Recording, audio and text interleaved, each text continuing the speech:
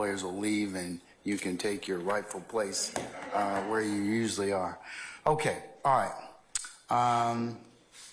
All our jurors present, Sergeant Ingram? Okay, just checking. All right. First order of business is I understand you all have worked out, or the state has basically agreed to Mr. Steele's suggested edits, and there are 2 remaining, is that correct? Yes, Your Honor. All right, and as I understand it,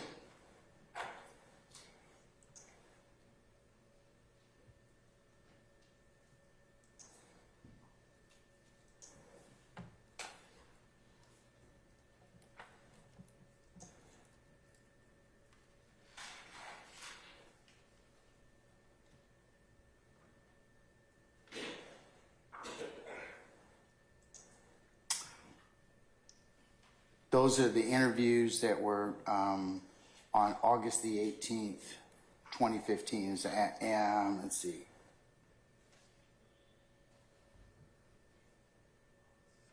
And these are the edits that Mr. Steele, you all agreed upon. Pages, there are about 20. I'm gonna include as the next court exhibit in order, but the 2 that are in contention are the one on page 48, line 9, which starts about 2 minutes and 25 seconds and 12 seconds and goes to about 2:25:14.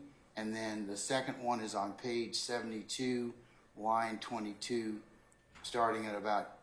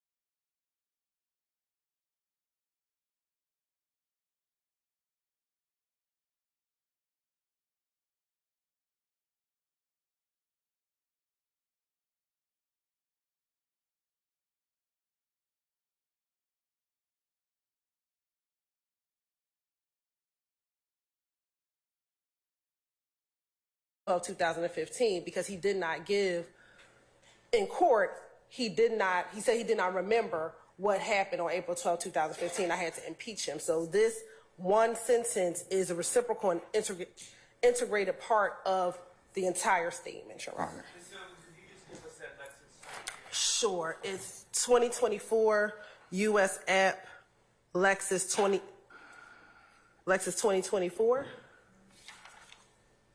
All right. Mr. Steele, I'm inclined to go ahead and let that be left in the tape over your objection. Can I just make one statement? And I understand your ruling. Yeah, sure. Thank you. My memory is wholly different. Mr. Murphy explained, even with a video, who was in the car, when he got to Citgo, he's carrying the chopper or a gun. Mr. He called him Bernard, but it's Mr. DeMais McMullen, had a gun. He identified everyone. So I just, again, and that's my understanding of the court's, the sound of the court's ruling. We are only, over objection, you're only allowing this video, audio to be played for impeachment. It's not to just replay out-of-court statements. So that's why I don't believe it's inconsistent. The question was asked, who was in the car? You don't need that in this, before the jury to impeach Mr. Murphy on other issues. I'm over your objection. I'll give you a continuing objection on this issue, okay? Yeah. All right. And Your Honor, now we're going to move Let's play the other statement, please.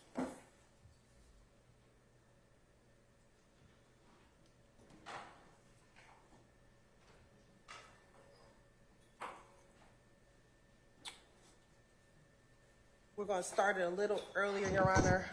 We're going to start at 2:40:53, but the timestamp that we're listening to is around 2:41:25. I got 2 cases. I don't remember his number. Okay. Yeah, you spoke with investigator Quinn? Yeah, about that case. Yeah. Okay. No, I ain't talked to him that we were going to talk about this case. So I didn't really want to talk about that case. Okay. Because we're going to turn on that one. Because the co-defendants don't believe that. I got to have some type of defense on that. But I want him to tell about that case, and he has some other stuff if you want to add something about that. Well, I'm sure you've heard that what me and Dennis and investigator Thorpe been working, and we've been working literally 22 drive-bys, 22 gang-related shootings, and they all been in retaliation of peanut murder, Diamond Thomas. Okay? That's why he's trying to bust your head and up in the Fulton County. That's why they got a green light on y'all. Yeah, you might know about that. And that's what I want. So, Your Honor, I want to say the portion where Mr. Hudson is speaking, that part is out. So what we believe has been objected to is when Detective Dennis says, that's why if is trying to bust y'all head open. And Mr. Murphy responds, yeah. Again, Your Honor, the state questioned Mr. Murphy about the conflict between If Gang. He did not want to admit that there was a conflict between If Gang in the course of his testimony here in court. He denied a number of that, what was happening back in 2015. Also, in this interview, this is when he said he was high. He said that he would do anything to get out of this interview, Your Honor. So not only are we impeaching by prior inconsistent statement, we're impeaching by contradiction, because what he said to this jury in this court is he would have said anything to get out of that room. He also said that he was high, and the jury can look. He does not appear to be high in this video. He's responding to what Detective Dennis said, which will be effect on the listener, which is when Detective Dennis says, that's why if it's trying to bust y'all head open, he doesn't say, I don't know what you're talking about. He says, yeah. And so it's for an effect on their listener. So that's the other portion that we would be asking to remain in. Also here in court, Your Honor, he said he was false flagging, and that's why he was scared to go to jail. So all of this would be impeachment by contradiction, not just prior inconsistent statements. All right, Mr. Steele.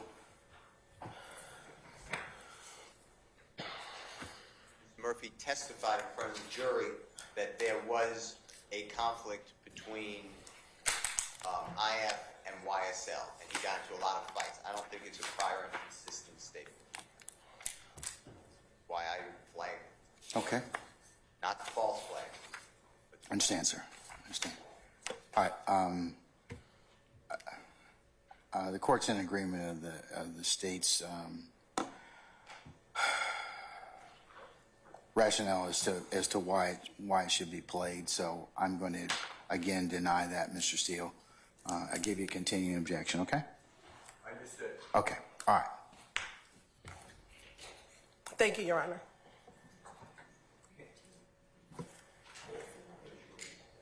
Your Honor, I believe Mr. Steele had filed 2 additional motions. One was regarding to the July 2015 interview that Ms. Love will handle, and then I believe later last night around 10, he filed another motion regarding Detective Gaither's continued testimony, and so those 2 would need to be addressed. All right. What about the July 15 statement? Have we worked out, or what is still in contention as it pertains to the July 15 statement? Can you pull it up? Your Honor, my understanding is that reading Mr. Steele's motion, his contention is that only specific portions that he has outlined and read for the court are permissible to be played for the jury. But in response to that, the state has a number of answers and objections. One, the entire statement is a contradiction to what he said on the stand. He did state, as Mr. Steele pointed out, with Ms. Hilton, when she asked him, did you say, or were you afraid of getting smoked? At that point, he indicated on the stand, yeah, I was afraid that some bloods were going to get me because I was false flagging. And Ms. Hilton said, is that the only reason you were afraid of getting smoked? And he said, yeah, because I was false flagging. Ms. Hilton asked him, did you ever tell anybody within that interview that you were afraid of getting smoked for being false flagging? And he didn't indicate that he had. And she said, didn't you say you were afraid that Jeffrey Williams' father had seen you as the officer pulled up? Jeffrey Williams' father saw the officer pull up the mask. So these are the portions in Mr. Steele's recitation of the July interview that he wants or doesn't mind having in. Specifically, he has enumerated. Can you pull up the one he sent us? He has enumerated, I believe, 4 points.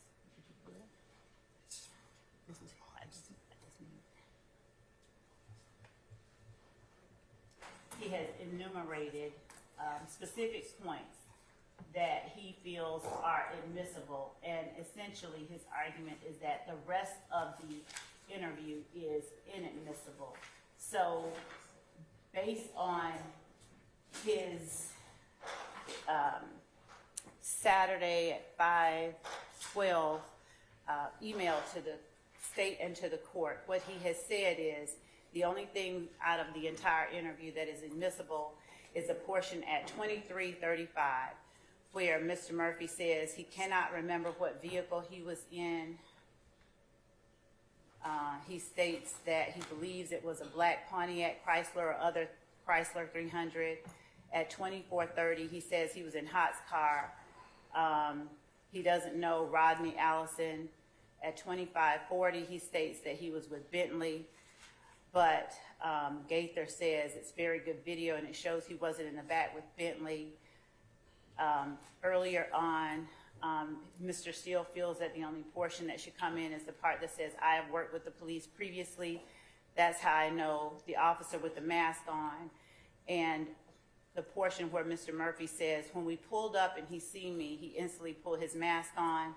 So that led Young Thug's daddy, who you spoke with on the phone, to be like, why he just pull his mask on? Oh shit, a police officer I worked with in the past, you know what I'm saying?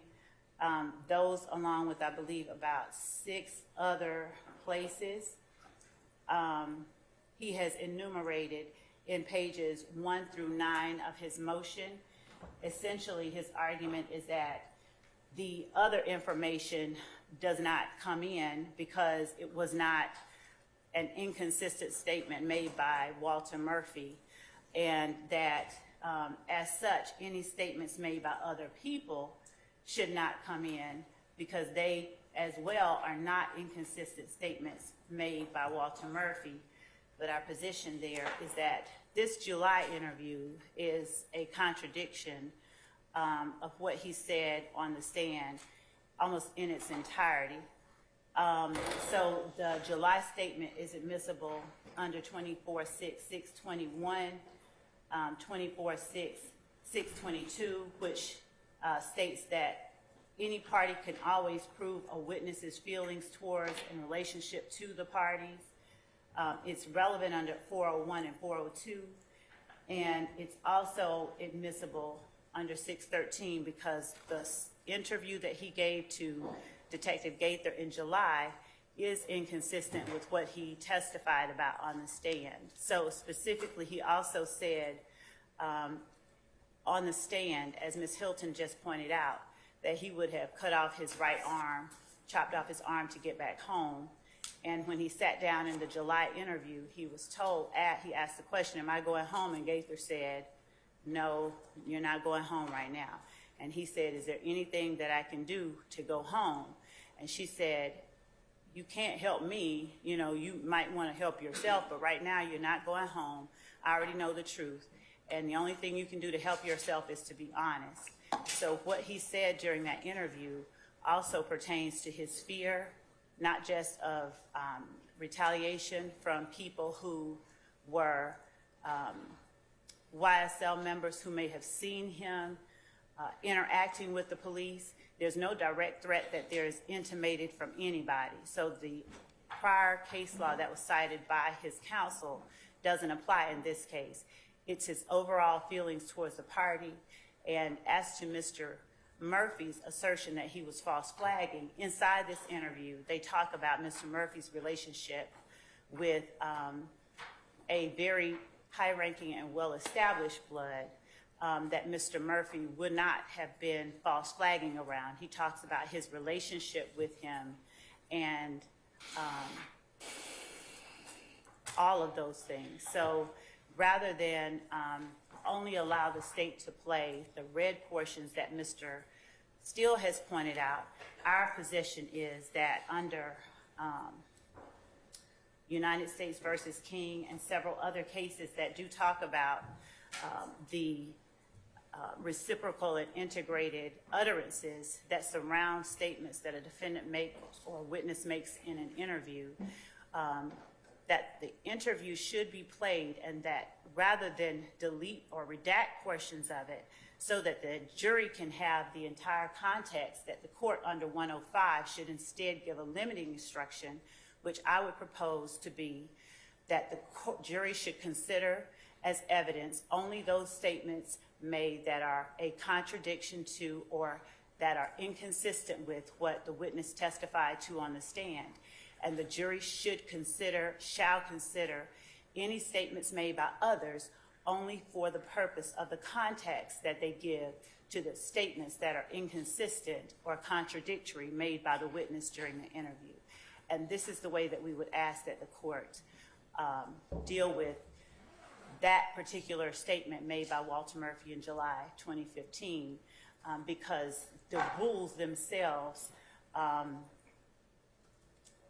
rules of inclusion, and 105 is meant to remedy those circumstances where there is not an agreement as to what part is admissible evidence and what part is not, rather than to redact the context around the statements that the witness made.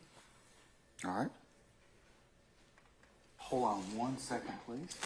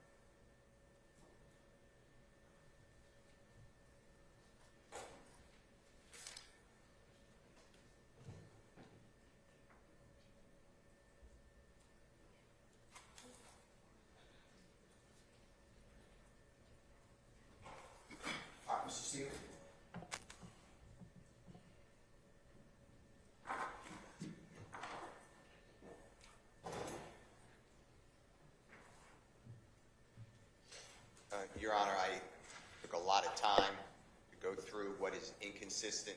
That's what I sent to everybody this past Saturday. I truly oppose it being played. Now I truly oppose it being played and then leave up to the jury to decide what is inconsistent. I will be moving for mistrial, which, you know, I presume will not be granted, but I'll protect the record. And I don't think that the court should be giving a limiting instruction to tell the jurors decide what is or isn't inadmissible. But here's the entirety of this recording. I also particularly and strenuously, I'm not waiving anything else, but I strenuously object. We had a hearing before Your Honorable Court about witness intimidation. There is zero evidence that Mr. Murphy was intimidated, said he was intimidated by Mr. Jeffrey Williams. You granted that. I gave to the court and the parties cases that say, well, even if it's not a party, if it's that person's feeling, and that's why that person didn't cooperate or come forward or was not forthright, then that's also admissible, even though a threat does not come from the accused. But here, Mr. Murphy did cooperate fully. Within 30 days, it might be a little more. So from July 15, 2015, it's now August 18, 2015, so that's approximately 33 days. Mr. Murphy reaches out through his lawyer to the prosecution, meets with Detective Dennis and Detective Gaither for hours. And he informs them things about who was involved in YSL. He talks about several things, including April 12th, April 26th. April 12th is the Mr. Dexter Montgomery, Your Honor. I apologize using the date. April 26th is the tour bus shooting. He talks about the history of YSL as he knows it. He talks about what it's like in the jail. Several months later, maybe 6 months later, it's now February 11, 2016, the Honorable then former prosecutor Chada Jimenez is now on video audio with, again, the lawyer, Mr. Hudson, Mr. Murphy, Detective Dennis, Detective Gaither, and there's a sheriff deputy, I don't know the name on the video, who I don't believe speaks at all. And again, he's cooperating. So to get in that he believed he'd be killed and threatened is just the state's way of trying to, and they've already gotten it out of witnesses, that they won't cooperate, that they feel threatened, that there's a stranglehold on them. You heard it last time that Detective Gaither testified over objection. You heard it with Detective Belknap. So I hope that the court would grant the motion, which I thought you granted, that these are targeted issues. This is not a free-for-all, play the recording and then somebody else will make a decision. The court makes a decision what can be impeached for prior inconsistent statement. And then please exclude, my request is again, which I believe you granted, exclude any mention that Mr. Murphy was in fear, because it goes to tremendous prejudice. Well, I think that the case law that you indicated, I agree with you about, but I think that the state's rationale as to why he has made those statements is different than the case law you gave. So, for that reason, it's relevant for the jury's determination for what they want to consider. Well, you know, respectfully, and I mean, I hear respectful all the time. I mean respectfully. I'm not trying to bump up against the court's thoughts, but I just respectfully disagree, and I will maintain what I gave to you. And if you can mark it as a as a court exhibit, I went through. That was a lot of work. Went through in the red, which I believe, in good faith, is the only inconsistencies. And now the state wants to play the entirety tape. I never expected that to happen. I never thought you ruled that could happen. No, I don't think the state wanted the entirety of the statement as well. But I believe that under U.S. versus King, that's what they're saying, or they're asking the court to play his statement for that purpose. So to that extent, I'll let it be played over your objection. I'll give you a continuing objection on that issue, okay? All right. Mr. Sharp? Yes, sure. Yes, Your Honor. Three things. First of all, we still haven't gotten we're all referring to this US v. King. We still haven't received a citation for it. So I don't know who's been able to review it, but we need a citation for that to even. Ms. Hilton, you want to give us a citation again? Yes. It's only a Westlaw Lexus site, is that right? It's 93, correct, F 4th, 845. 93 F 4th, 845. 845. Yes. All right, next. Okay, second, Your Honor, I just keep going back. We're talking about exposing the jurors to a plethora of information that's not admissible under the rules of evidence, and then just suggesting What rules of evidence are you talking about? What are you saying is not admissible? statements that are not inconsistent. All right, we've gone through that already. This is about the fourth time from you, but and I understand that. There's a mechanism. You're not waiving anything, but there is a mechanism where the state can easily just ask Investigator Gaither. But they don't choose to do it that way, Mr. Sharp. We're going to just disagree on that. Okay. So that's number two. Okay. Specifically, also, and we have so many versions of this tape now. Excuse me. Which tape are you talking about? The August. Tape 2015. Okay. All right. We have so many versions, but I have in the complete version 104.03 to 104.19, so I don't know what the time frame is on the redacted version. Mr. Murphy explains to Investigator Dennis how different members within the crew, I believe in context he's talking about the YSL crew, have their own gang backgrounds, some being Bloods, some being Crips. Therefore, there is sometimes a bit of an in-house competition.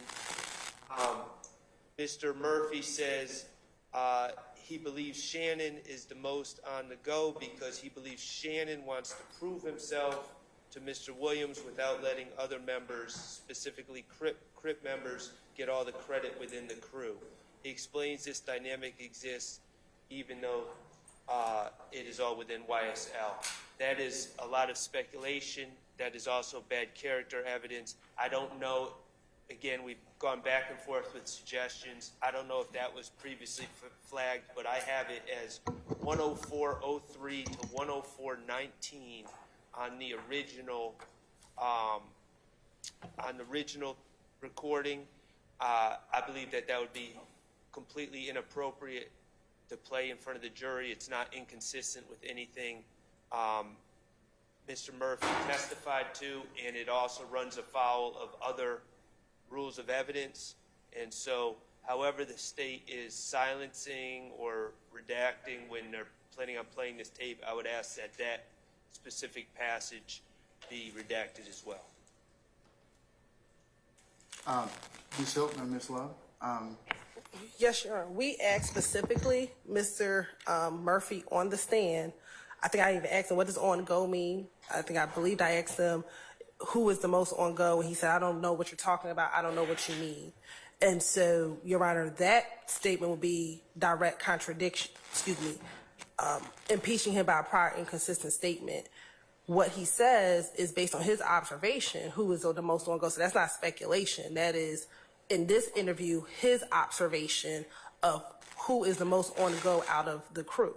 And that is what he was asked and what he said based upon his relationship with the parties. This is something else we have to prove in the conspiracy. It's his party, it's his crew, and he made an observation based upon his relationship with individual members of his gang. Your Honor, they cannot. And it shows the existence of the enterprise, Your Honor, and so that is something we have to prove. That's something I specifically asked him in court. He denied it, and therefore the state believes we can play his statement that he gave to police when his gang members weren't in the room with him, when he was by himself with his police, with the officers, and with his counsel. Your Honor, they cannot just bootstrap wholly inadmissible, prejudicial, bad character evidence in just by asking about a statement previously, it being denied, and then saying, okay, now we get to play it. Like, if Mr.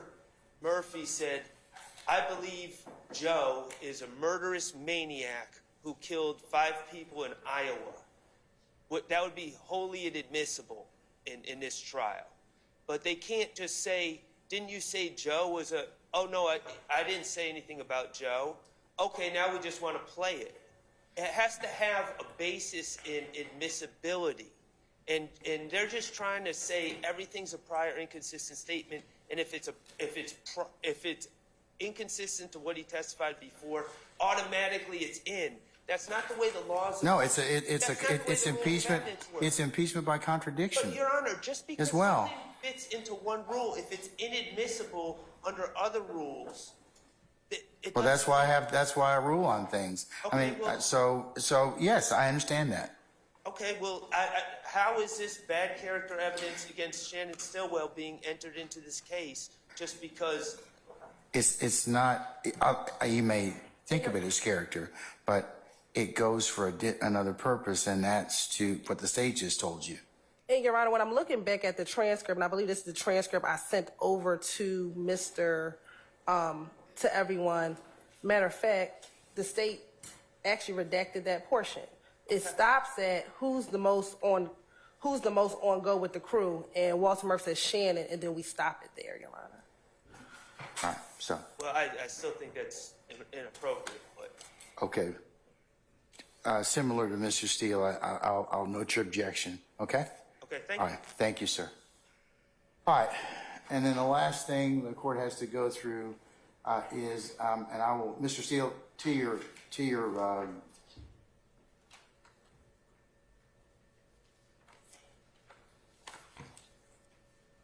August 18th redactions and the email that accompanied those.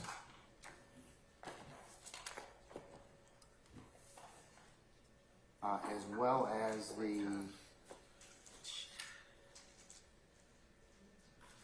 July 15th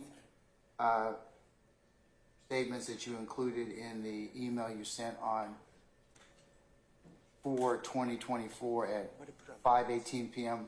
I'll include that email and attachments as a next court's exhibit in order as requested. And I'm also in possession of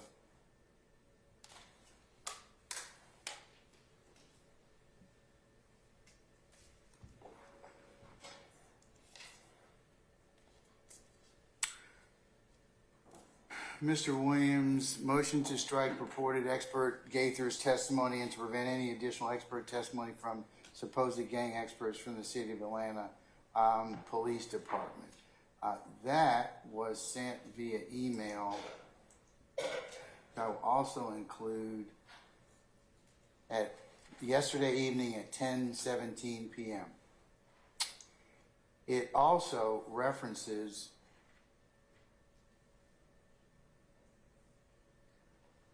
in the motion, and I'm going to quote Mr. Williams, a portion of Mr. Williams' paragraph number 5.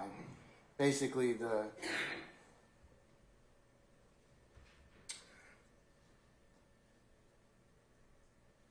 lack of a pretrial Daubert hearing. No report, an expert report, no CV. The CV being provided.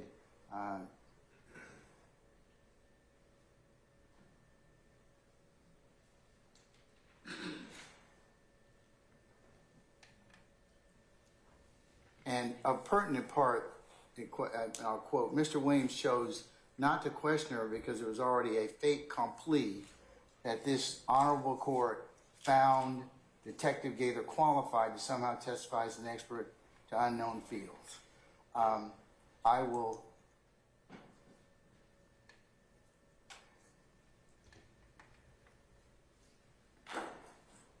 acknowledge that even though I did study French, and fait accompli isn't used very much, it is something that has already happened or been done that you cannot change. So I'm going to also cite, Mr. Steele, I mean, I know that you're not saying that I said that, or I basically, that my conduct inferred that, because I would remind everybody about Rule 3.3 of our Georgia Bar Rules, which is duty toward candor toward the tribunal. Lawyers shall not knowingly make a false statement of material fact of law to a tribunal. I'm also going to include a portion of the transcript, which I was able to get from Ms. Weaver, which I'll include as the next court's exhibit in order. I'm deeply disturbed that you're taking what the court did out of context. I understand that you all are attorneys, but I want to just remind you about just you all's candor to the tribunal is first and foremost. I'm going to quote from Mr. Weinstein, who before Detective Dennis testified, I understand that Investigator Gaither is going to be used as an expert witness. It's also my understanding that yesterday the court found her to be an expert witness already. The court, no, I have not. Mr. Weinstein, did you not say that yesterday? The court, no. She's going to be qualified as an expert. Mr. Weinstein, you didn't find her qualified yesterday? The court, no. She'll go through the same establishment of the issue. Were you here yesterday? No, you were not. You weren't. Okay, so here's the way it goes. The state is going to qualify her. There's no requirement for there to be a pre-admit hearing for that. Your colleagues attempted to ask me to do that yesterday. I was not of the opinion to do that. Mr. Weinstein, would the court be willing to qualify this expert prior to the jury coming into the courtroom? The court, no. Mr. Weinstein, that's the way in my experience it is. The court, no. Mr. Weinstein, always been done in federal court. The court, it can be done. There are some 11th Circuit cases I was shown yesterday that authorize for that. So, Mr. Weinstein, I understand that you may be authorized to do that. I was suggesting that the better practice may be to do that before the jury is present. The court, Mr. Steele asked me that yesterday. Mr. Weinstein, thank you, Your Honor.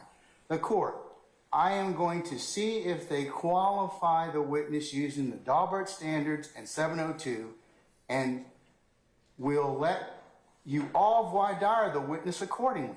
And then I will make a decision as to whether or not a particular individual is able to testify in that manner. Mr. Steele, Your Honor, can I just get a continuing objection? The court, yes. Mr. Steele, I believe the case, the 11th Circuit case is where. The court, you're right, it is where. Thank you. Where I don't believe it says that in front of the jury. And if it wasn't done at all, you have the discretion to find someone. No, it wasn't, but there was no pre-admission. It was done in front of the jury because of the type of case it was. I think it was a firearms or ballistic or whatever else. And Mr. Steele, I think the court just made that finding anyway. I'm objecting to it in front of the jury. I'm objecting not to having a Daubert hearing outside the presence of the jury. So, state laid the foundation for Detective Dennis to testify as an expert. The court also read the admonition as to an expert and fact witness before this witness testified. I gave all of you the opportunity to voir dire the witness before the court made a determination of whether or not she would be tendered and qualified as an expert. None of you took the court up on that because up to that point in time I had not ruled that she could be qualified as an expert. So, Mr. Steele, I'm in possession of your motion. I don't believe it's timely. I believe it's waiver. I believe you still have the opportunity to cross-examine Detective Gaither about anything that she may have in terms of her investigation of this case. So, for that reason, I'm going to deny the motion at this point in time. May I have a moment? You may have two. Your Honor, I believe that the court is misunderstanding the sequence in paragraph 5 of my motion to strike Detective Gaither's testimony. The sequence is as follows. court, outside the presence of the jury, I believe the night before, maybe earlier that day, I don't remember, did exactly what you just read, and denied outside the presence of the jury, Daubert hearing. I did. Then what happened is... And that was because Ware allowed, or in the court's estimation, even though we may disagree, I believe that gang expert testimony and this particular witness's background would lead her to be qualified. But you still had to, the state still had to do that in front of the jury for me to make an expert determination. So my understanding of Ware, the way I understood it, is different. The court made that determination without the hearing, and then it... Which I didn't need to do, and you all disagreed. I get it. So, anyway, the way then, sequentially, this honorable court, as Detective Gaither was about to testify, gave that instruction, which you gave 2 times previously, about Detective Belknap, saying that this is a dual witness. I don't have to repeat it. I presume you know what I'm talking about. Yes, sir. Witness, expert witness. When you did that, and then the state is qualifying Detective Gaither, I, Brian Steele, stand by. I'm not accusing this court, and I'm certainly candid, always, God willing, with the court. But I took that as... No, but that wasn't. You had the right to voir dire the witness before the state proffered her or accepted. The court said she was an expert. You had the opportunity to fully examine her, because you know what would have happened if they would not have qualified this witness pursuant to Daubert and 702. I would have excluded her. You would have probably moved to have her excluded as a witness, an expert witness, which I would have granted.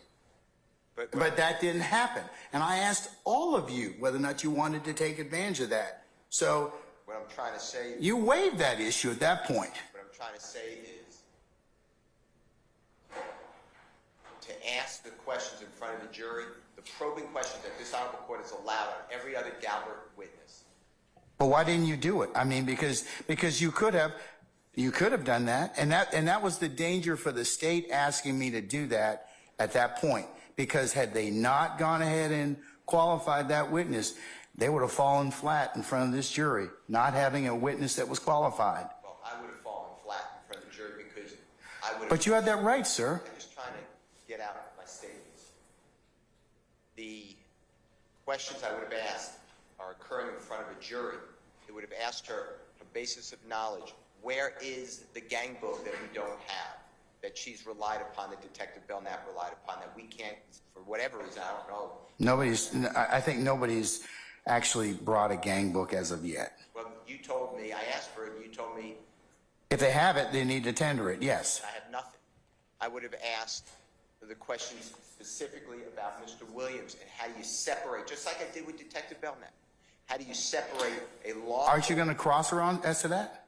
No, I'm not going to cross her. I already did it with Detective Belknap. I don't have to repeat. So my point is, there was absolute candor always with the court. I did take it as a fait accompli because I don't know why. No, but that's not true, sir. And that's a misstatement and a mischaracterization. You're telling me that I've already made up my mind at that point in time. It was all but a certain conclusion. It was not, sir. That's not the way that this court looks at its role as the gatekeeper and its role as a referee. I understand that you're offended.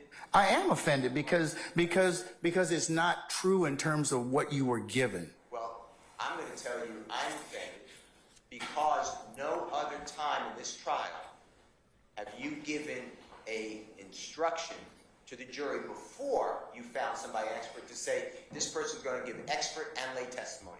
So as a listener, it was already a fait accompli because you already instructed the jury that that witness was going to provide expert and lay testimony. Did you object at that point in time?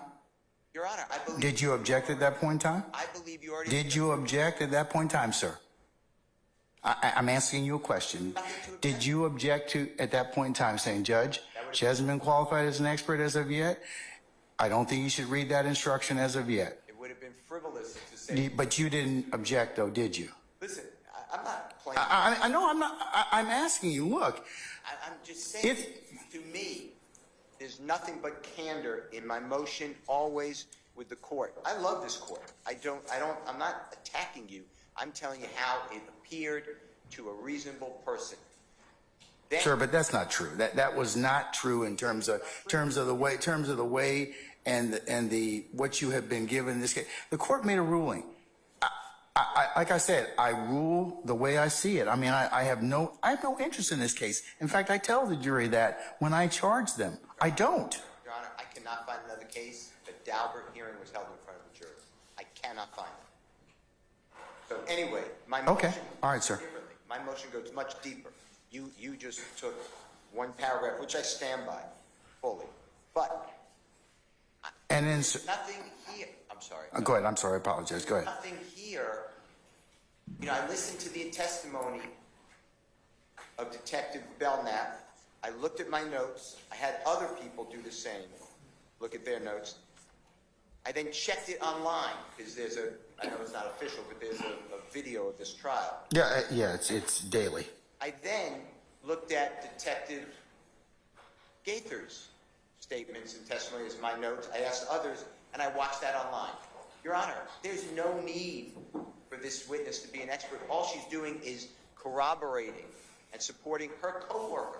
This is like a vouching improperly. This is like another summation, and it's coming from one of the case agents or lead detectives who is saying the exact same things. You've heard nothing. I challenge it. I put it in paragraph. I put it in two different paragraphs. I put in paragraph 6. Put in paragraph 6 and 7. Yes, sir. I see that. Gaither is giving the same identical testimony as when you qualified Detective Belknap.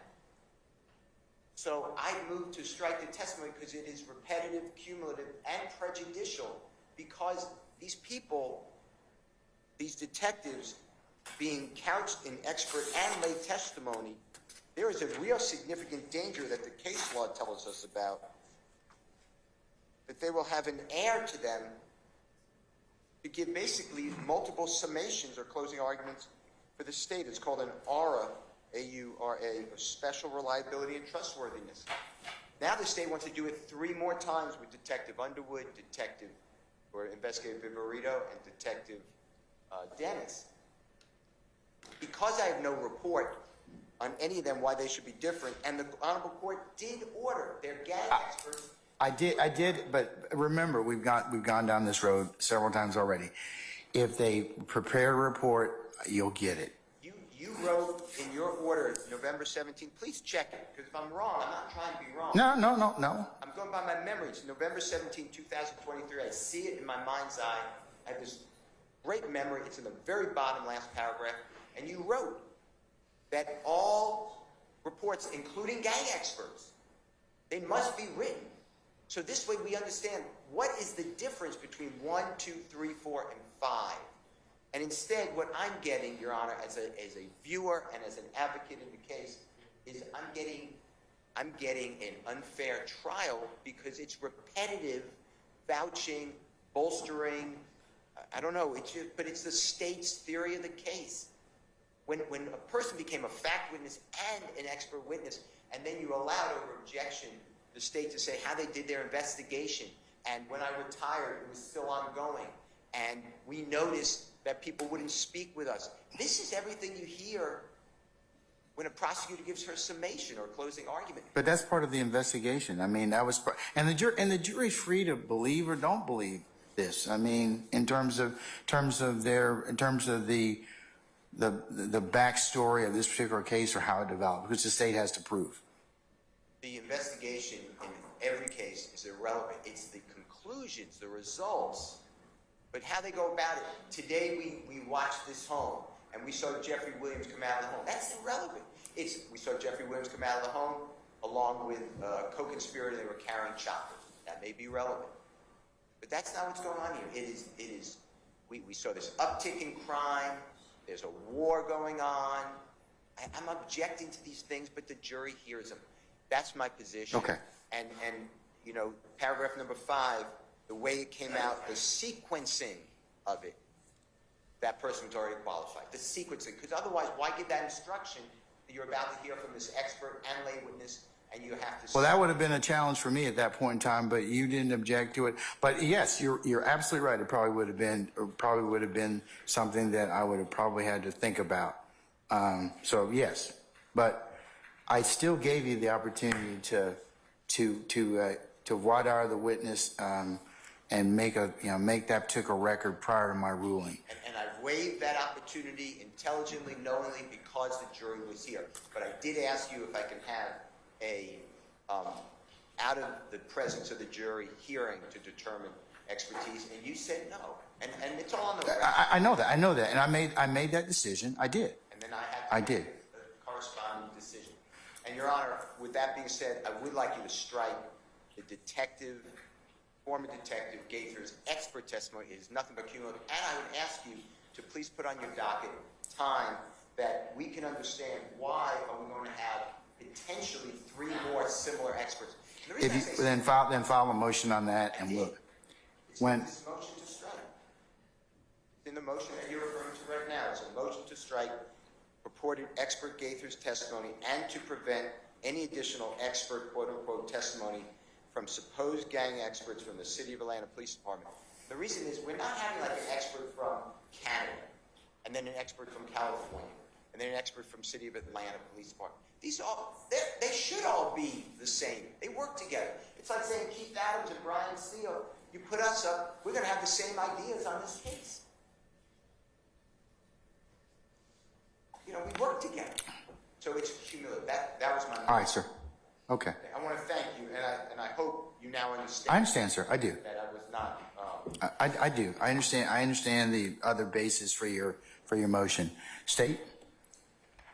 Thank you, Judge. With respect to Mr. Steele's argument regarding the timing of the court's instruction to the jury as to the dual basis for the witness, Your Honor, we did not ask for it to be done at any particular time. We actually, at one point, I think, asked that it be done at the transition mark. I believe that Mr. Steele, as the court has properly alluded, waived his opportunity to have that particular instruction given after the court had qualified her as an expert. I believe that out of an abundance of caution, the court was letting the jury know that this witness may be giving expert testimony as well as fact testimony. I do not believe that the court said anything that definitively made a statement regarding the expertise of a person the court had not yet qualified.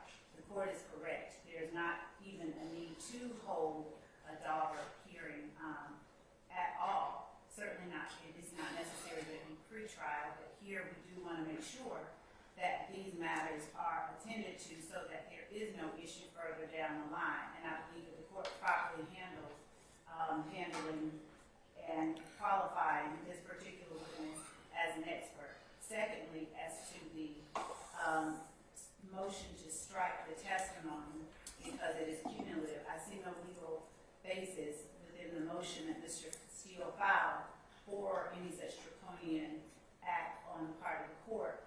I will say, however, that of the 2 experts that we have already qualified, because notwithstanding his assertion that we've done 5, we've only qualified 2, and we've only presented the testimony of 2. Those 2 experts have 2 very different backgrounds. They are testifying about 2 very specific sets of facts that are different. For instance, Detective Belknap interacted with Trontavia Stevens quite a bit. He saw and spoke with Trontavia Stevens about what was on his arm, what was on his hand. Detective Belknap's investigations were different than Detective Gaither's investigations.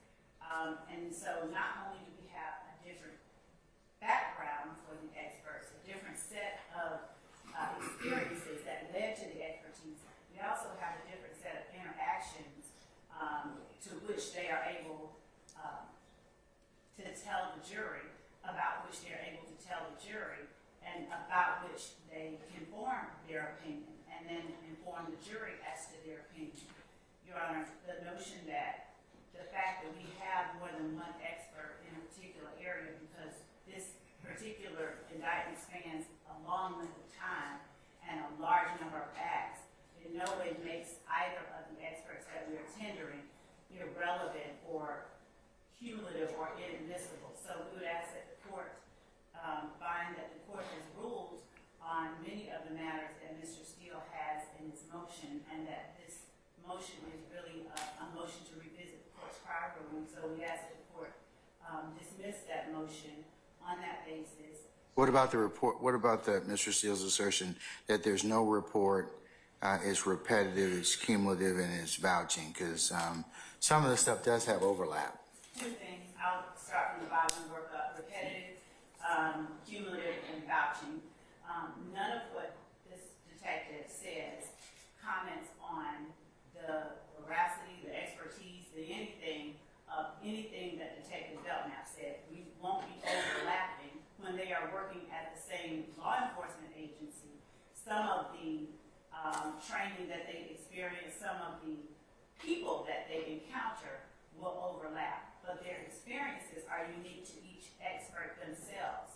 And if it were the case that we had two experts talking about the same exact set of facts, giving an opinion about the same set of facts, and they had had the same training, experience, and background, perhaps we'd be in a different circumstance, but we don't have that at all. As you can see, Detective Belknap's training was very much classroom oriented. He had training in the field, but his training was heavily weighted and slated towards the hours that he has received of specific gang training via GGIA and other sources, whereas Detective Gaither received 40 hours, and then she has been clear throughout. The majority of her training has been her interactions with the people in the community, her interviews with, contact with actual gang members who were freer to talk to her because of her proactive policing style that she has employed since she began with the Atlanta Police Department at the Zone 4 Evening Watch Patrol Unit. So where a jury has to make determinations about critical elements of each charge and alleged crime in this indictment, Your Honor, the state does not, we cannot shun our duty to make sure that we give them enough to be comfortable with making the decision, especially when we don't have people testifying about the same set of facts. The fact that these investigators came from the Atlanta Police Department, but they are not the same people without the same experiences, in no way should disqualify them as experts in allowing the jury to hear them. We heard how Detective Belknap was cross-examined. He was asked questions like, did you ever check out country music stars? You know, did you ever check out pop music stars? Things like that. But Detective Gaither, they may have a different set of questions for her, primarily because her whole experience is entirely different. So for that reason, Your Honor, we would ask the court to deny the motion to strike. What about the no report? The no report. So I did ask that you all tender a report to your experts, to include the gang experts. So, Your Honor, throughout the discovery process, we have turned over to counsels for the defense various reports, and most notably throughout the Operation Planners investigation that Detective Gaither spoke about, there was given to the defense, and there was a summary of the events that were chronicled and counted as gang activity. I'll pass this up to the court and call it State's Exhibit. State's Exhibit EX1, just for an example. And I will give to counsel for the defense a copy as well. Whomever wishes to see it, I'll place it up here. Would anyone like to hold it? yeah, I believe that was already discussed. I think I may have even made it a court exhibit earlier in regards to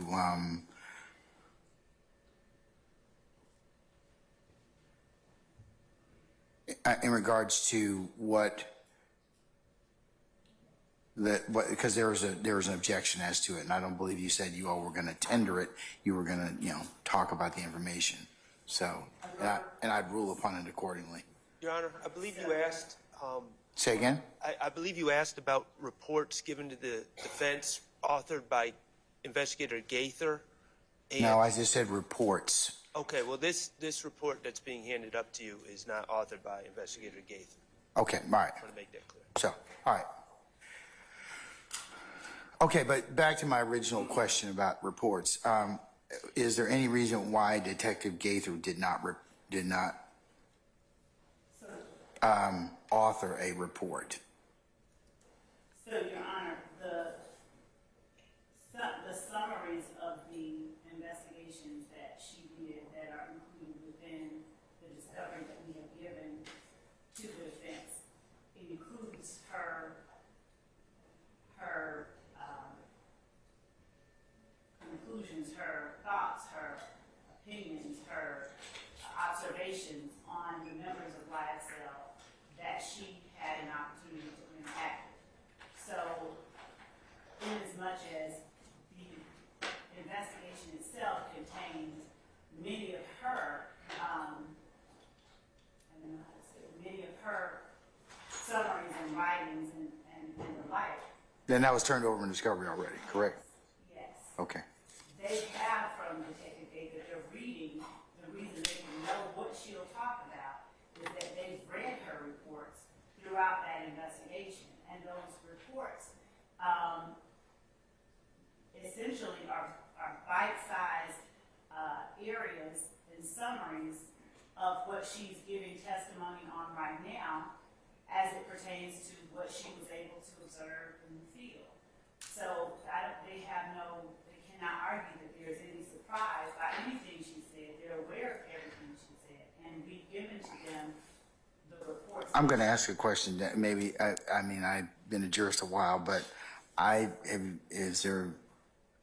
don't believe when we hear from gang experts, they usually have a report. They have not had. I haven't had one in my almost 20 years as a Superior Court judge. And I would also say, Your Honor, that typically reports are generally from people who don't have that firsthand knowledge and who were not at any point fact witnesses. This is a situation where the expert is also a fact witness to the events that he is giving an opinion about and testifying about and has written reports about throughout her investigation. Okay, I have one more question. How many more experts do you plan on calling? I believe that we have three. Which are? That would be retired Detective Tyrone Dennis, retired Detective Underwood, and Investigator Burrito.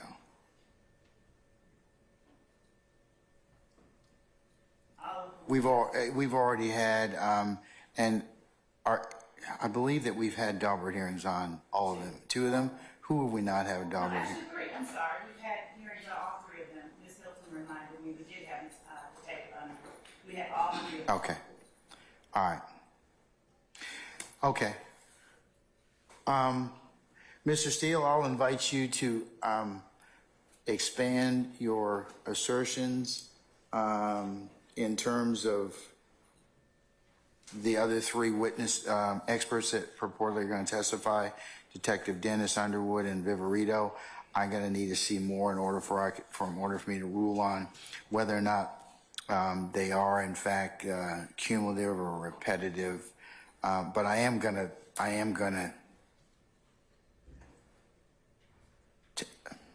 tell you all as the state that some of this stuff is repetitive, and and the court's not gonna let you just go through it in whole cloth over again. So you need to be since a foundation's kind of been laid already as to some of this, it needs to be more focused. The next three folks, but Mr. Steele, I'll authorize or allow you to, if you choose to do so, to go ahead and by motion present to the court what you believe that the state is already, or the issues with these particular three witnesses, okay? Your Honor, thank you. Mr. Steele, did you? All right? Yes, sir. Okay. All right. As for the motion at this point in time, in terms of to strike the testimony of Detective Dennis, Detective Gaither at this point, I'm gonna deny at this point in time. I'm not saying that I won't, of course, reconsider it, but I need to hear the rest of the examination as well as any cross on this. So, okay? All right. And we won't be entering, we won't be having multiple people talk about the same facts, just so that the court is aware. Well, it's getting to be that point. At this point, from the court's perspective, I've heard multiple people say ostensibly the same stuff over again. So it needs to be, I mean, it's not that you can't present it, but it does come to a point where it will draw a cumulative or repetitive objection that could be sustained by the court, okay? I'm just kind of giving you the heads up on that, okay? All right. Okay, folks, unless there's anything else, you all need to take a comfort break before we call our jury. I'll give you 5 minutes, okay? Or 10 minutes. Let's plan on being back at 10:35, okay? And then we'll call for our jurors at that point.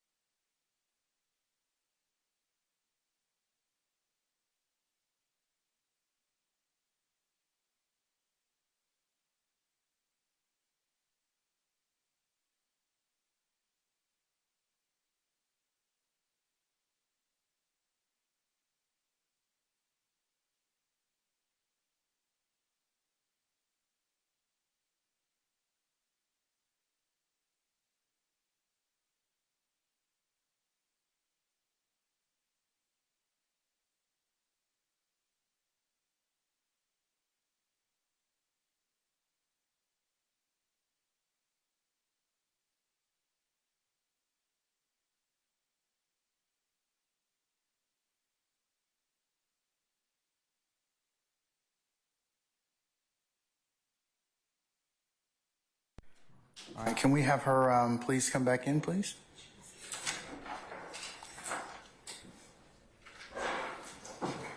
No, no, no,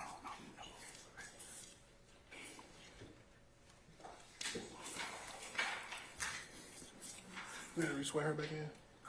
No, her. We had one after her, right? Huh? We had one after her, didn't we? No, she's still here. Come on.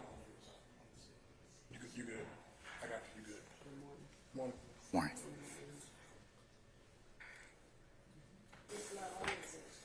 No gun, yeah. Madam, you can have a seat until our jury comes in. Okay, Sergeant Ingram, summon our jurors, please. Yeah.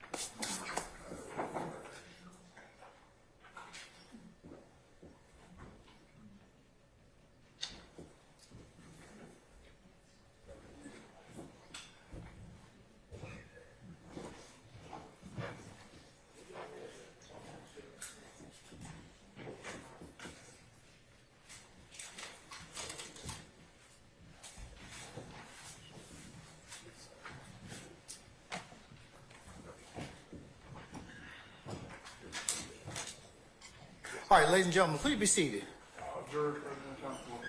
All right, thank you, Sergeant Ingram. Ladies and gentlemen of the jury, good morning. Good morning. All right. We're going to continue with the presentation of the state's case and Detective Gaither. Madam, you're still under oath, okay? Yes, sir. All right. Go ahead, madam. Thank you, Your Honor.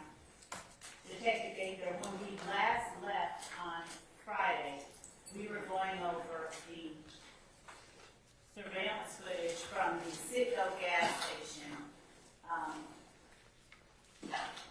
located at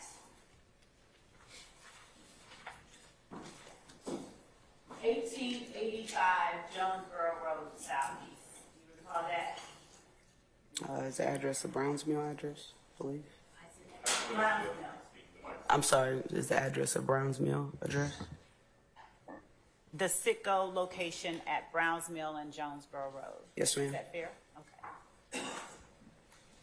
As we were looking at that surveillance footage, we were looking at the parking lot area, correct? Yes, ma'am. Now, did the footage that you had within your file contain the angle of only that one camera, or were there other camera angles that were contained within that footage as well?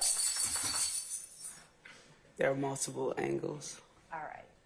And as those angles played, did they play in sync or in unison with one another? In other words, if I'm watching timestamp 1 through 2 on camera 1 and I flip over to camera 2, does it continue on 2 through 3 like that? Yes.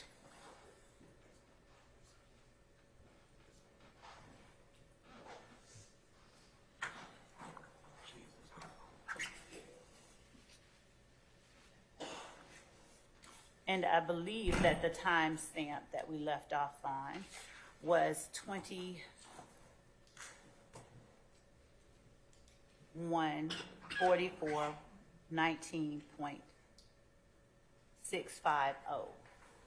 And Mr. Kearns, would you please allow me into your Zoom room?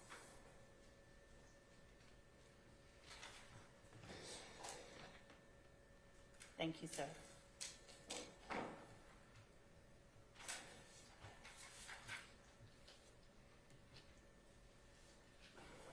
As we look back up on the screen to State's Exhibit 100 Bravo Bravo, I'm going to go to a little bit before where we started, or left off rather, on Friday, and we will start at 21:42 and 55.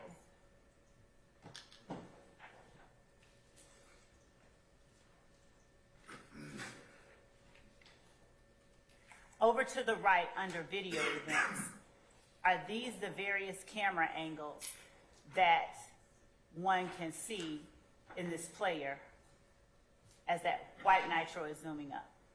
Yes. Okay.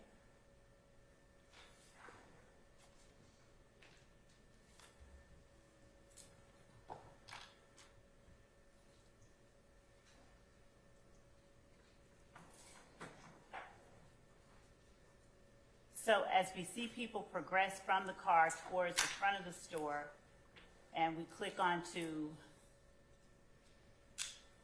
the second camera angle, which starts at 21:24:32, would you describe for the jury what portion of the store or of the parking lot this area is capturing? This is the front entrance to the Food Mart portion of the gas station. And at 21:43:47, are you able to tell who, if anyone, has walked into the frame and into the store with the door open right now? Yes, this gentleman with the cap on, all black, was later identified as Demise McMullen. Is that the person called Nard as well? Yes, ma'am.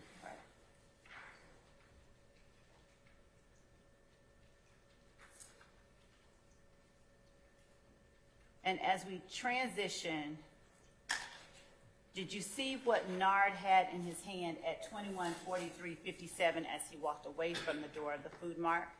Yes. What was it, for the record? An assault rifle. Okay. And was that assault rifle down by his side, or was it held up? I stand the objection. How was the assault rifle positioned, for the record, as the person named Nard walked away from the door and towards the parking lot? He had it in a low ready position. What does low ready mean?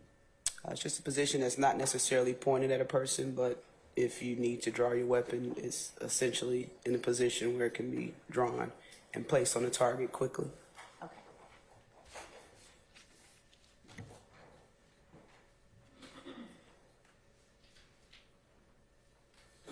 Does anyone you recognize come back into the screen at 21:44:07.557, walking towards the Food Mart's door?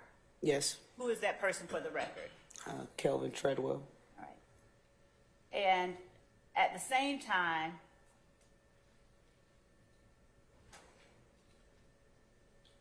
(21:44:07).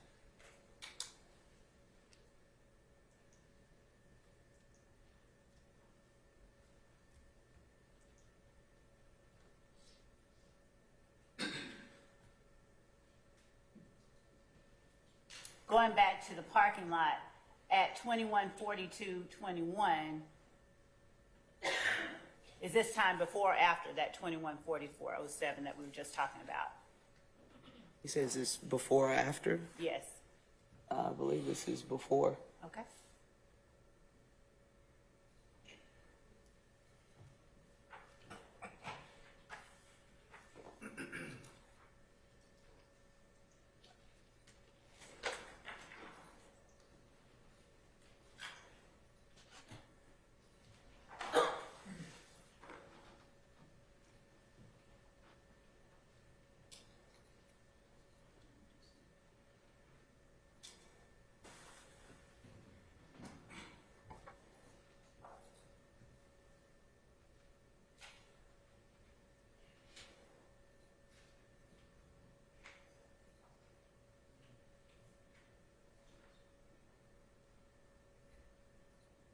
At 21:43:24 on the screen now, is Kelvin Treadwell in the frame that you're able to see?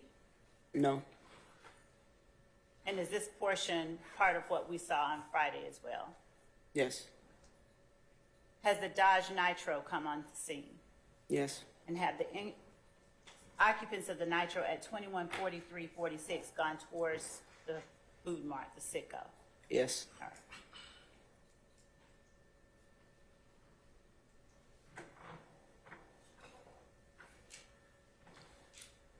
At 21:44:01, for the record, would you describe what happened as it relates to the person you identified earlier as Walter Murphy and the blue vehicle that came into the parking lot behind the silver Pontiac? Walter Murphy began to run towards the rear of the vehicle. The occupants then exit the parking lot at a high rate of speed. And as Walter Murphy ran towards the vehicle, would you describe for the record so that it shows what, if anything, Walter Murphy had in his hand at that time? Yeah, he had an assault rifle. He began to run towards the vehicle with the assault rifle in his hand. And how was the assault rifle positioned in his hand? He was starting to point it Where was he pointing the assault rifle? towards the blue vehicle. And were you able, from your vantage point, to see anyone pointing any gun or anything else out of the windows of the blue vehicle? No. During your investigation, did you obtain any suggestion that there was ever a gun pointed out of the window of the blue vehicle? Objection, Hold on. Didn't Mr. Steele, isn't he examining this witness? Yes, Your Honor, he was. He was. on No, that. but I think he still need to continue that respectfully, Mr. Adams, okay? So Mr. Steele needs to continue with this examination, sir. All right? So I will go ahead and overrule that objection, but Mr. Steele, you need to make objections since you were the examiner on this witness, okay? Before we continue, may we report briefly? Yes.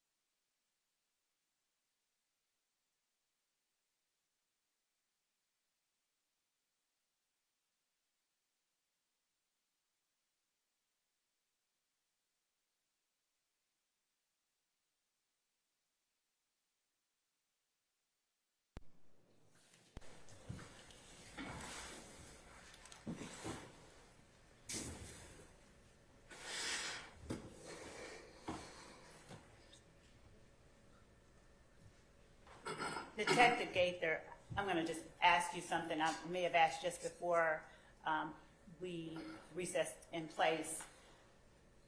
What did you observe Walter Murphy doing in the last few frames of the surveillance footage prior to 21:44:08, which is where we are on the screen now?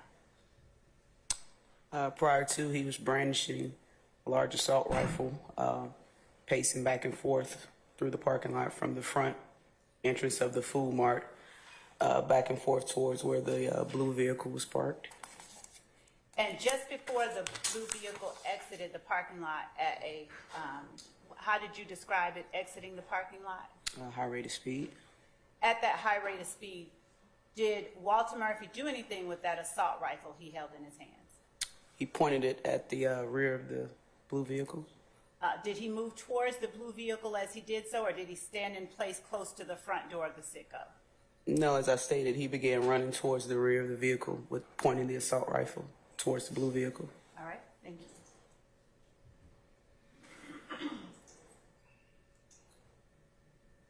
And at this point, 21:44:13, is the blue vehicle now gone completely from the gas station parking lot? Yes. All right. And as we're looking at the front door of the Sitco at 21:44:27, would you tell the jury what it is that we see? You can see Mr. McMullen waving Mr. Allison and Mr. Treadwell out of the store, telling them to come on. And they all began walking towards their vehicles. All right.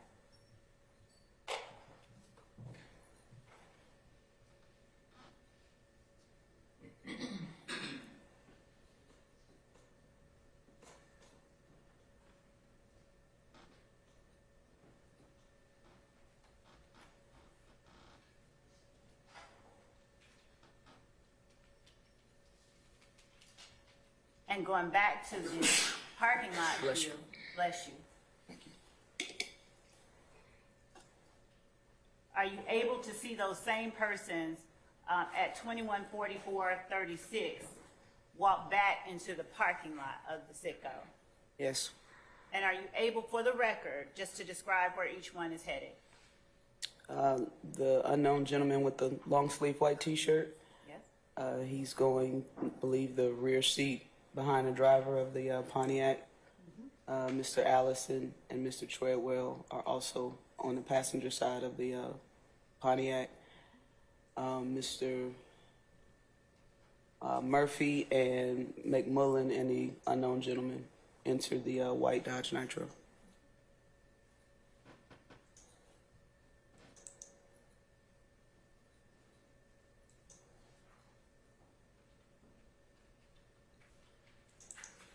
At 21:44:50, are both the silver Pontiac and the white Nitro still in the parking lot? Yes. Has the blue vehicle that left, as you described, at a high rate of speed after Walter Murphy pointed the gun at it, has it at any point during this time re-entered the parking lot?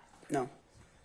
And through your investigation, at any time did you receive any information from anyone that led you to believe that a gun was pointed from within the blue vehicle at any time during this altercation? Objection, Your Honor. Confrontation clause also calls for hearsay. Your Honor, I did not ask what anyone said. I asked her whether she received any information that led her to a certain conclusion. Overrule, sir. Pretty selfish. Overrule, sir. Thank you. No. And would you tell the jury, without saying what they said, if you can recall, who all you spoke with as it relates to this incident that we are watching surveillance footage from after the shooting occurred? Yes, I spoke with the victim, Dexter Montgomery, also the driver of the vehicle, Cornelius. D'Angelo White was a passenger in the blue vehicle. I believe his name was Christian James, was a passenger in the blue vehicle. Terrion, can't recall his last name, was also a passenger in the vehicle.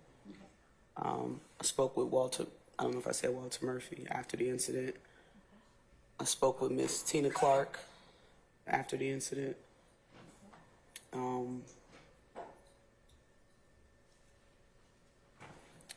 I spoke with, his last name is Kukendall. His nickname is Fatty. I spoke with him regarding the incident.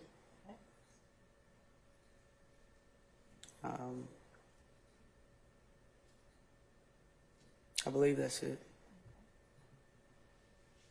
And was Tina Clark the young lady that you identified as being in the same vehicle with? Objection to repeating the testimony. I'll sustain the objection. As it relates to Kelvin Treadwell, what vehicle did Tina Clark situate herself in both before and after the blue vehicle left the parking lot? She was the driver of the Pontiac that Mr. Treadwell was a passenger in. And are you aware of if there's any familial relationship between Tina Clark and Kelvin Treadwell? That would be based on hearsay. Objection. She knows. I'll sustain the objection. You can rephrase if you choose to do so. Regardless of whether they are actually blood relatives, did Tina Clark and Kelvin Treadwell present themselves as being related, regardless of if they actually are? Foundation. I'll rule that. She did, as well as Mr. Allison. And when you say she did, what are you saying? She stated they were all. Objection, hearsay. She presented. Hold on. That was Mr. Matthews and Mr. Steele, Christina. All right, and I'm going to sustain the objection. Without saying what she said, what relation did they present themselves as having, regardless of whether that relation actually existed? As a good acquaintance. Overrule, sir. As You don't need to say thank you every time, Mr. Short. as good acquaintances. Okay.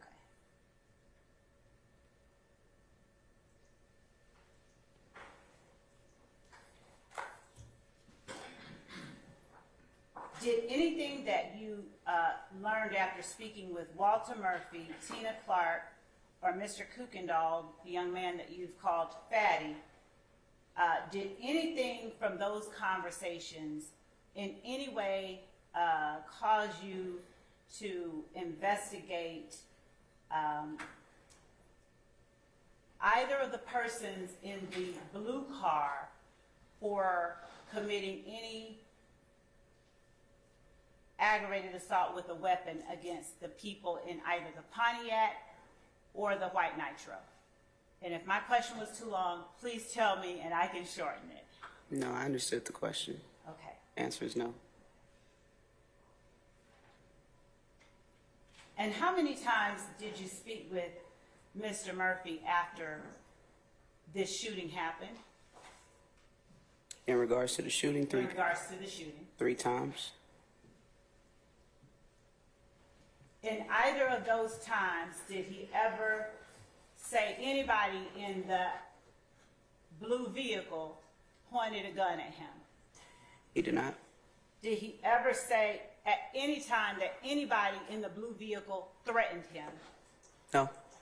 Did he ever say that anyone in that blue vehicle pulled a knife or some other offensive weapon on him? No. Did he ever indicate that anyone in the blue vehicle pulled any weapon on anyone in either the silver Pontiac or the white Nitro?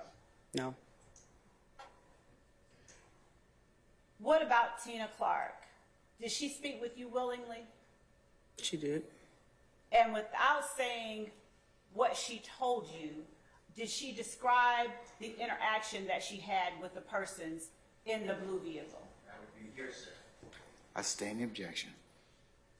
Without saying what she told you, did she give you information regarding the interaction she had with the persons in the blue vehicle without saying what she told you? Because that would be hearsay. I'll rule the objection, sir. Did she give you the interaction that she had with the people in the blue vehicle? Yes. Was the description of her interaction with the person in the blue vehicle consistent with what you have observed and described for the record on the surveillance footage from the parking lot that was shown on Friday?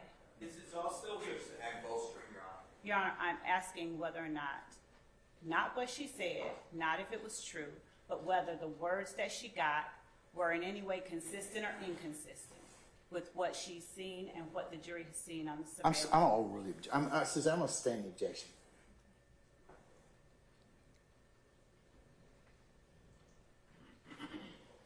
Did the information that you received from any of the occupants of the vehicles on scene, either the blue vehicle, the silver Pontiac, or the white Nitro,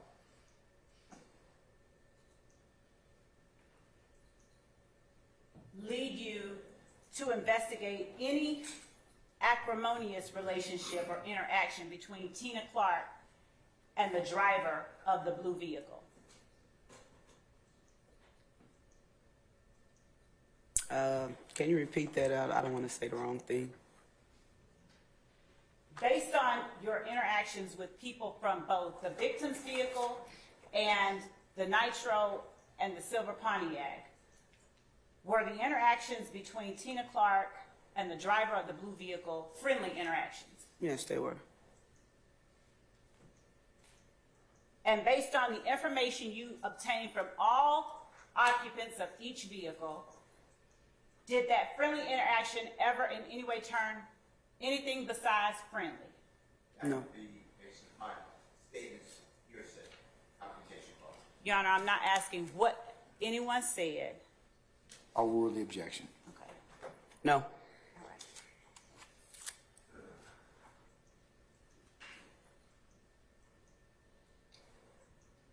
As we continue to play, at 21:44:57, can you tell for the record which vehicle pulls out as between the silver Pontiac and the white Nitro? Which vehicle, if any, pulls out first and where they go when they pull out? The Pontiac, it goes down Browns Mill Road with the silver Nitro following. At 21:45:11, has the Pontiac already left the screen? Yes. And is the white Nitro just now pulling out at 21:45:11? Yes. Okay. And at 21:45:12, where has the white Nitro gone? Following behind the Pontiac down Browns Mill Road. All right. I've clicked on the video event that is labeled 21:30 and 31. What area of the store does this area depict? The front cashier counter. And just so that we can get this on out of the way, 21:39:38 up under that, does that just depict another angle or the same angle of the front door that is in the first video clip? Yes. All right. So going back to 21:30 and 31, advancing to the spot 21:40, 39:072.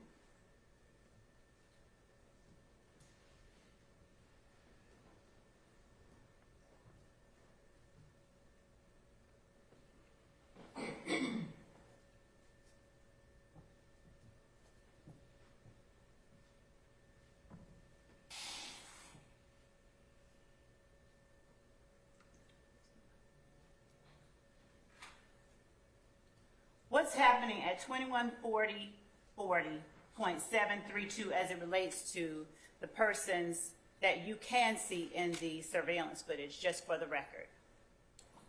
Mr. Allison is speaking with the cashier at the counter. Mr. Treadwell and the other gentleman in the long sleeve white T-shirt, they're looking out of the window, out of the door into the parking lot. And at that same time, 21:40:41,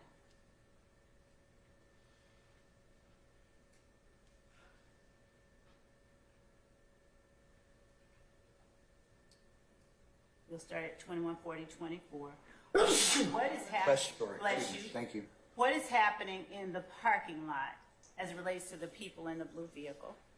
You can see the driver, Cornelius, walk towards the front door of the food mart, then he returns back towards his vehicle. Okay. At 2140 and 45, where is Mr. Davis now? He's at the driver's side door of his vehicle. And what are the people inside the food mart doing at 2140 and 57 after Mr. Davis has gone to his vehicle? They're just standing around talking to their peers. What is Mr. Allison doing? Looks like he's purchasing something. Is he doing so in a hurried manner, for the record, or in a leisurely manner, for the record? I sustain the objection. As you're able to observe, do you observe his mannerisms as hurried, leisurely, or something else? Again, Your Honor, same objection. I sustain the objection.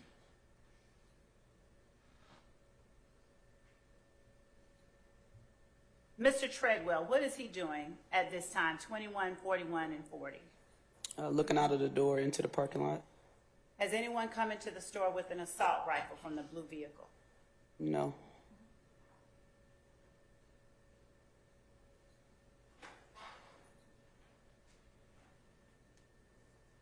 At 2158, 214202, where is Mr. Treadwell, Mr. Allison, and the person in the white shirt? I can't see the person that was in the white T-shirt that came out of the vehicle with them, but Mr. Treadwell and Mr. Allison. They're just standing near the front counter. Okay.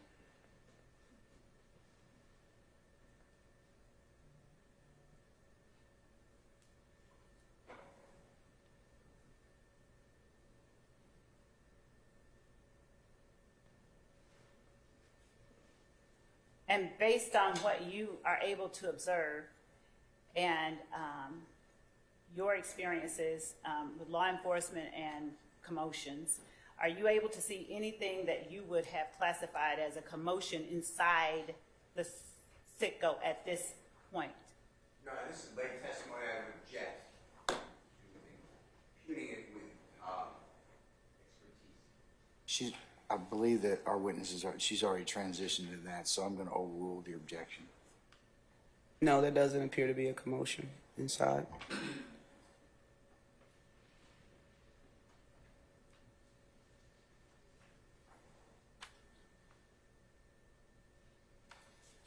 At 214322, describe please what you see, if anything at all, for the record, Mr. Treadwell doing?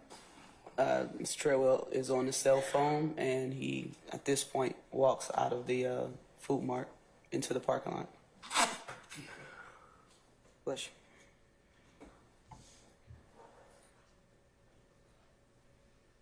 At 214348, is there anyone at the door of the food mart? Yes, Who? that was Demise McMillan, And did he have anything in his hands? an assault rifle.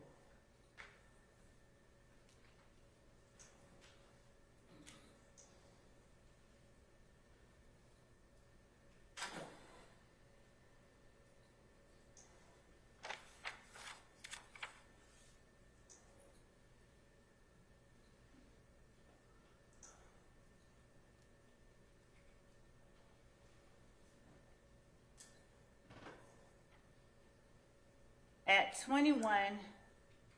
214429.837, would you describe for the record what the occupants of the food mart, if any, have just now done? You can see Demise McMillan standing outside along with Walter Murphy with assault rifles. They open the door and wave for Mr. Treadwell and Mr. Allison to come outside, and they all walked outside. In stature, is Walter Murphy smaller or larger than Kelvin Treadwell? Height-wise or? Height-wise. He's smaller. And is he heavier or thinner than Kelvin Treadwell? At this time, he was thinner. And what about Mr. Allison, is Walter Murphy smaller or larger than Mr. Allison? Smaller. Demise McMullen, is he heavier or thinner than Mr. Treadwell? Thinner. And do you know whether he's taller or shorter than Mr. Treadwell? I'm not certain. And what about Demise McMullen as it relates to Mr. Allison? Is he heavier or thinner than Mr. Allison? He's thinner. As between Mr. Allison, Mr. Treadwell, Mr. Murphy, and Mr. McMullen, how many do you see during this surveillance footage armed with any weapons? 2. And which 2 are they? Walter Murphy and Demise McMullen.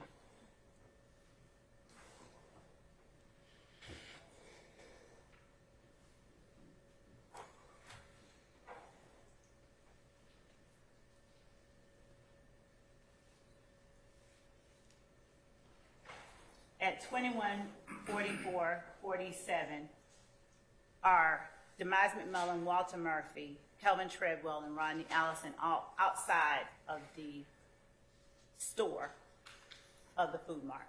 Yes.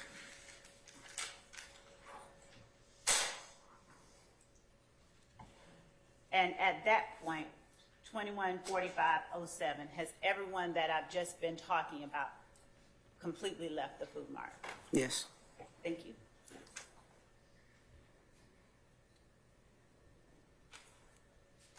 You mentioned that you spoke with D'Angelo White after this happened. Yes. Can you tell the jury how you learned the name D'Angelo White?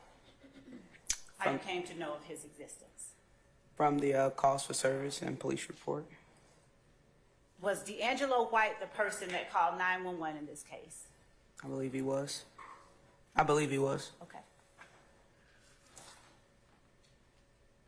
Were you and Detective Dennis able to get a phone number for D'Angelo White?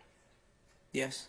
And were you all able to actually communicate with him on the phone during your investigation of this case? Yes. Do you know where D'Angelo White was at the time you all were speaking with him on the phone? I don't recall. Where were you and Detective Dennis at the time you all were speaking with D'Angelo White on the phone the first time? Atlanta Police Headquarters. Where is that located? 226 Peachtree Street, Southwest. During that telephone conversation, did D'Angelo White agree to meet with you and Detective Dennis in person? Yes. Were you able to hear the conversation and communication between D'Angelo White and Detective Dennis as that conversation took place? Yes. How were you able to hear it? Investigator Dennis had him on speakerphone. Were you able to ask questions of Detective Dennis so that he could then ask them of D'Angelo White during that conversation? Yeah, I didn't want to appear to be loud, so I was kind of whispering questions for Investigator Dennis to ask Mr. White. Did you all ask if D'Angelo White would meet you all somewhere? Yes. And did he agree to do so? Yes. Do you remember where you met him? I do. Where was that? It was an apartment complex near Lakewood Avenue. Was that a family member of his, or was that just a random place that he chose to your knowledge? I'm not certain whose place it was. That's just where he wanted to be picked up. How long did it take you and Detective Dennis to get there if you all went to meet him? I sustain the objection.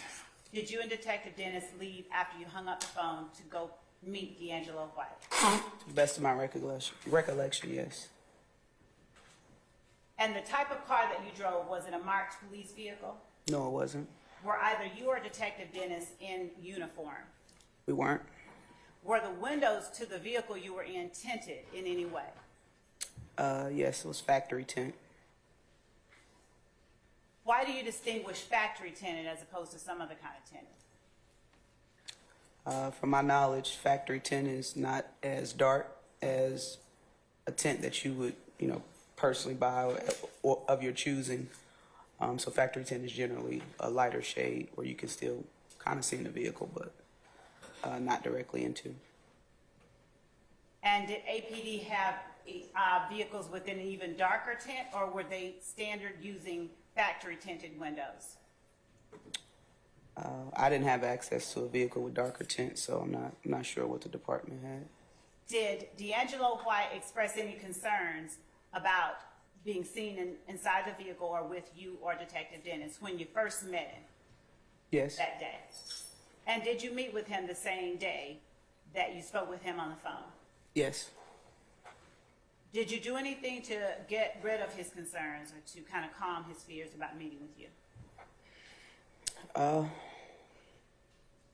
Once we picked him up, he said to pull out of the apartment complex and kind of directed us which way to go. So I took that as, he was concerned about other people within the apartment complex and not wanting to be seen. So we just left the area as fast as we could to ease any concerns about anyone seeing him.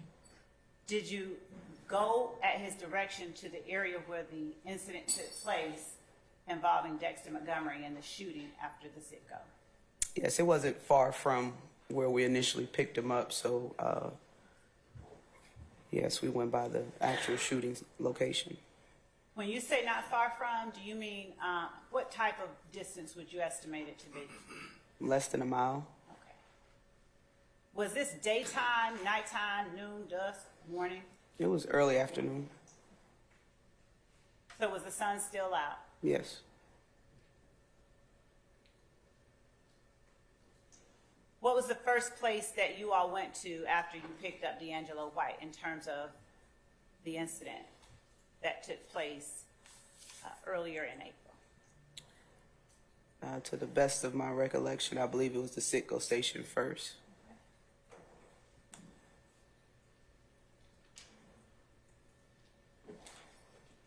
Was D'Angelo White in custody when you took him to the Citgo station? No. Was there any need to read him any kind of Miranda rights? No. All right. And as you all are going to the Citgo station, does he describe for you what happened on the night that Dexter Montgomery got shot? Yes, he did, and we were asking our questions as well. Okay.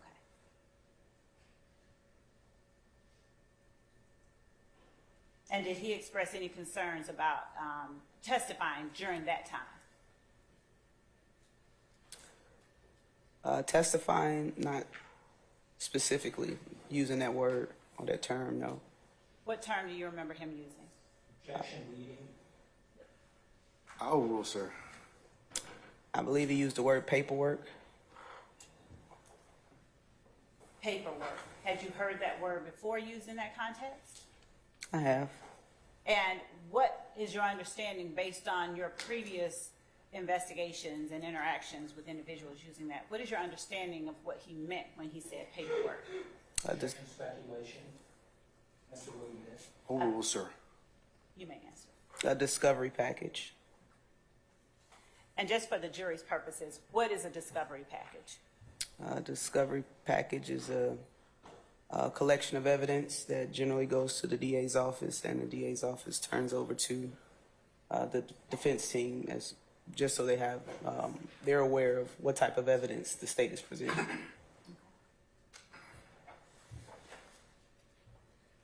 I'm going to show you what has been provided on a thumb drive to the defense as State's Exhibit 101 Bravo Bravo, and I believe it is labeled, Your Honor, on the defense's thumb drive as 100 Bravo Bravo.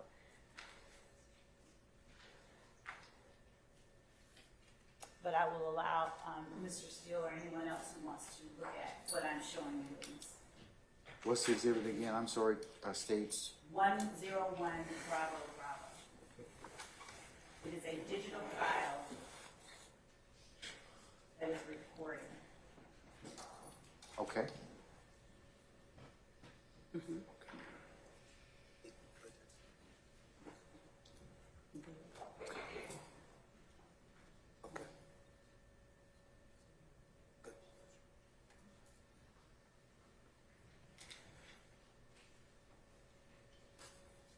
I'm showing you a thumb drive. Do you recognize this particular thumb drive? I do. How do you recognize this thumb drive? I believe it was Friday. I saw it and I initialed my initials on it. And did you recognize the files, and have you had an opportunity to listen to your interview with D'Angelo White conducted over the telephone with Detective Dennis? Yes, Was that a fair and accurate representation of the conversation you all had over the phone? it is. Okay. Your Honor, the state tender states Exhibit 101 Bravo Bravo as evidence. Before you do that, what date we talking about? July of 13th, 2015. All right. Any further objections that otherwise have not been noted already? Okay.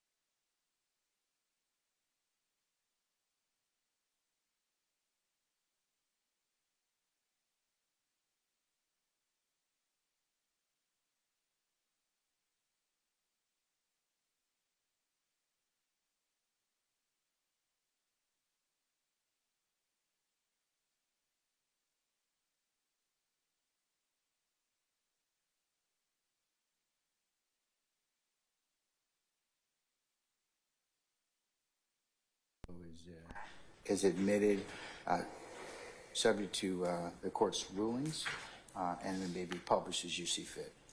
Thank you, Your Honor. We gotta share it first. And we gotta make sure optimize. Optimize. Where is it?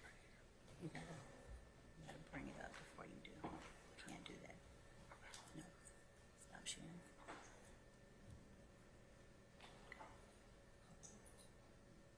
Share it.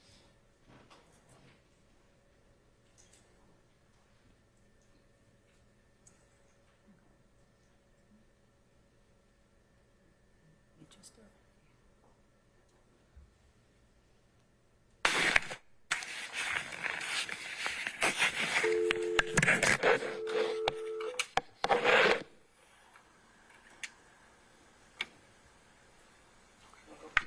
Hello? Hello? I impose this thing. Hello? Hello? Yeah. What happened? It was me, my partner cousin, the one who got shot. And I mean, it was 5 of us in the car, but we was coming up to the gas station at Citgo on Jonesboro Road. And the car behind us, the car was in front of us, who was driving, like, my partner was driving, he drive how he normally drive, because we in our hood, you know what I'm saying? So was he driving fast, or they felt like he was driving fast or something? That's how he felt, but we wasn't going up like 40, you know what I'm saying? Mm-hmm. And so, the rapper Young Thug? Yeah. Alright, the rapper Young Thug, he took cancer to the man who was in front of us, so I guess he thought we was pushing up on him, like trying to either rob him or do something to him or set him up. But not knowing, we don't even know who it is in front of us. We just driving. Right. So we go to the Citgo, the gas station on Jonesboro Road, by the cemetery, and that's where they go at too. Mm-hmm. So the rapper could, Young Thug partner who be with him. What's his name? I don't know his name. Hey, what's his nickname? Bentley. Okay. So I guess he felt like that. Everybody know on his Instagram name OG Bentley. So he felt like everybody know OG Bentley be having some money on him, you know what I'm saying? Right. Describe him. What he look like? He kind of big and he light skinned. When you say big, tall, or fat? He a little bit chubby. He ain't fat. He chubby and he light skinned. What kind of car was they driving? Or what kind of car does he drive? They be having different cars, but the one he was driving was a Pontiac G6. What color was it? Silver. All right. What kind of car do you usually see him in? That's the only car I seen him in, like, cause I ain't seen him recently.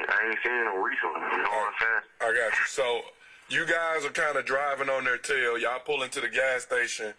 He pulled into the gas station. Okay. Did y'all pull next to each other, behind each other, or what?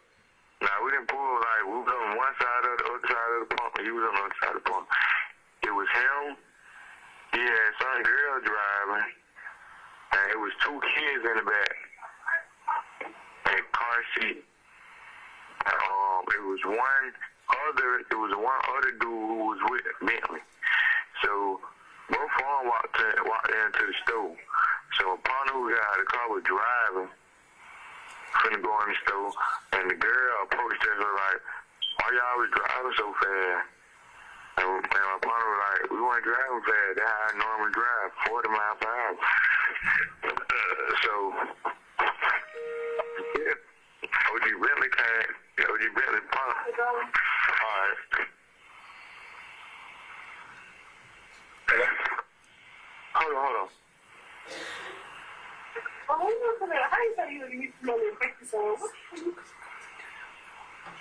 He won a lot of money really this month.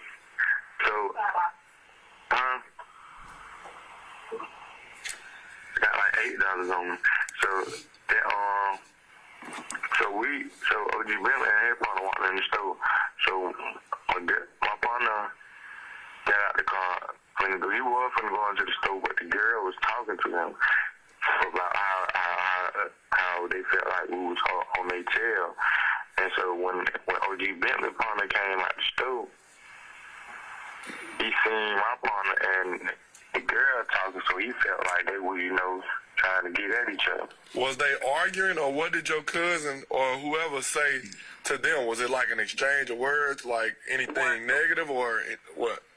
The girl and my partner was not arguing. It was just a normal talk. Like, she was like, dang, y'all pushing up. It was seeming like y'all was on our tail. And so, he was like, he felt like we was on his tail. So, when OG Bentley partner came out the store, he went back in the store and told OG Bentley, was like, such, out here. What you mean, such and such? Like, give me word, like, what was said? I don't understand. Man, I wasn't in their face, so I went in OG Bentley's face or his partner's face. He was like, he went back, he came out, OG Bentley's partner came out the store, look, boom. He seen my partner and the girl who was driving talking. So I guess he thought they was going exchanging numbers or trying to get at his girl.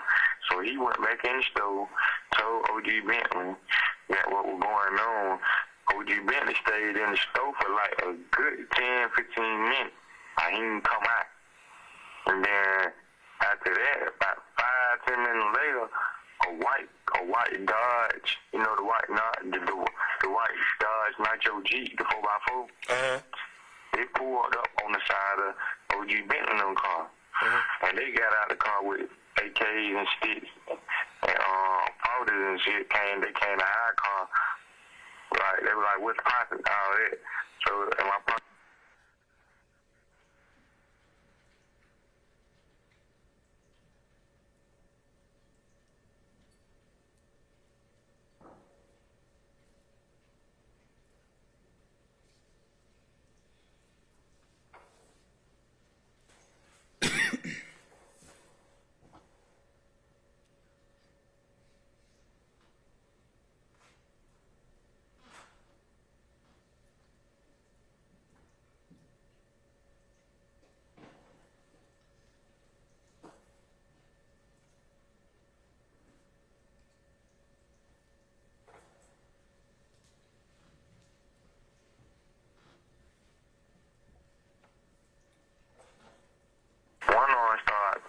They were going to go to the car, pump faking like they were from the pull up, shoot, you know what I'm saying? Pull out like they from the shoot.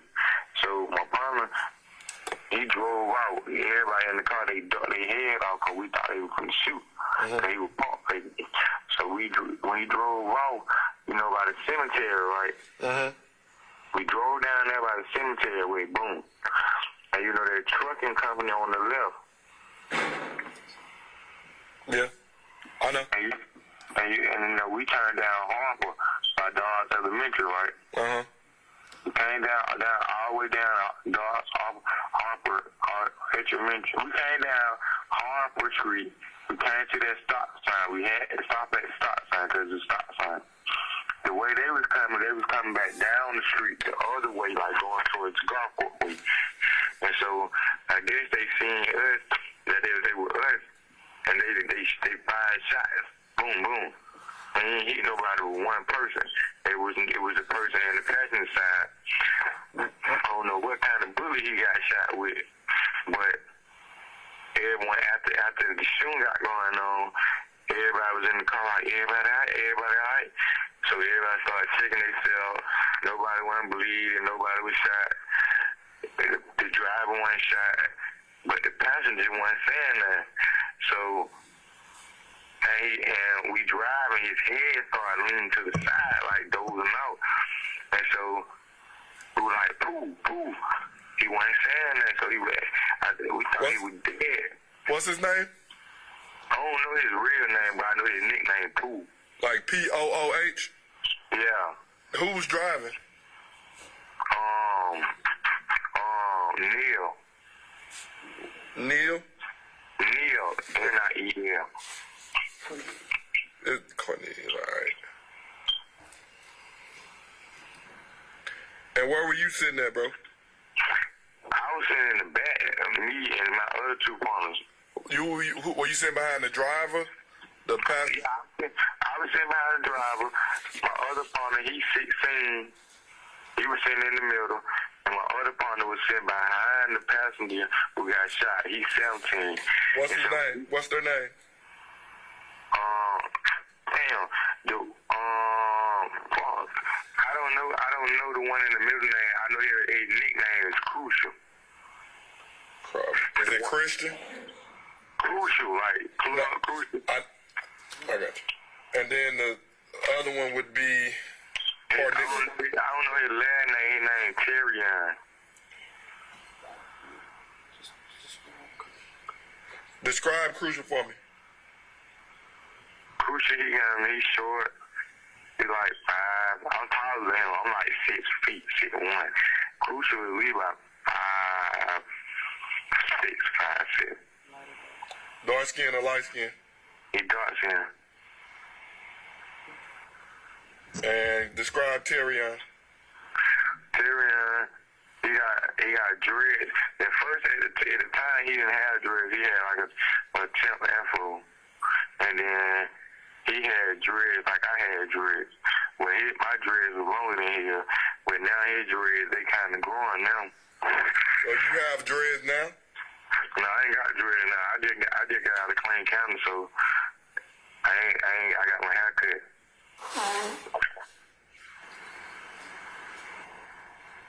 So did you know the guys that pulled out the sticks? I don't know them. Never seen them before? I haven't seen them before. You know their nickname or anything they go by? I know one of the shooter name was DK because in the middle of his head, by his eyebrow, it say DK in the middle of his eyebrow. Gotcha. What about the other one? You know a nickname for him? The nickname for who? The other guy that got out with him. No, they had masks on. He had have you heard of a nickname or anything for him? I don't know. I don't know them. The only person I know for sure is DK because I stay on Cleveland Avenue. That's where they stay at. But where I hang out at in my hood is Lakewood and Jonesboro Road. Mm-hmm. And I know how DK voice talk, and I know how his voice, and I know I seen a tattoo in the middle between his eyes, DK. Answer this. How long after y'all left the gas station did the shooting happen? How long we left the gas station? When y'all skirted out of the gas station and y'all stopped at the stop sign and they pulled up the opposite way, how long before the shooting started? When we came down Jonesboro Road and the cemetery not that far, so it was like a good 3 to 5 minutes till we came and we turned right on Harp and we made it at that stop sign. And then stop sign, boom. We went down there, stopped at the stop sign, and the way they was coming, it's no stop sign where they coming at. Mm-hmm. So they been recognized the car because we were the only 2 people at the gas station. So when they seen us, they shot like 2 times, but it wasn't no regular bullet, it wasn't no regular 40, no 45, no 9. It was some chopper bullet. They shot 2 times. Mm-hmm. One of them missed, and one went through the windshield and hit my partner Pooh in the head. All right. Did y'all stop anywhere after leaving that gas station? Did we stop anywhere? Like once y'all skirted out of the gas station,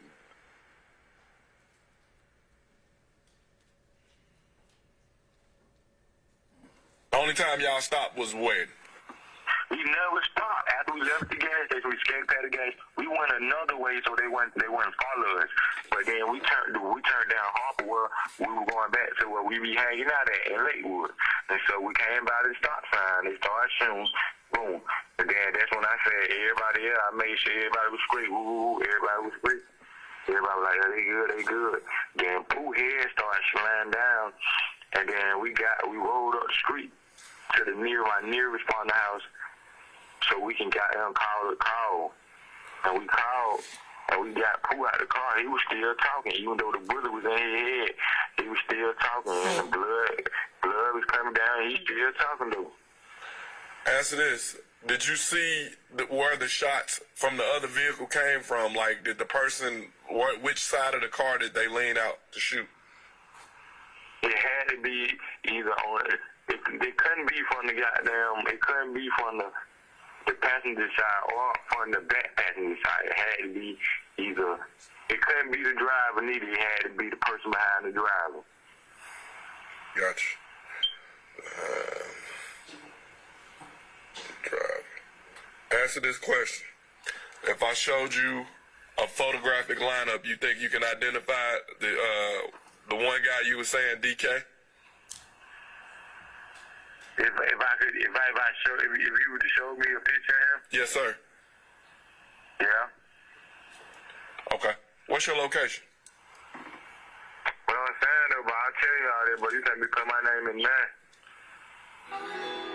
Bro, do you understand have you seen your partner Pooh, man, since this happened? I ain't seen him ever since then, cause I stayed over there. I started coming over there for about 2 months after all the machines was going on. I started staying over there. But what I'm saying is, we need, man, otherwise this guy's walking the streets. Your partner missing half his head because of this person, man. All right? And the only way we gonna be able to put him in jail is somebody step up to the plate. We know you're not the only one. I'm hoping that all of y'all will step up for your boy, man. I mean, when are you talking about pulling up or something? I can pull up within the next half hour. Well, shit, I'm gonna have to, where everybody be at, who was in the car with me, be in Lakewood, so I'm gonna have to walk to Lakewood and you can meet me in Lakewood. Give me an address. I don't know the address of Lakewood. You know where the cemetery and the Citgo is? Yeah. You wanna meet me at the Citgo? We in the unmarked, man. I'll scoop you up. I'll hit you. You got a set? Is this your cell? This my number right here. All right. I'm gonna hit you on the cell. We'll pull up and just walk up to the Citgo. I'll meet you there. All right, babe. Hey. What's up? How long you think it's gonna take you? Less than 10 minutes. All right. Yeah. Run it.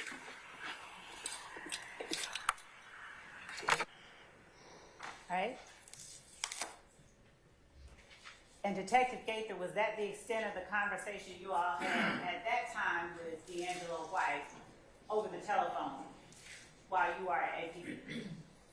I believe we called him once we arrived close to the Citgo, and he directed us to where he was. But as far as the one that happened at APD, was that all of it? Yes. Okay. I'm going to show you what has already been admitted as evidence and provided to the defense as State's Exhibit 7 Bravo Bravo. 7 Bravo Bravo.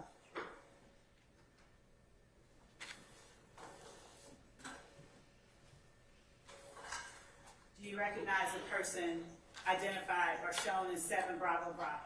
Yes. Who is that person? D'Angelo White.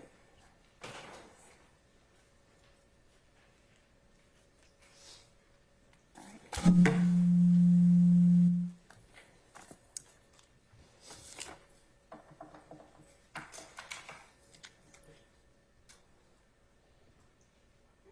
When you were in the car with D'Angelo White, do you recall where everybody was seated? And it's okay if you don't. I believe I was driving. Best of my recollection, I believe Mr. White was up front, in front passenger seat. Investigator Dennis and Investigator Edwards was in the rear seat.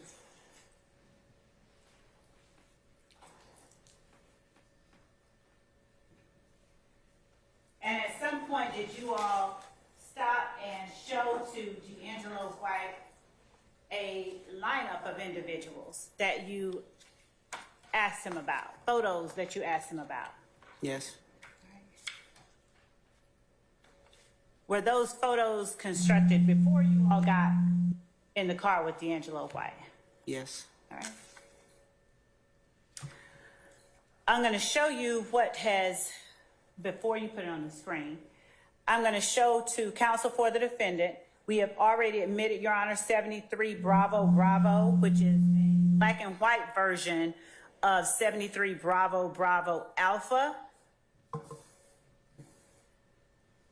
We've provided this, but if anyone would like to see what I'm holding it up, and if not, I ask for permission to approach.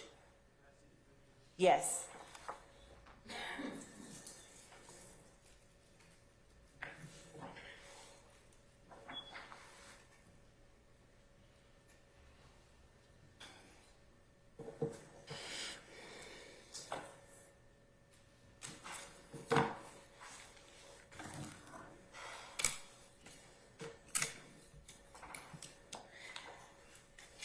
Detective Gaither, do you remember what the other individuals in the car with D'Angelo White looked like? I think I do. All right. If I show you photographs, thank you, Mr. Sharp.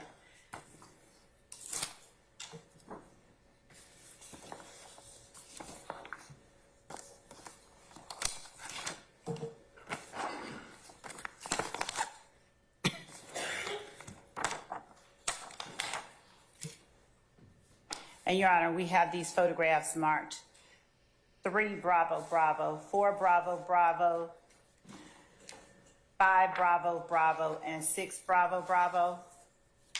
You said they're already been admitted? They're marked. Did we admit those? Did we admit those? 3 Bravo Bravo is the only one that has been admitted, Your Honor. Okay, so which other ones are you trying to admit? 4 Bravo Bravo, 5 Bravo Bravo, and 6 Bravo Bravo. 3 and 4 were admitted. My apologies.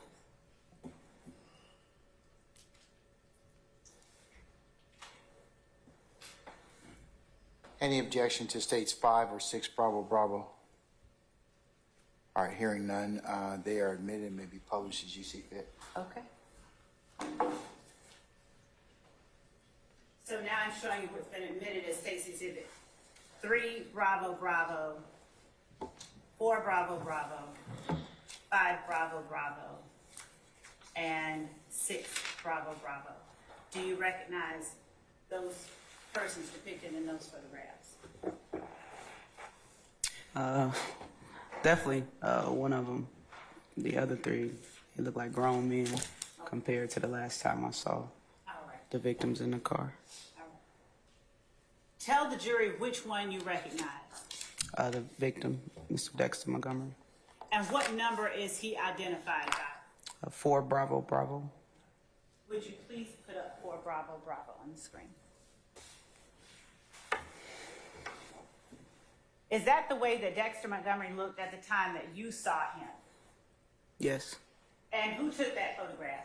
Investigator Dennis. Were you with him when he took the photograph? I was. Where were you all? In his living room. Whose living room? Mr. Montgomery's living room, his residence. Do you know how long he had been out of the hospital at the time that you all took this photograph? It hadn't been long. I believe a couple of weeks, if that. And were you able to communicate with Mr. Montgomery? Yes. Take down the picture.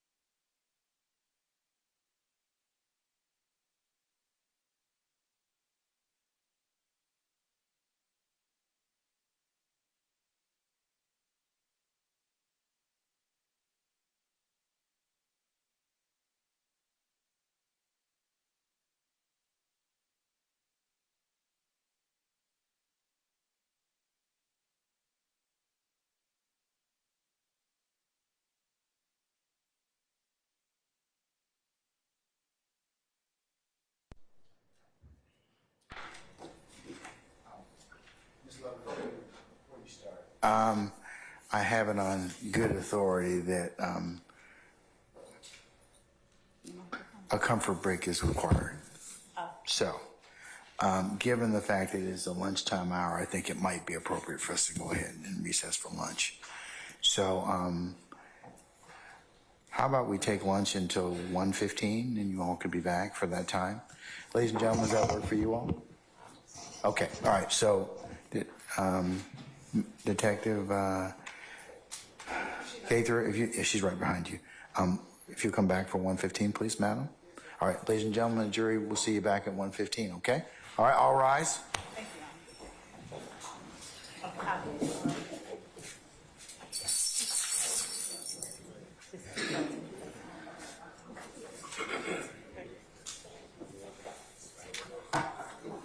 And it stays up there. I just don't want to do it. Ma'am? Yeah.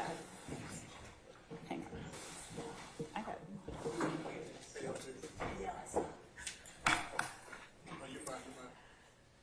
You got it? All right, our jury has left us. Madam, just don't discuss your testimony if I accept the attorneys, okay? Yes, sir. All right, thank you. All right, we're in recess.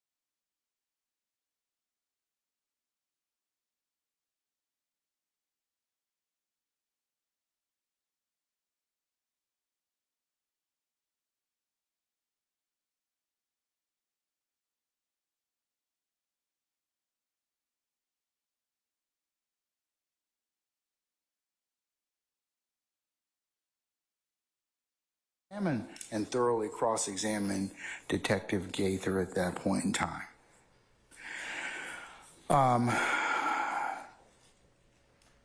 What I said, I would revisit what Mr. Adams was if, in fact, your case, you decide to bring a case on or present evidence, which you're not required to do. You can make that decision at the point in time where the state has finally arrested its case, because the law doesn't provide any obligation for you to prove anything. That at that point in time, I would reconsider or consider any argument on the change in examiners, and that would be you and Mr. Steele at that point in time. That's what I said I would do at that point. And if you want to bring any law as it relates to that particular issue. But for the purposes of the way and flow and of this particular, the state's case in chief, that Mr. Steele is going to have to be the examiner through the period of any examinations of direct and cross.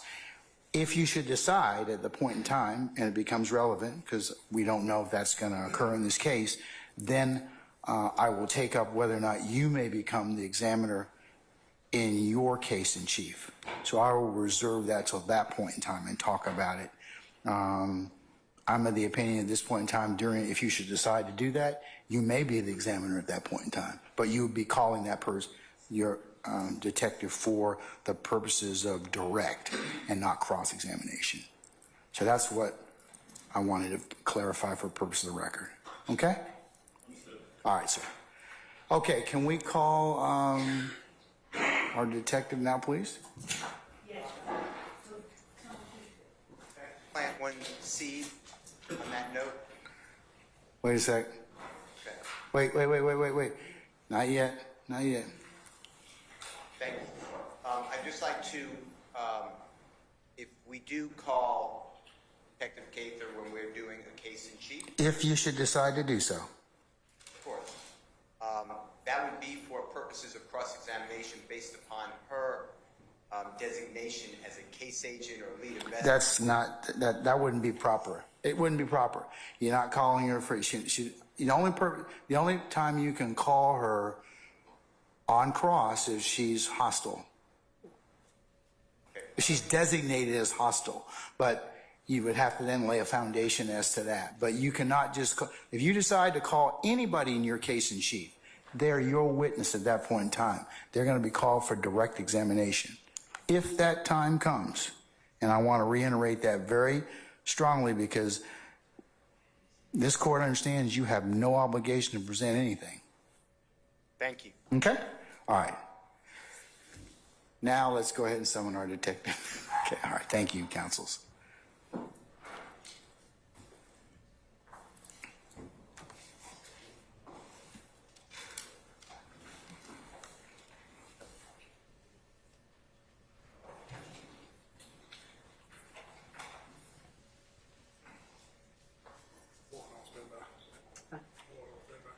All right, summon our jurors, please.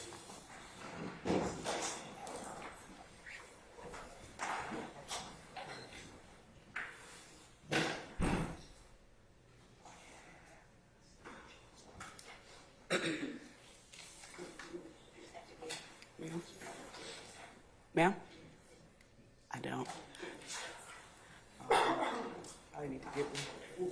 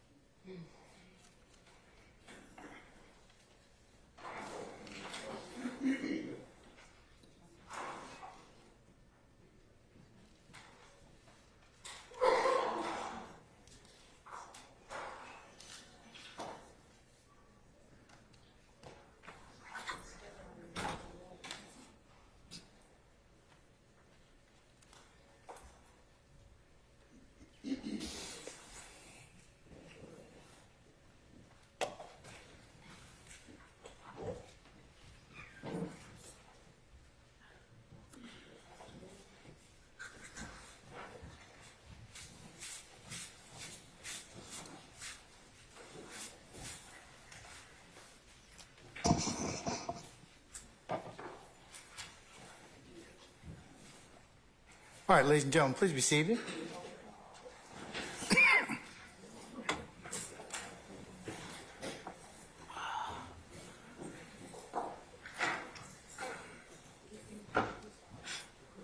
All juries present, count of four. All right, thank you, Sergeant Ingram.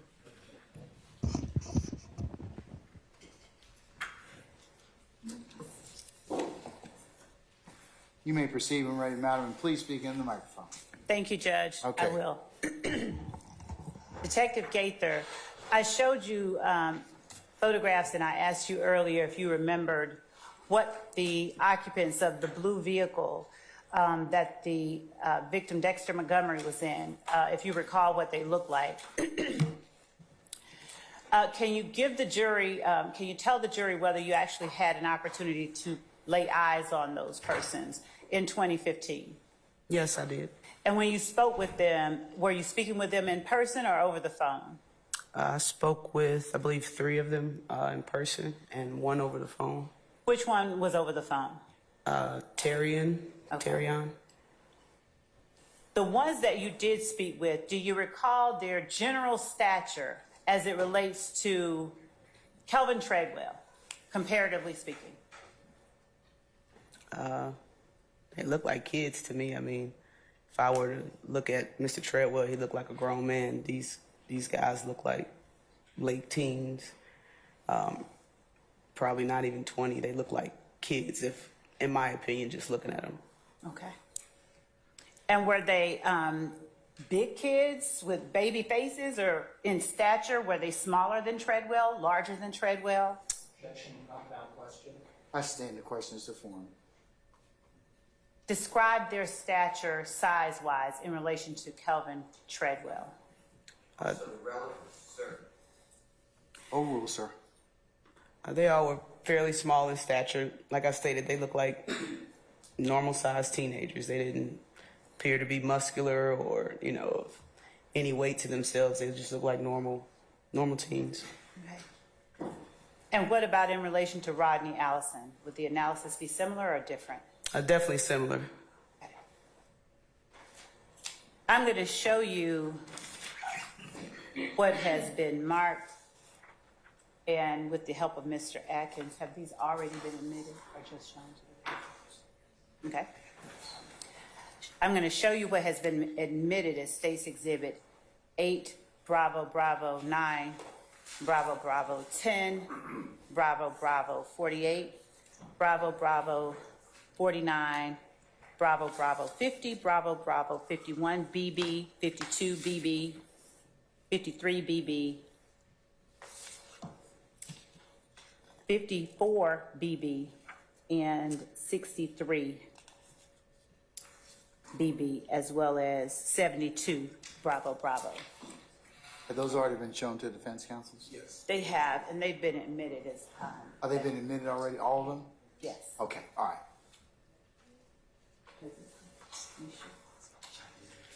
You did? Yes, I did not. Okay. And this. Okay. Okay. And confirming, Your Honor, they have all been admitted as evidence. Showing you, with the assistance of Ms. Knight, on the screen, 8 Bravo Bravo. Is 8 Bravo Bravo and 9 Bravo Bravo, 10 Bravo Bravo, are those the vehicle that? Your Honor, I apologize. I'd ask for the photograph that's in evidence to be removed if we're not discussing it on your screen. They're literally here, right in front of the witness. We're going on to either another topic or identifying other exhibits. Judge, Is this the same exhibit that's on the screen? it is. I'll overrule the objection, Mr. Steele. Is the vehicle depicted in 8, 9, and 10 Bravo Bravo, the vehicle that your investigation revealed the victim Dexter Montgomery and the other 4 gentlemen that you interviewed were in the night that Dexter Montgomery was shot? Yes, this appears to be the blue Ford Escape vehicle.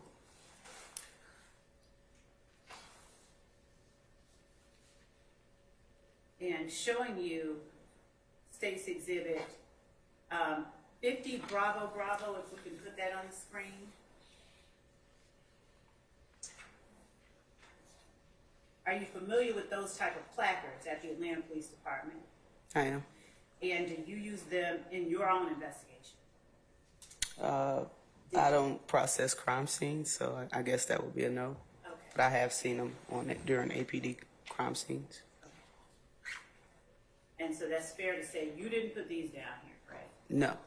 Okay. And you were not at the scene of the shooting the night it occurred, correct? No. All right. Have you had occasion to see shell casings or ammunition from the type of guns that you saw both Demise McMullen and Walter Murphy carrying at the gas station the night Dexter Montgomery shot in the head? I have. All right. Tell the jury what occasions you've had to see ammunition and shell casings from those type of firearms. Relevance? Your Honor, I'm going to ask questions about these. And you're holding what, madam? Yes, I'm holding up 51 Bravo Bravo, 52 Bravo Bravo. I have to establish a foundation for knowledge. Overruled, sir. Your Honor, I Would have you- an objection. Hold on. Basis. The witness wasn't at the scene and she's testifying as a lay witness. Overruled, sir. Remember, we've switched to lay witness testimony already, so, okay? Right, she's And it's your testifying as a lay witness. your witness your objection. Wasn't at the scene. Your objection is overruled, sir. Thank you. Okay. Would you tell the jury about the occasions you've had to observe personally and up close ammunition, shell casings, or live rounds from the types of firearms that you saw Demise McMullen and Walter Murphy walking around with on the Citgo and the surveillance footage that they've already seen? Yes. I've over my almost 19 years of police work, I've worked plenty incidents that involve assault rifles, AK-47s, Dracos, those type of large assault rifles that use those rounds, the 223 rounds, or I believe it's 5.62 rounds. I've shot those type of weapons at the shooting range as a police officer, and those rounds are normally long and slender, very similar to the ones that I reviewed from these crime scene pictures when I worked this case.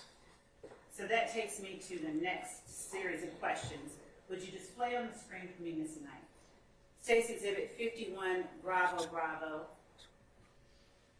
Is State's Exhibit 51 Bravo Bravo consistent with the type of ammunition?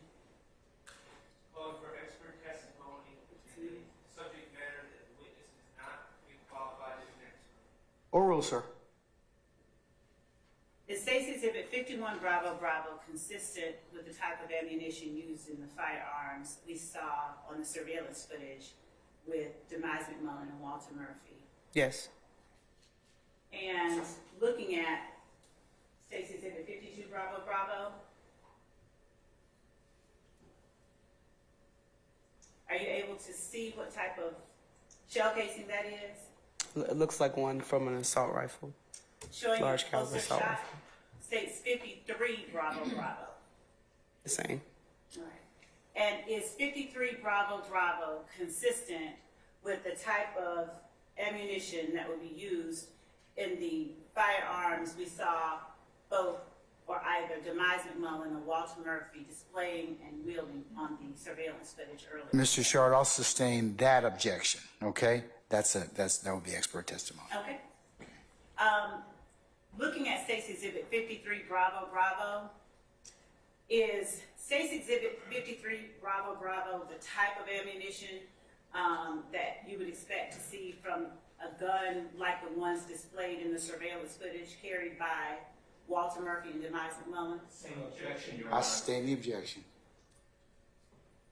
Does State's Exhibit 53 Bravo Bravo, based on your knowledge of firearms and your experience with assault rifles, is the shell casing shown in 53 Bravo Bravo consistent with shell casings from an assault Same rifle? objection, Your From an Honor. assault rifle. I sustain the objection. Are you familiar with the type of gun that would shoot State's Exhibit 53 Bravo Bravo? I fired. Your Honor, it's still calling for expert testimony. It does. Speaking from her personal experience. I'm gonna still sustain the objection. Yes, Your Honor. Based on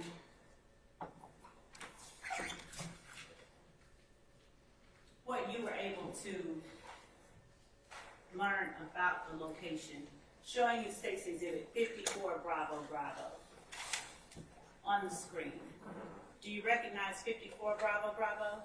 Yes. And what do you recognize 54 Bravo Bravo to be?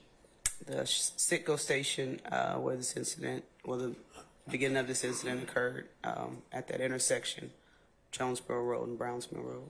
Are you comfortable taking that pointer above the easel behind your right shoulder? Sure. Careful when you step down. And with your back to the wall so they can see everything you're pointing to. Is Jonesboro Road displayed on State's Exhibit 54 Bravo Bravo? Parts of it is. Would you point out which parts are? This is Jonesboro Road here. Okay. And does Jonesboro Road intersect another road where you stopped with your pointer? Yes. And what road is that? Brownsville Road runs this way. Okay. This side of the street is the cemetery, so it's no adjacent road for Brownsville to cross. It starts here. You said that side of the road is the what? Cemetery on this side. What cemetery is over there? I couldn't tell you the name of it.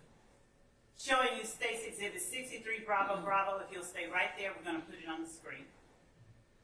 Would you point out the area that you were just describing with the previous exhibit for the jury? Yes, this is Jonesboro Road here, and this is the cemetery area here, along here. This is Brownsville Road. Thank you. And showing you State's Exhibit 72 Bravo Bravo on the screen, please. Would you tell the jury where on this exhibit the areas you just described are located? Yep, the Citgo station is here up top. This is the intersection of Brownsville Road. Brownsville Road runs straight down, parallel with the Jonesboro Road, which is also State Route 54. Okay. And this here is the cemetery, this green area. The line's going all the way down to the truck stop. And are you able to tell the jury what roads are shown in State's Exhibit 48 Bravo Bravo displayed on the screen? 48. Are you able to tell the jury what roads are shown there? This here appears to be Brownsville Road, where the police car is facing. And here going this way is Harper Road, which crosses over Jonesboro Road. I'm sorry, Brownsville Road. Brownsville Road? Okay, thank you. You can have a seat.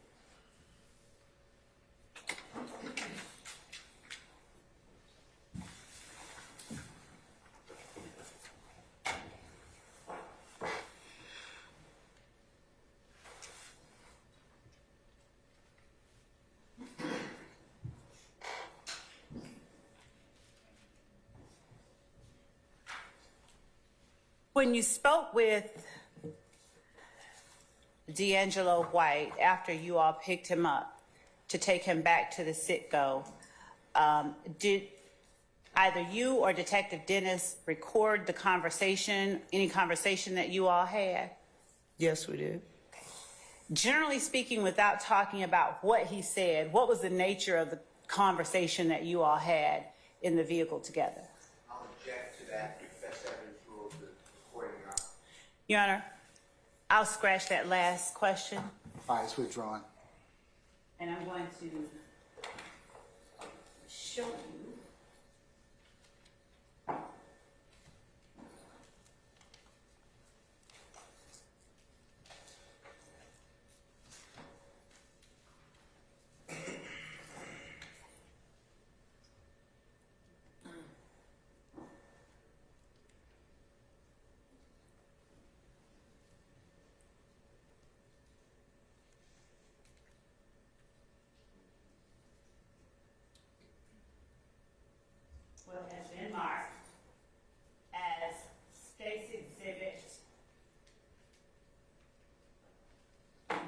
102 Bravo Bravo.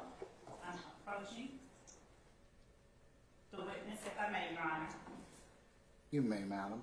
I have provided to counsel for the defendants the thumb drive with the exhibits, but I welcome either to come up and view what I'm showing the witness if they choose to do so at this time. Not, may I approach the witness? Yes, you may. Ma'am, do you recognize the digital file labeled State's Exhibit 102 Bravo Bravo on the thumb drive that you referenced earlier? Yes.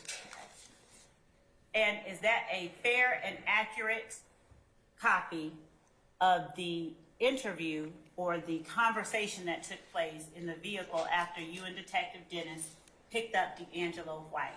Yes. Following your phone interview? Yes. Your Honor, the state... What date now? This was this on July 13, 2015? Yes. State tenders State's Exhibit 102 Bravo Bravo as evidence, Your Honor. Any further objection, gentlemen, or ladies? All right, no further objection. Your Honor, just subject to the previous litigation. Yes, subject to the court's earlier rulings, States 102 Bravo Bravo is admitted and may be published as you see fit. Thank you, Your Honor, for publishing that.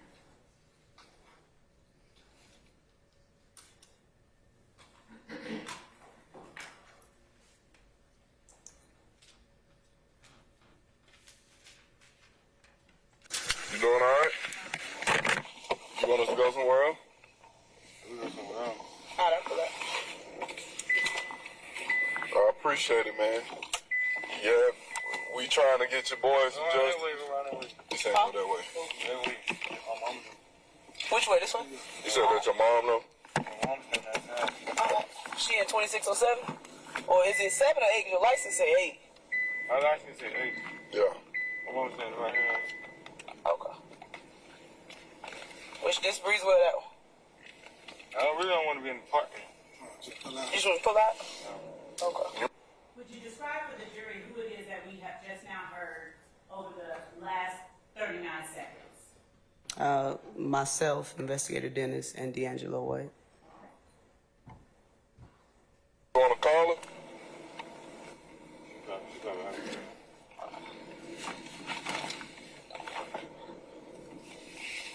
Long story short, though, we trying to keep you out of it as best we can, but at the same time, we need somebody to step up with the other what we got. You know what I'm saying? Because Buddy and them, was y'all arguing or something or nothing? And they just pulled out the sticks on y'all. Did anybody in y'all car pull out anything on them? They had guns and shit. And was Buddy trying to talk to dude girl, and that's what he got mad about, or what? So when y'all first pulled up, what was like the conversation about? Just about the speed? You see how they climb for that, right? We driving up a little bit close. So they feel like we just followed them, push them. And I did the Tesco right here. Did not the Tesco. Right. Tesco run down, way down street. They put in there, we pulled in there, boom. So they think, shit, we either trying to rob them or something. But nigga named OG Bennett, he got some money. Like where he get paid from and how he got money? Would he rap or something? The rapper gonna throw it. Do you mind if I pull down there where the stop sign is so you can show me exactly where the intersection where the shooting happened? The intersection ain't never happened right here. I know, that's why I said I want to turn around and go back down that way. If that's cool with you. Son, yeah, go there with it. Okay. I'll let you drive. 18. Your birthday one day after mine.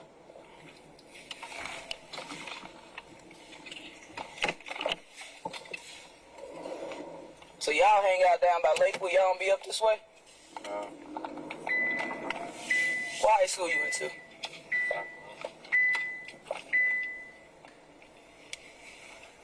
You just came out?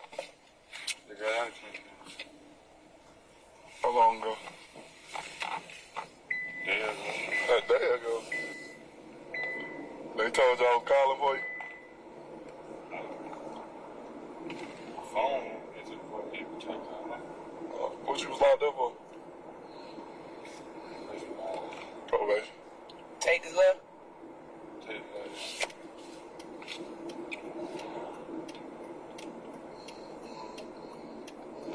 I gotta throw me some, man. Oh, you something? Oh, you what? Yeah. Tell me how this shit. Something like what? Money.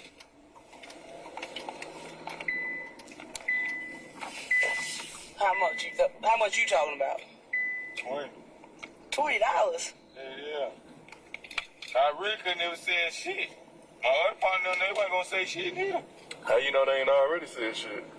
I know they weren't gonna say nothing. How you know that? I know them personally. Right. But what if you'd caught that bullet in your head? What you would want us to do? You feel me? You seen your partner?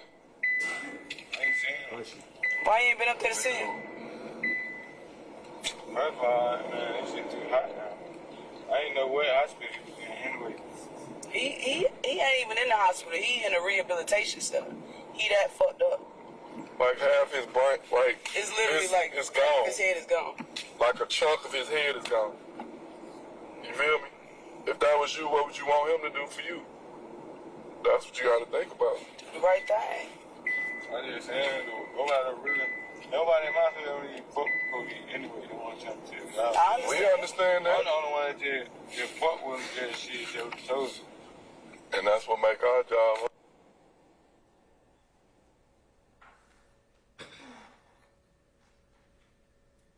For the record, Your Honor, 4:55 to 6:15, we are advancing from 4:55 to 6:15. Yes.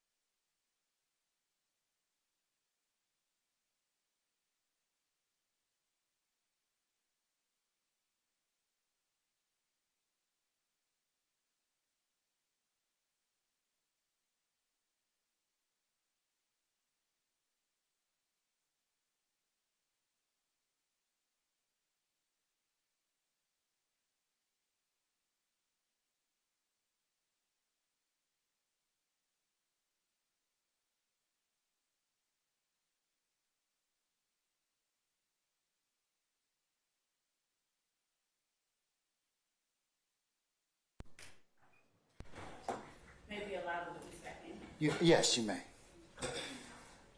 Your Honor, may I sit at this table while this portion is being played? As long as you speak in the microphone. I won't speak at all. Okay, all right. And it's on, okay? All right.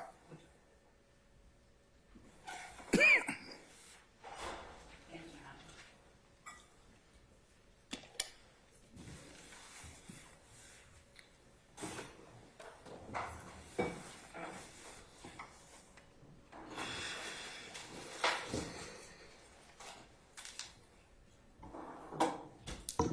Your Honor, we are now starting at 6 minutes and 15 seconds.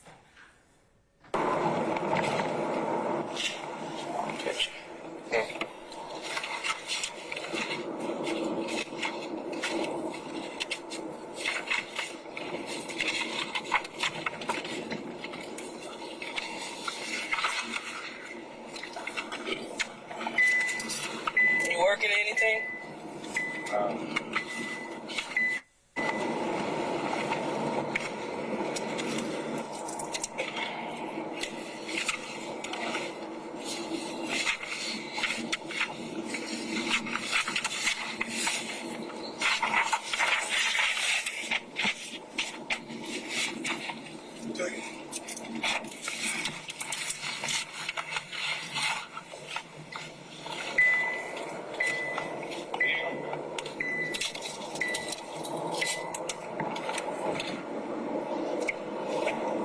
Circle it initially. All you ever do.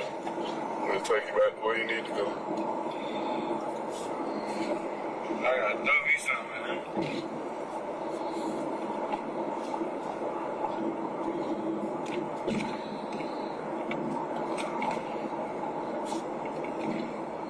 So $20 is worth you doing the right thing.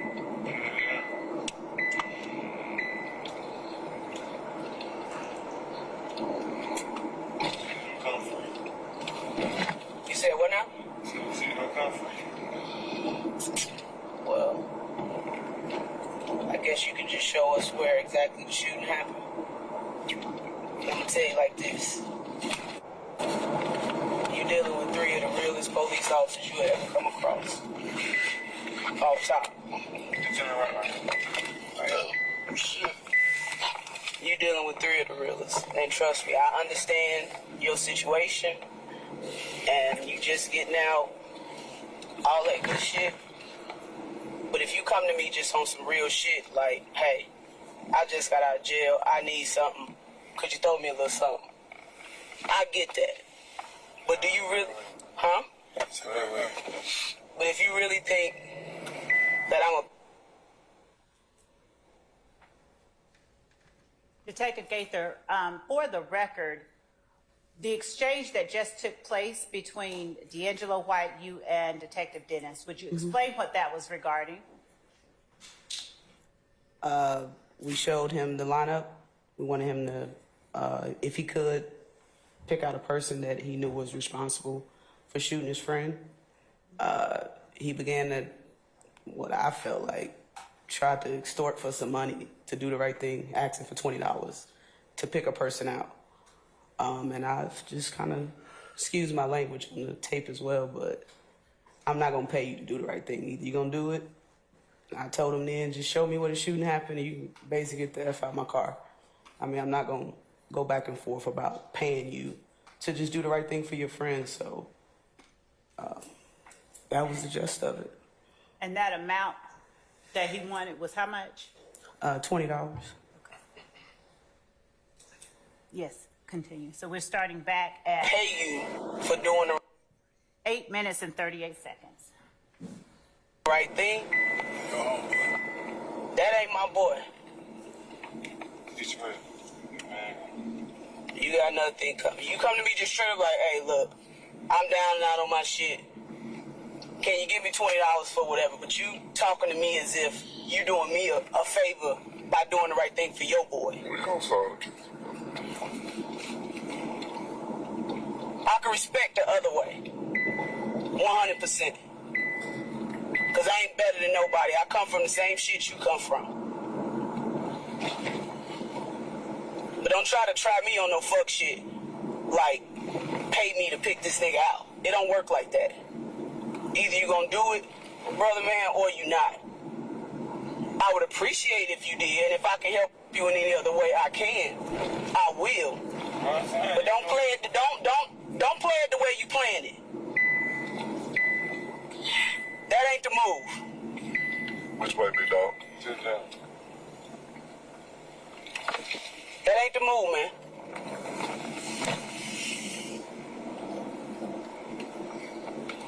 This man shot your homeboy in front of you. It ain't even about that now. It's not even about that now.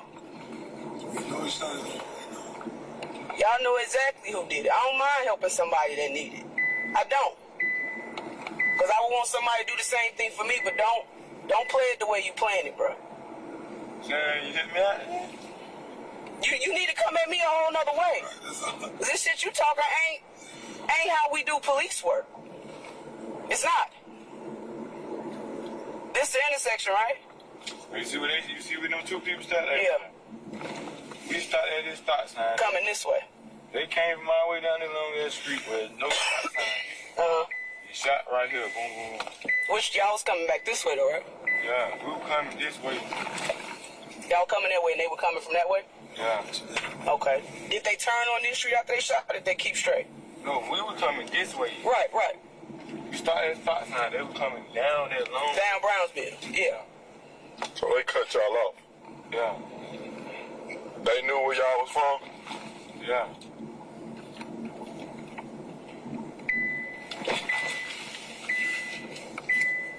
Are you gonna do the right thing?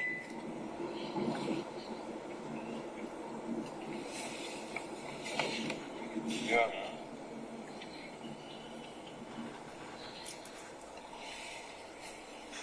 What we waiting on? You got it.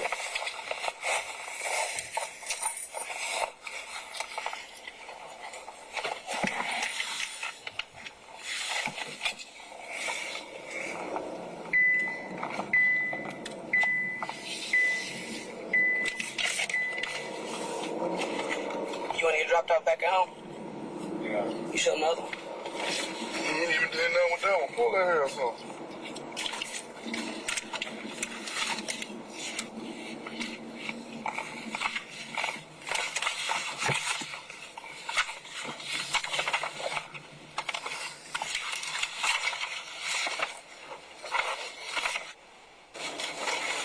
Black on me? Yeah.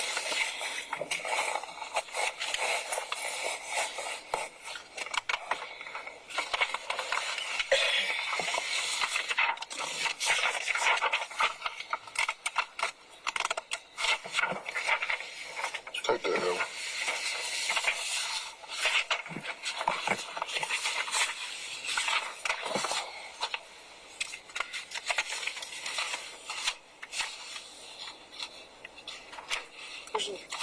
You get one, man.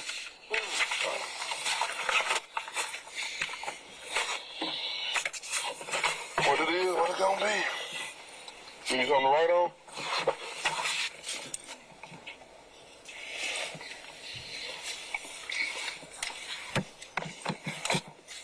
You gonna throw me something, man? I can't do it like that. I ain't to my eye yet, man. I don't to my eye.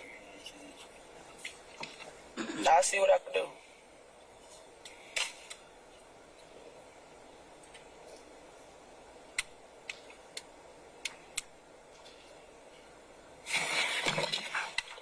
All I need you to do is circle the person who you saw that night that pulled out the gun on you. Circle it and sign up under it and initial it. That's all I need you to do. Sign my name?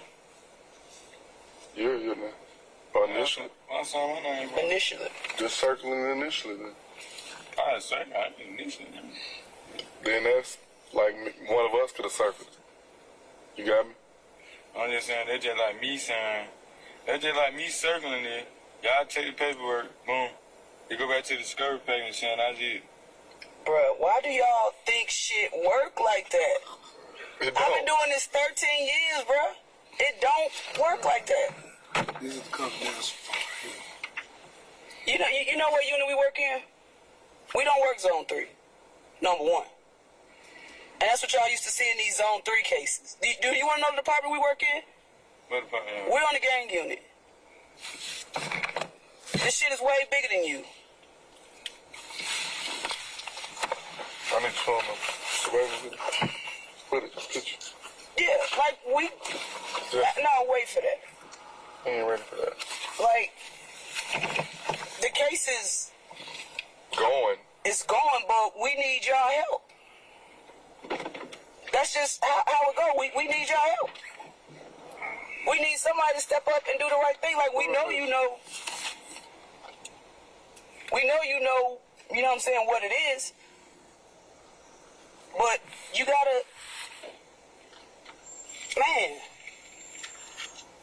I don't want to sound like I'm begging you, dog, but I'm asking you to step up and do the right thing. I should have took a picture of your homeboy. That's what I should have did.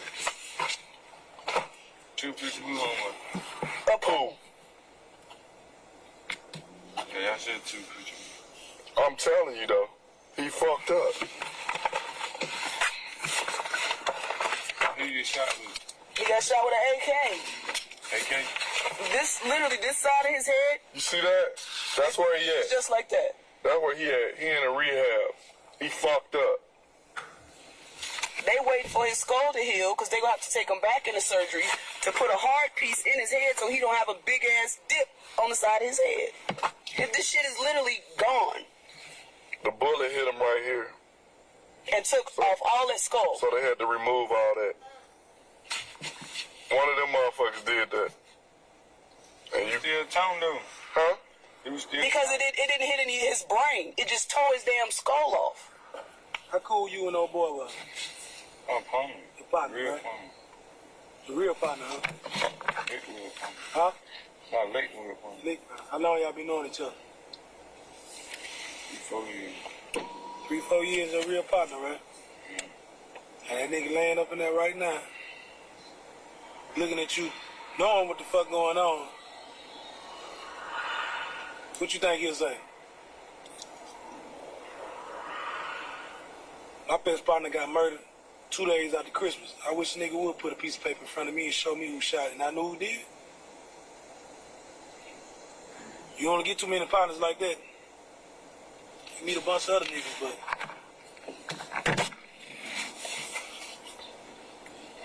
Hey man, what I finna say?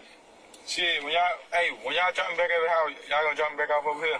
We'll drop it out wherever you want. We listen, all that, we don't make sure you gonna get straight wherever you need to get straight. We're not gonna drop you right off from the spot, nothing like that. Wherever you need No, I'm saying I need to go to the house, get my phone, and come back over here.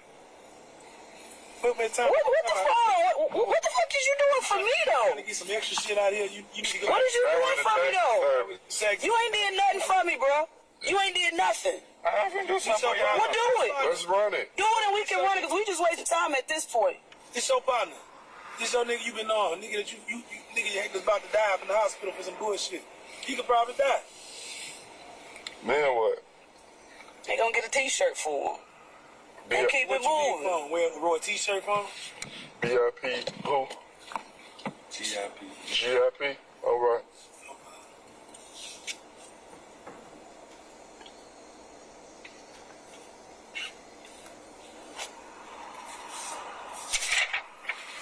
Only nigga in the head, but I said nigga on DK. The only nigga y'all see it, man. See DK. Look at that other one. Look at that other one. There ain't no other one, it was just him. It's another one, look at that. Do one tonight right here. Which one? Nigga named OG Ben. Circle it and do the same thing.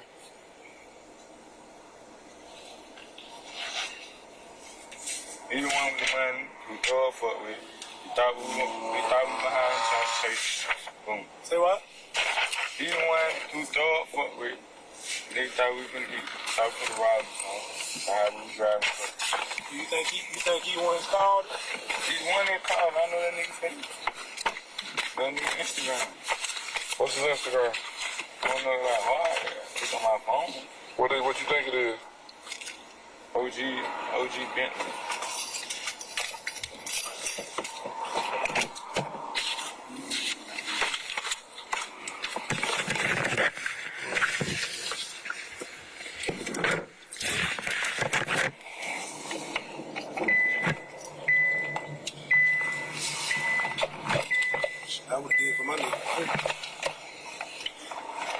Just saying, but you don't know, bro. Just kill all that.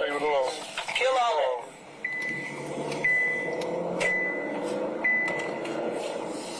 I'm saying you can do the same thing.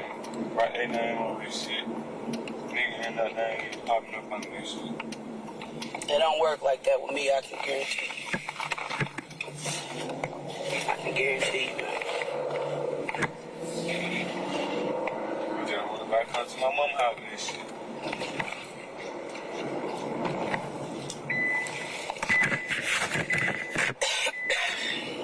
Same way we come. Stop sign. Right here. Boom. What was the conversation like? The conversation went on. Well, like, damn, he pulled out on us, or what was y'all talking about? But you see how they truck right here coming up, right? Yeah. We right behind him. Behind my opponent drive, he drive fast. He, you know, he young, Right. 20. So they was coming this way, like coming from that way. You talking about going? Yeah, we going this way. No, I'm We saying talking when the about shooting when the shooting happened, happened. and y'all right here, they were coming from this way, right? Yeah, boom, boom. Did they turn past y'all? Or they kept going straight. They from Cleveland, so they went this They way. kept going straight. Went all the way around the golf course and came back up to that way. Shot 2 times. Mm-hmm. We heard the first shot, me and my other 3 partners. Me and my other 2 partners. Shot the first time, boom, we do it. He came through the window, hit him through the head. You know where they be at? I just heard that. Yeah. They be on Cleveland. Like where?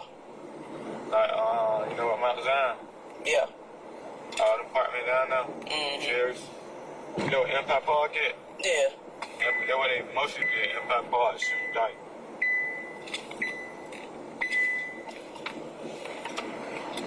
When you say GIP, what you mean? See, we ain't no game. I say you were. I just asked what you mean. GIP stand for get all profit. Like, we don't want nothing but You want to keep straight?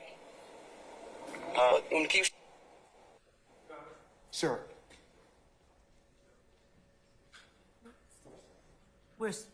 We're stopping it, Your Honor, at 2139.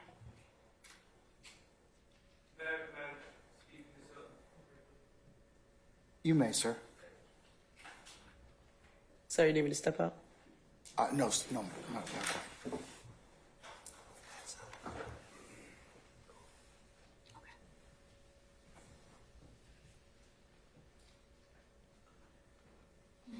Okay, we're good. All right.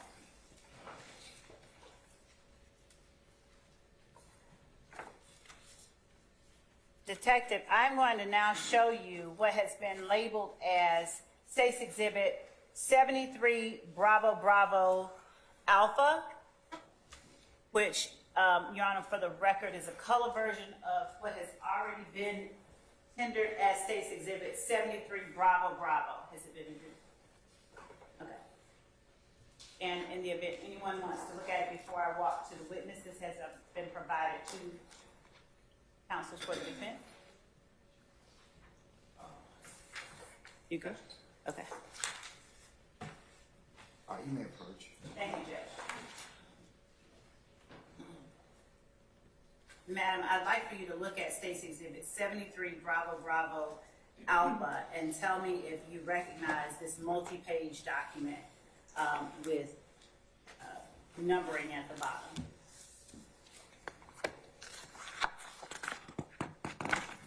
And you can look through each one of them. Mm-hmm.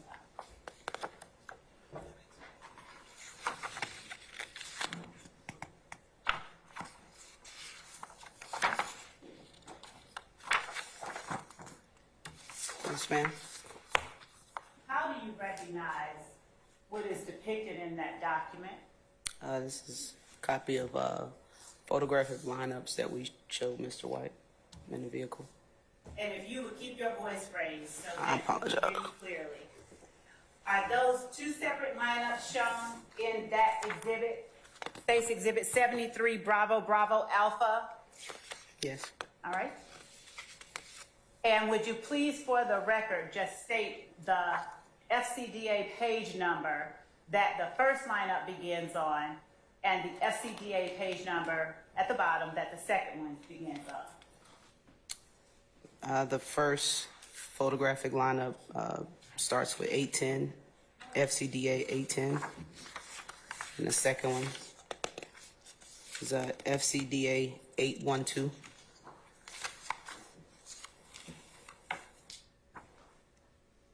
And let's start with the first lineup. Mm-hmm. What person is depicted in that lineup that is of interest to you in this case? Walter Murphy. And the second lineup, what person is depicted in that lineup that is of interest to you in this case? Kelvin Treadwell. Are there markings on the front page of each lineup? In other words, did you write something on the page preceding the photographs themselves? Yes, And is that in your handwriting? it is. Are those two lineups accurate representations? And by accurate representations, I mean an accurate copy of the lineups that you showed to D'Angelo White in the interview that we just heard played for the jury from July 13, 2015. It is. Your Honor, the state tenders State's Exhibit 73 Bravo Bravo Alpha as evidence. Any objection to States 73 Bravo Bravo Alpha? Are hearing none. States 73 Bravo Bravo Alpha is admitted and may be published as you see fit.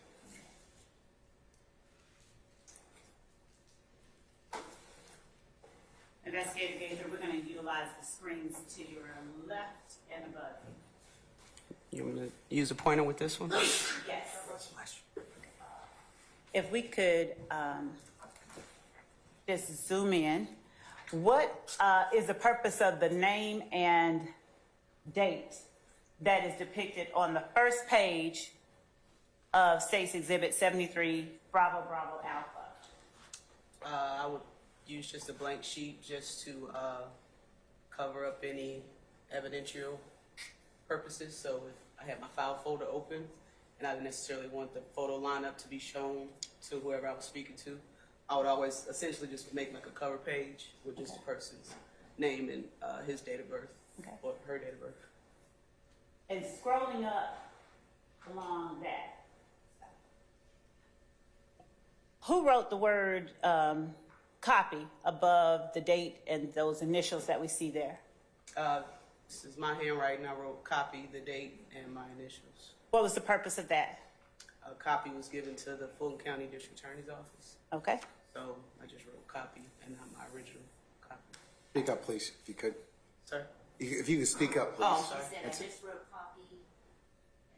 I wrote copy. This here was given to the Fulton County District Attorney's Office. So I just dated the date that I made the copy. I didn't want to give them my original at the time, so wrote copy, the date, and my initials. And Your Honor, does the court wish that I give to the witness the microphone I'm no longer using, or would you just prefer we keep going as we are? If it's portable, yes. Would you go ahead and move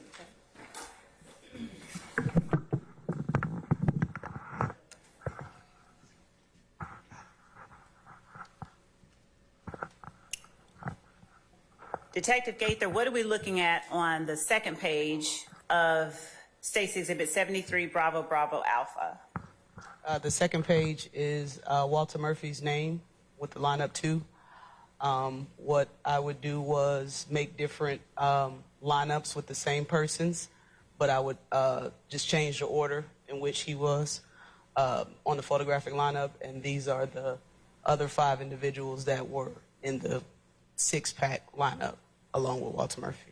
Did you show to D'Angelo White these names at the time that you showed him the 6-pack photo lineup? No. Okay. And if you would advance forward to the bottom of that page, to the right of this page on the screen in front of you, is there writing that you recognize? Yes. Beginning with the date. Would you please tell the jury what that writing is, who wrote it? I wrote it. Talking about here? Yes. I wrote it. What was the purpose of that writing? To memorialize what the lineup was for and the date that it occurred.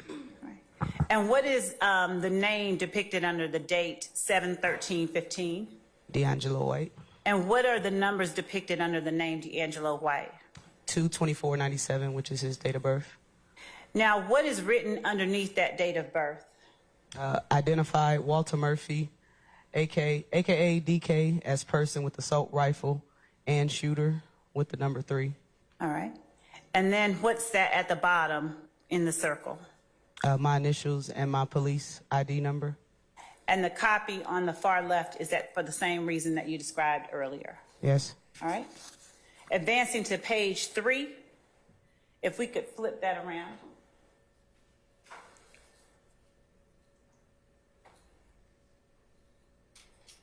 Would you tell the jury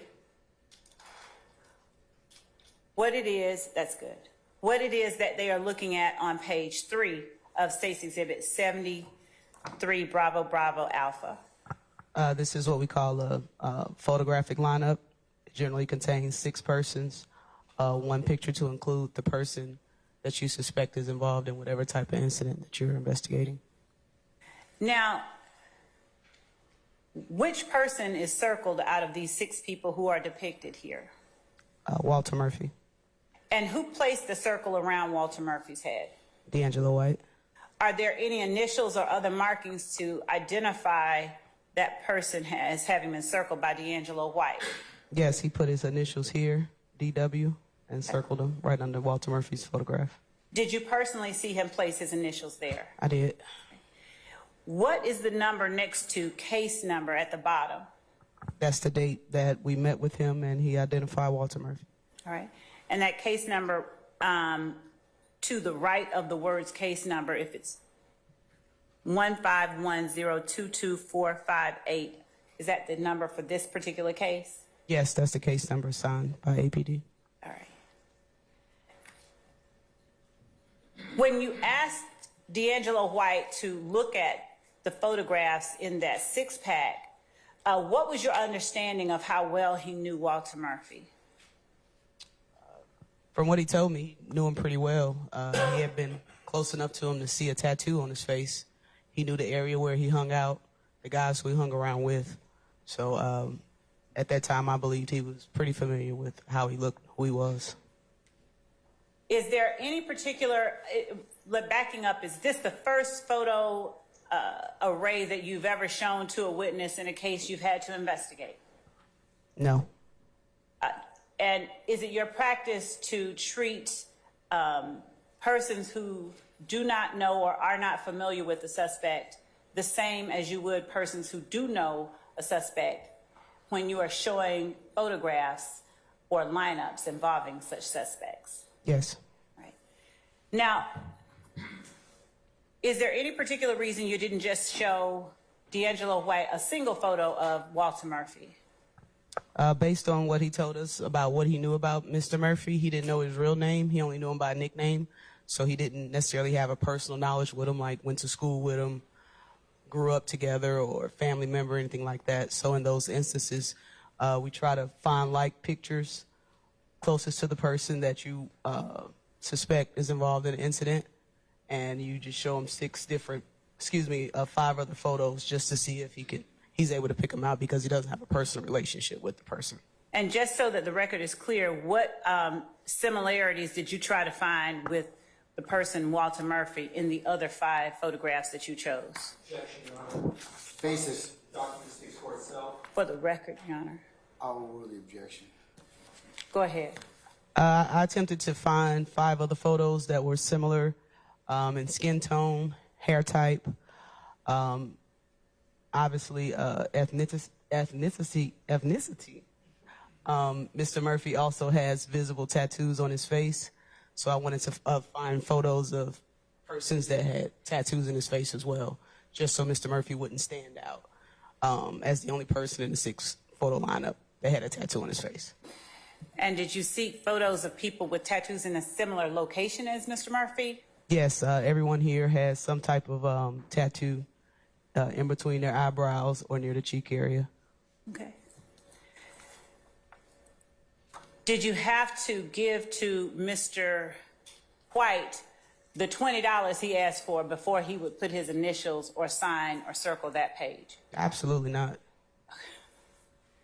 All right.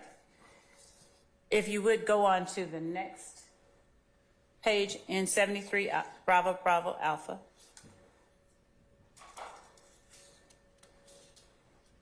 Okay. Now, what are we looking at on the next page of 73 Bravo Bravo Alpha? This is the cover sheet for Mr. Kelvin Treadwell's lineup. It also has his name and his position in the photo lineup, along with the names of the other 5 people that are in the lineup. Did you show this page to D'Angelo White before he saw the 6-pack or photo array containing Kelvin Treadwell? No, I didn't. All right. And what else, if we could advance to the bottom of the page, would you tell the jury what the writing is on the far right side of this page? That's the date that I met with Mr. White, Mr. White's name and date of birth. And what is it that you've written underneath Mr. White's date of birth? Identified Kelvin Treadwell, a.k.a. O.G. Bentley, as ordering the shooting. And do you circle your initials and put your police number at the bottom as well? Yes. And that word copy and date and initials on the left, is that for the same reason as you identified earlier? Yes, ma'am. Okay. If we could advance to the last page of 73 Bravo Bravo Alpha. Would you tell the jury what it is, can we squinch it down some, that we're looking at in the last page of 73 Bravo Bravo Alpha, labeled FCDA 813 at the bottom? This is a 6-pack photo lineup and containing Mr. Treadwell.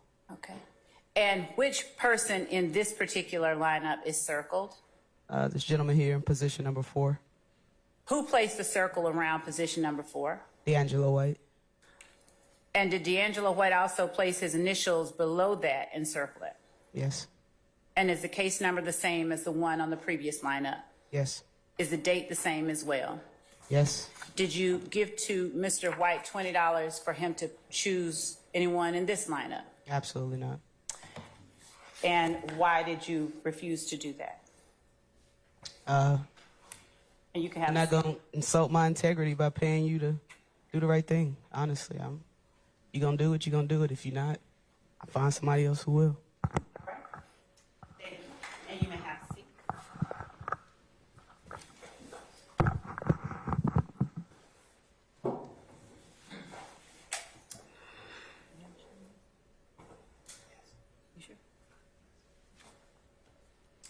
I'm going to show you what has been marked as State's Exhibit 70, Bravo, Bravo, and 71, Bravo, Bravo, and which have previously been shown to counsel for the defense.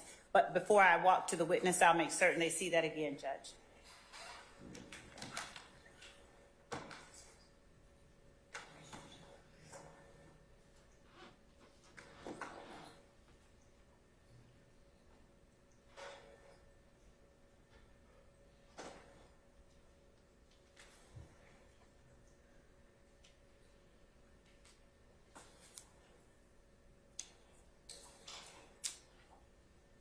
Showing you the demonstratives labeled 70 Bravo Bravo and 71 Bravo Bravo.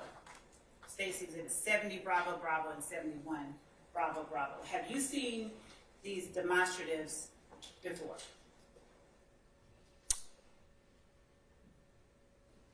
I'm not certain. You mean the intersection or these actual photos? The intersections depicted in these. Oh, yes, yes. Do you recognize the intersection depicted in State's Exhibit 70 Bravo Bravo? Yes. How do you recognize it? I recognize it as the, number one, the area that Mr. White showed us where the shooting happened, and also I'm familiar with that after that particular incident. It's Harper Road and Browns Mill Road, Southeast. And State's Exhibit 71 Bravo Bravo, do you recognize the intersection shown in that photograph? Yes, it's the same intersection, just from a different angle. Browns Mill Road at Harper Road, Southeast. Are you able to use State's Exhibit 70 Bravo Bravo and 71 Bravo Bravo and denote the description that D'Angelo White gave you of the vehicle travel direction and the incident that occurred at that location as he drove you through the area where Dexter Montgomery was shot? Yes. Yes. Please do so, starting with states 70 Bravo Bravo.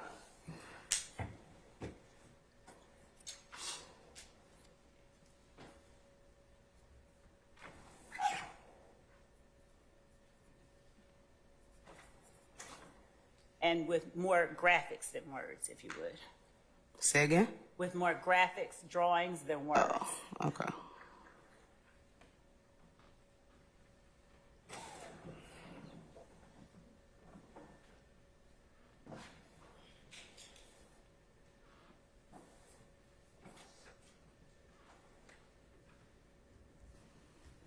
You want me to do it on both or just Yes, one? please. And I'm going to take what you did on 70 and show it to the defense.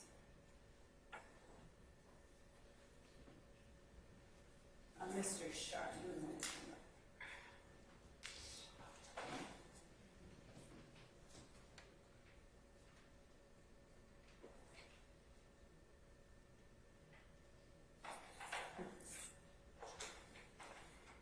Okay, I'll bring it to you. And have you done as much on 71 Bravo Bravo as well? Is that okay? Do you like it?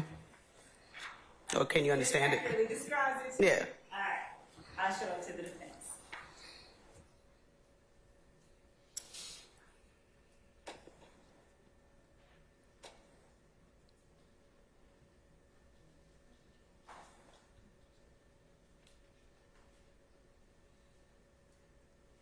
And would you just put your name somewhere on 71 Bravo Bravo and 70 Bravo Bravo as well? In the picture on the white. Either one. My full name or your initial? Initials. Thank you. Your Honor, the state tender states exhibit 70, thank you, 70 Bravo Bravo and 71 Bravo Bravo for demonstrative purposes. Any objection to state 70 Bravo Bravo or 71 Bravo Bravo for demonstrative purposes? All right, they're admitted. Thank you.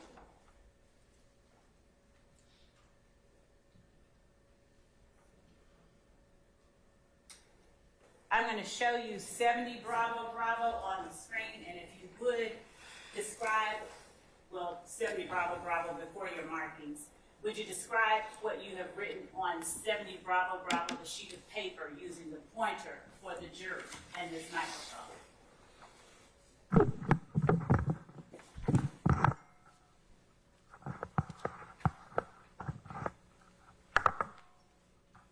So on a sheet of paper, I wrote blue vehicle and put some dash marks as basically a representative for direction of travel with the arrowhead at the top. This will be where the blue vehicle, the victim's vehicle, was traveling and stopped here at the stop sign. Okay. This is Browns Mill Road here. I wrote on the paper nitro with the hash marks and an arrow at the top to demonstrate the location that the Dodge Nitro was traveling, which is straight down this way, down Browns Mill. Thank you. And showing you 71 Bravo Bravo without your markings, would you please describe to the jury what it is that you have marked on 71 Bravo Bravo? On 71 Bravo Bravo, I wrote Nitro with the same hashtag marks to represent an arrow with an arrow on the top. This is the direction of travel the Nitro was traveling, which is this way, and basically kind of went over here towards the stop sign. This is Harper Road. I put dash marks and blue vehicle, which was where the victim's car was stopped, right here. Thank you. You may take your seat. Thank you so much.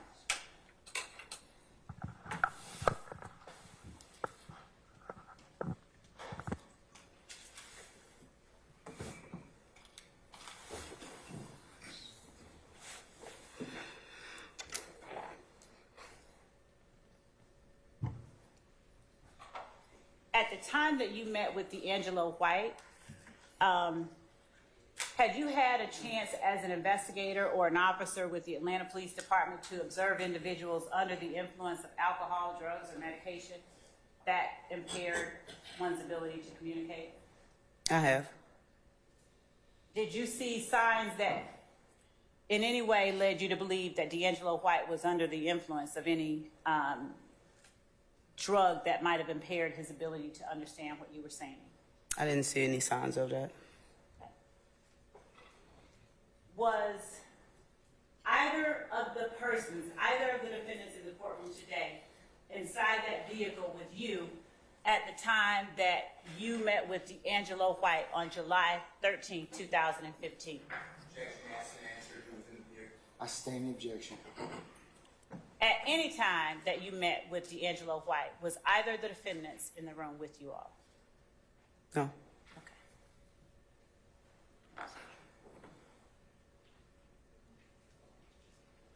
Okay. Your Honor, may I approach with a member of the defense? Step out. You step out, sir. No, I don't think so, Your Honor.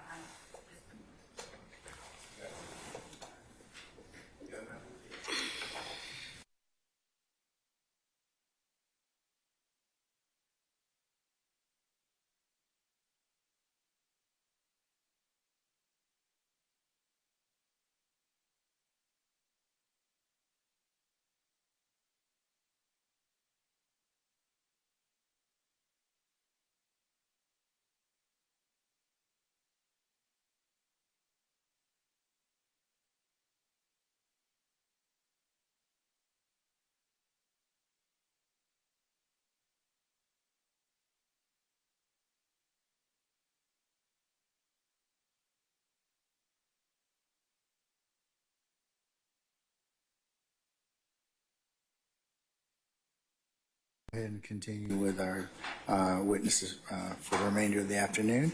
So, ladies and gentlemen, we'll take about 10 minutes or thereabouts. All rise.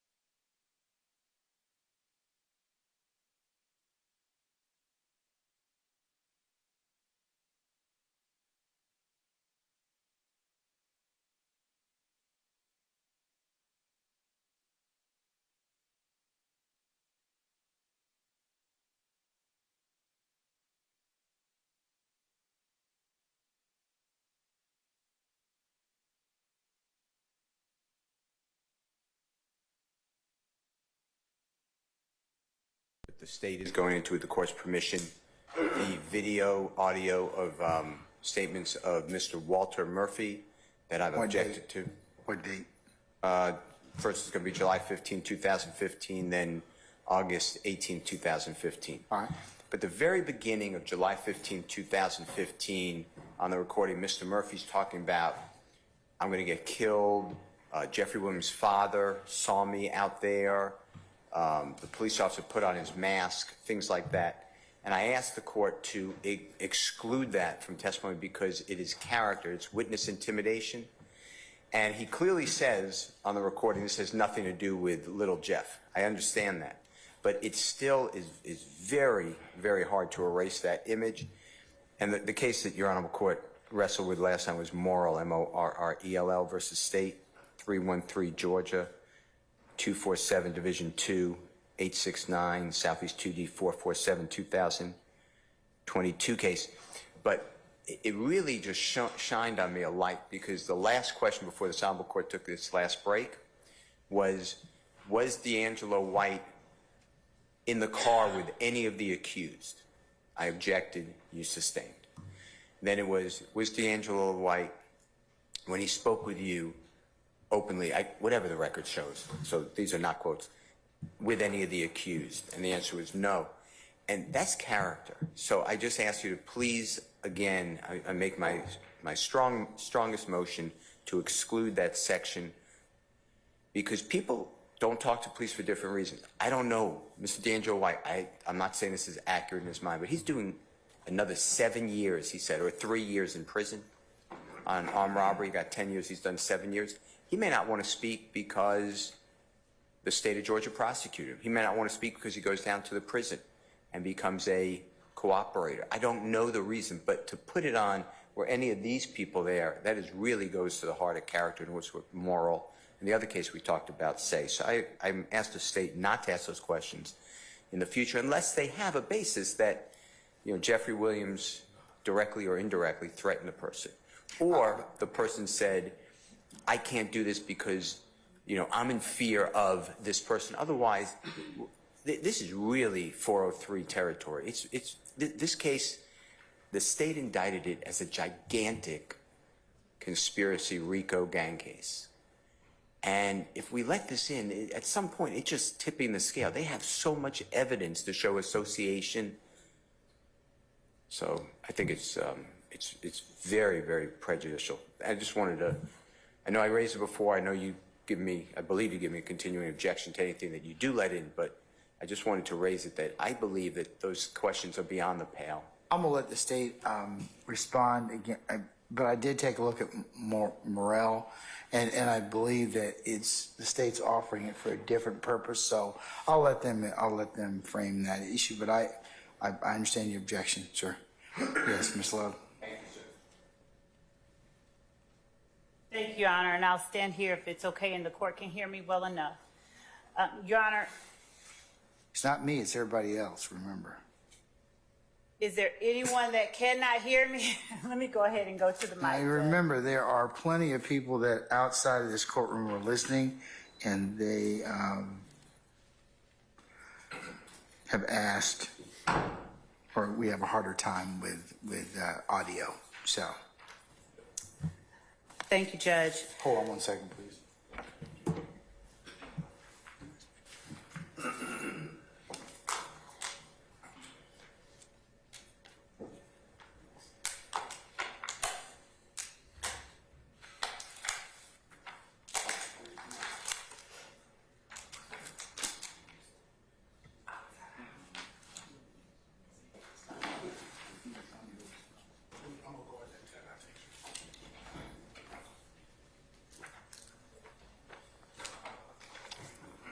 Yes, ma'am. So, Your Honor, two things regarding the information that Mr. Steele asked to exclude. One is that the information goes directly under 24-6-622. It goes to the witness's reason for testifying the way that he does. I believe that his objection was to Mr. Murphy and his statements as opposed to D'Angelo White, if I'm not mistaken.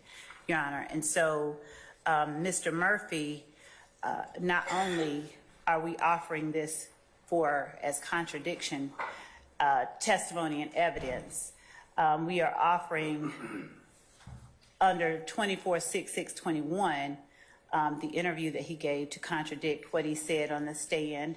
On the stand, he said that he was afraid of going to jail because he was false flagging.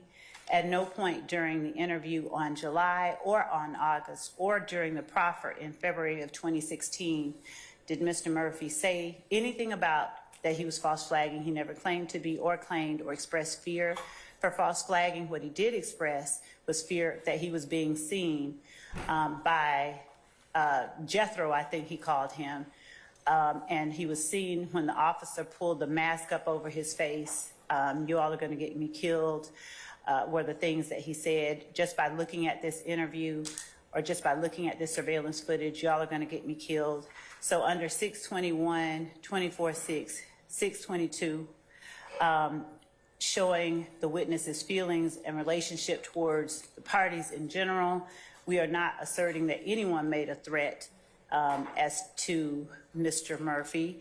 As Mr. Steele said, I think at some point, Mr. Murphy may have even clarified that I'm not saying that he threatened me or he said he was going to do anything. I believe that the concerns that he has are concerns that the witnesses, both Mr. White and Mr. Murphy, I believe probably would have gladly answered for him on cross-examination as they've given the examiners from the state a little bit more difficulty remembering things and consistently testifying with what they have said earlier. So the statements are relevant under 24-4, 401, and 402, and they are admissible, we'd argue, as showing the relationship between him and the parties. Throughout the interview, he talks about YSL, his associations with YSL, and this is just the July interview that I'm talking about. I haven't even played the other one, so I don't want to address it until it's time, unless the court tells me to. Okay. And under 24-6, 621, it contradicts what he testified to at trial. So the court, we would ask that the court maintain its ruling regarding the July 15th interview. Mr. Steele, I've had an opportunity to take a look at it again. I'm still maintaining my earlier ruling, and under 403, I do believe it's more probative than prejudicial, so I'm going to allow it this time over objection. I'll still give you, as I mentioned earlier, a continuing objection as to that particular tape. All right, let's summon our witness, please. Bless you.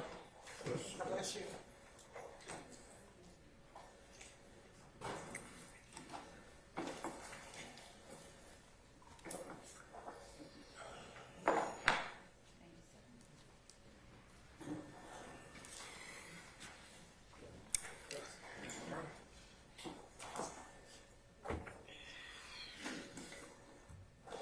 All right, summon our jurors, please, Sergeant Ingram.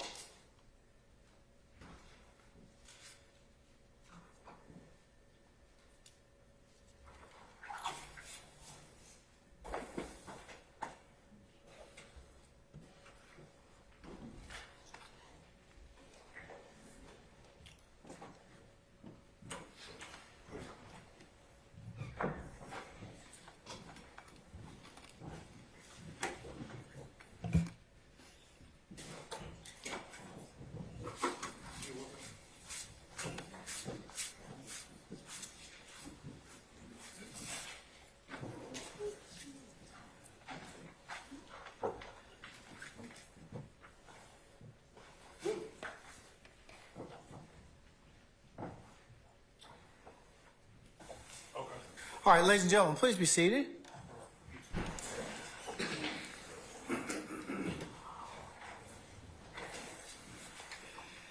All right, Ms. Love, you may continue with the examination. Thank you, Your Honor.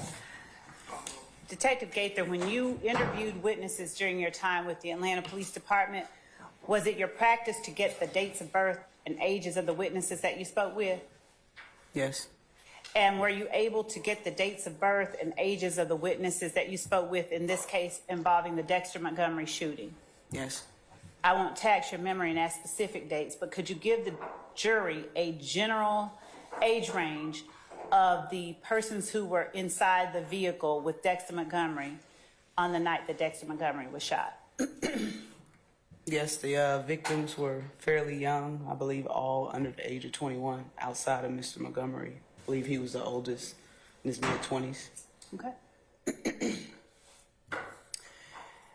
When you spoke with D'Angelo White, we heard him asking for things. Did you ever threaten D'Angelo White in any way to get him to speak with you? No.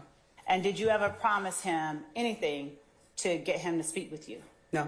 Did you ever promise him anything to get him to get in the car with you and show him what he did? No. Did anyone make any promises or threats in your presence as it related to D'Angelo White? No. Okay. You also said that you spoke with Walter Murphy. Yes. At any time that you spoke with Walter Murphy, did you ever threaten him in any way besides he was probably going to jail? No. Okay.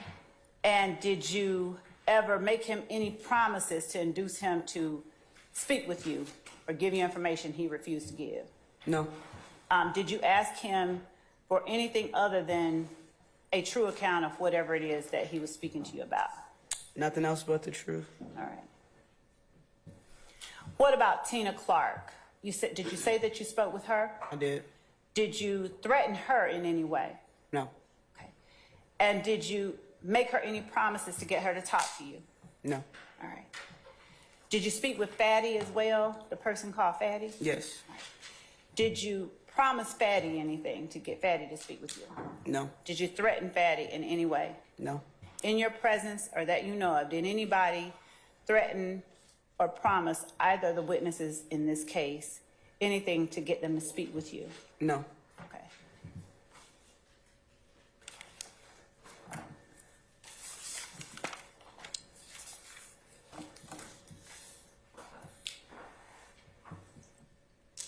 Was July 13, 2015 the last time that you spoke with D'Angelo White? Yes. Okay. Did you see him again anymore after you dropped him off from the car ride that you, Dennis, and Edwards took him on? No. All right. Walter Murphy, did you have an occasion to speak with him on July 15, 2015? Yes. Okay. And had he been detained at that point? That day, July the 15th. Okay. Where was he taken into custody? At what location? Mr. Jeffrey Williams' residence in Sandy Springs. Was that on July 15, 2015? Yes. Okay. Did you then take him, or was he transported to the Atlanta Police Headquarters? Yes. Did you meet him in an interview room there at Atlanta Police Headquarters? Yes. Did you meet with him before he was taken to any jail or facility? Did I meet with him? Did you interview him at headquarters before he had been booked into jail? Yes. All right. At that time, did you read him his Miranda rights? I did. Okay. And did he agree to speak with you? He did. All right.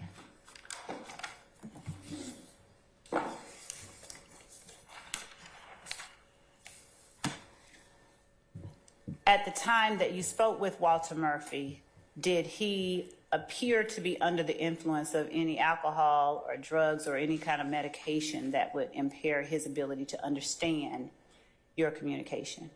No. Okay. Did he claim at any time during the interview to be under such an influence? No. And in answering or responding to your questions, did he answer coherently? In other words, when you asked him a question, did his answer, were his answers responsive to the questions that you asked? Whether they were true or false, were they responsive at least? Yes, they were responsive. Okay. And did he ask you questions during the interview? Quite a few. Were the questions related in a rational manner to the investigation that you were involved in at that time with Walter Murphy? Some did, some didn't. Okay. The ones that did not, did they nonetheless make sense? Yeah, they made sense. Okay. I understood what he was trying to convey. Okay. Was the interview that you conducted with Walter Murphy on July 15, 2015, audio and video recorded? Yes. And was that at an interview room at the Atlanta Police Department? Yes. Who all, if anyone else, was in the room with you during that interview? July 15th was Investigator Edwards. Edwards? Edwards. Okay. Was Edwards also the person who was in the car with you when you all were with Yes. D'Angelo White? Yes, ma'am. All right.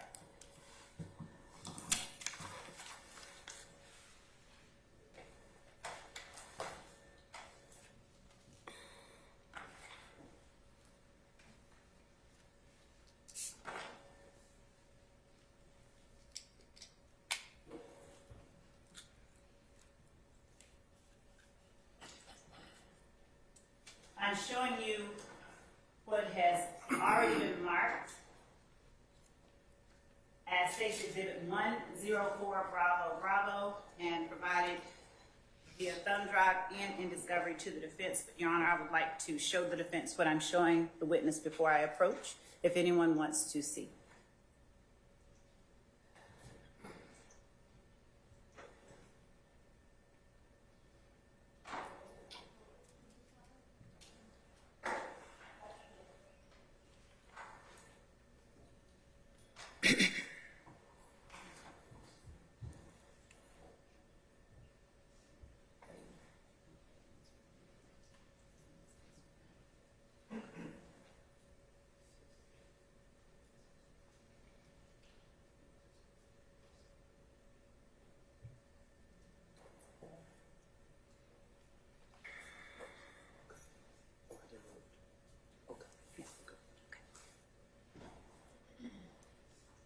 I'm going to show you what has been marked as State's Exhibit 104 Bravo Bravo. Do you recognize the file labeled State's Exhibit 104 Bravo Bravo contained on the thumb drive you identified with your initials earlier? Yes. And have you had an opportunity to review State's Exhibit 104 Bravo Bravo prior to coming into court? Yes. And is it an accurate recording of the interview that you had with Walter Murphy on July 15, 2015? Yes. Did you see any material alterations? No. State tender State's Exhibit 104 Bravo Bravo is evidence, Your Honor. Any further objection to State's 104 Bravo Bravo, counsels? Subject to all prior discussions. All right, okay. And if continuing objection. All right.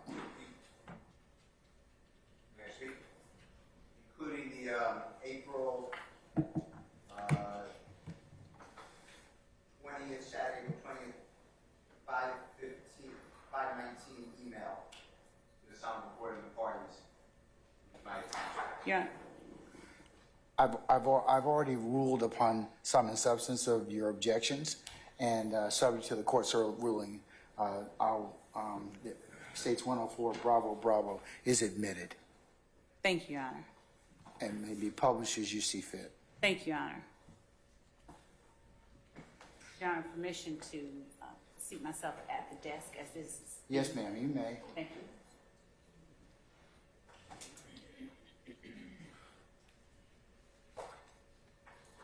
And Ms. Hilton is assisting me.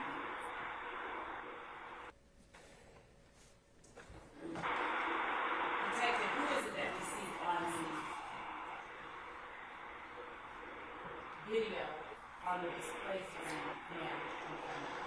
That's Walter Murphy.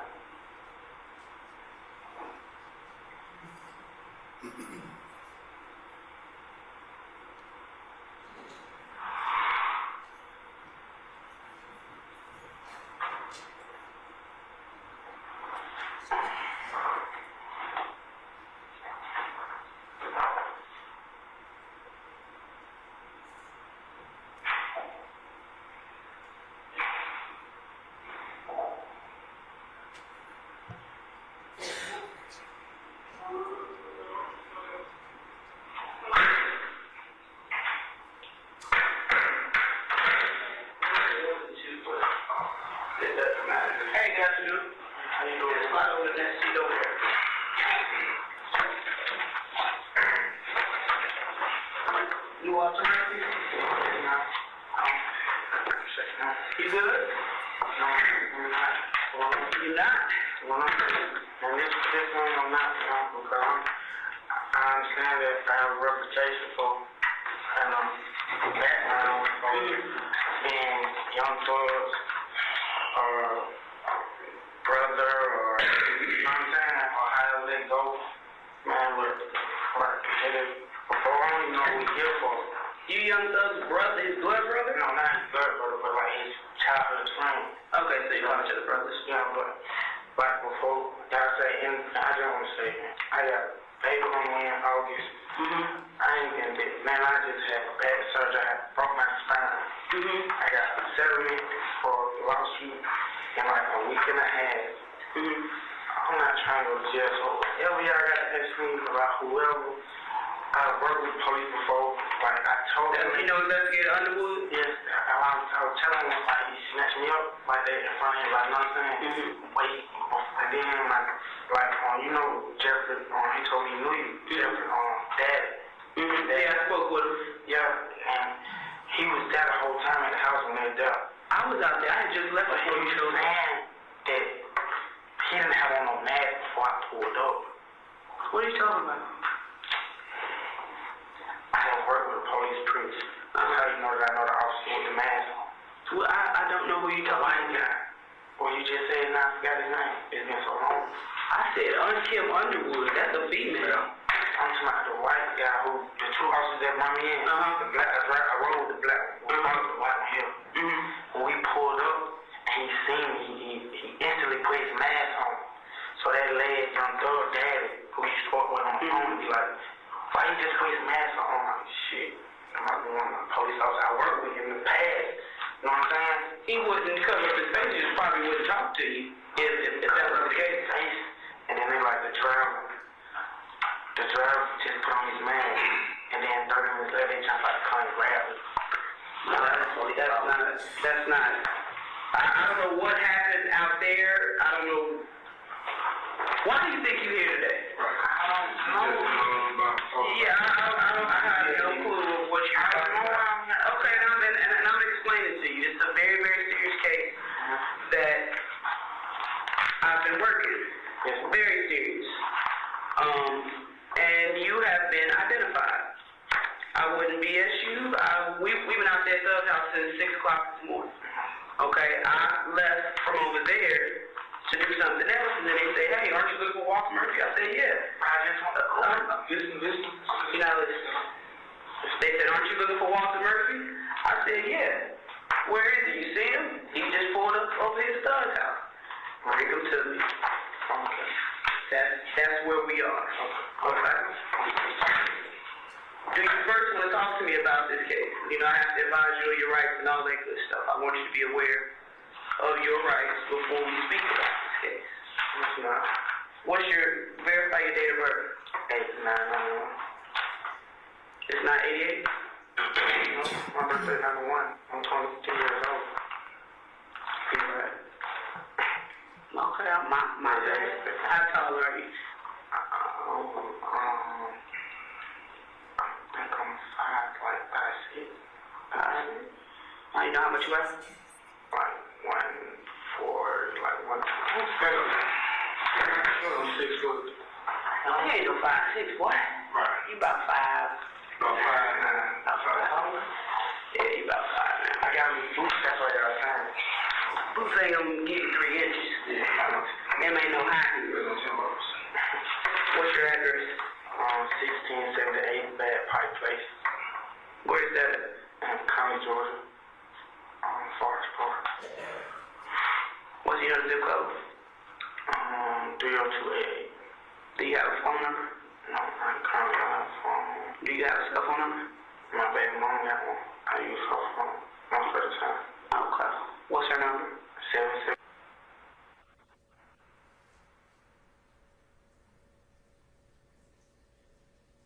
Your Honor, for the record, we stopped at 217:30. She's 8 months. 8 months. We'll start back at 217:40. My boy, my first junior. My first. You got a little girl? You got how many other daughters? You got 2 daughters, of course. I'm not his baby mother of mine. No. We'll just basically go over this form with you. You tell me if I need to slow down, speed up, but I want you to be advised of what you're looking at right now, okay? I'm going to jail now. At this point, probably. It's a very good chance. Because there are a lot of unanswered questions. It's not assumptions. We're going to get to that. I don't deal with assumptions. I deal with straight facts and the shit I can prove. So, it's a lot of holes on why stuff happened the way it did and other people that were involved that I hope you could fill me in on. But, like I said, I'm not gonna see my kids. you're not gonna walk out of here today. I don't know. The courts are in charge of bonds and all of that. You're not gonna walk out of here. I'm just gonna be honest with you from the start. I don't want to trick you and say one thing and it's not. So,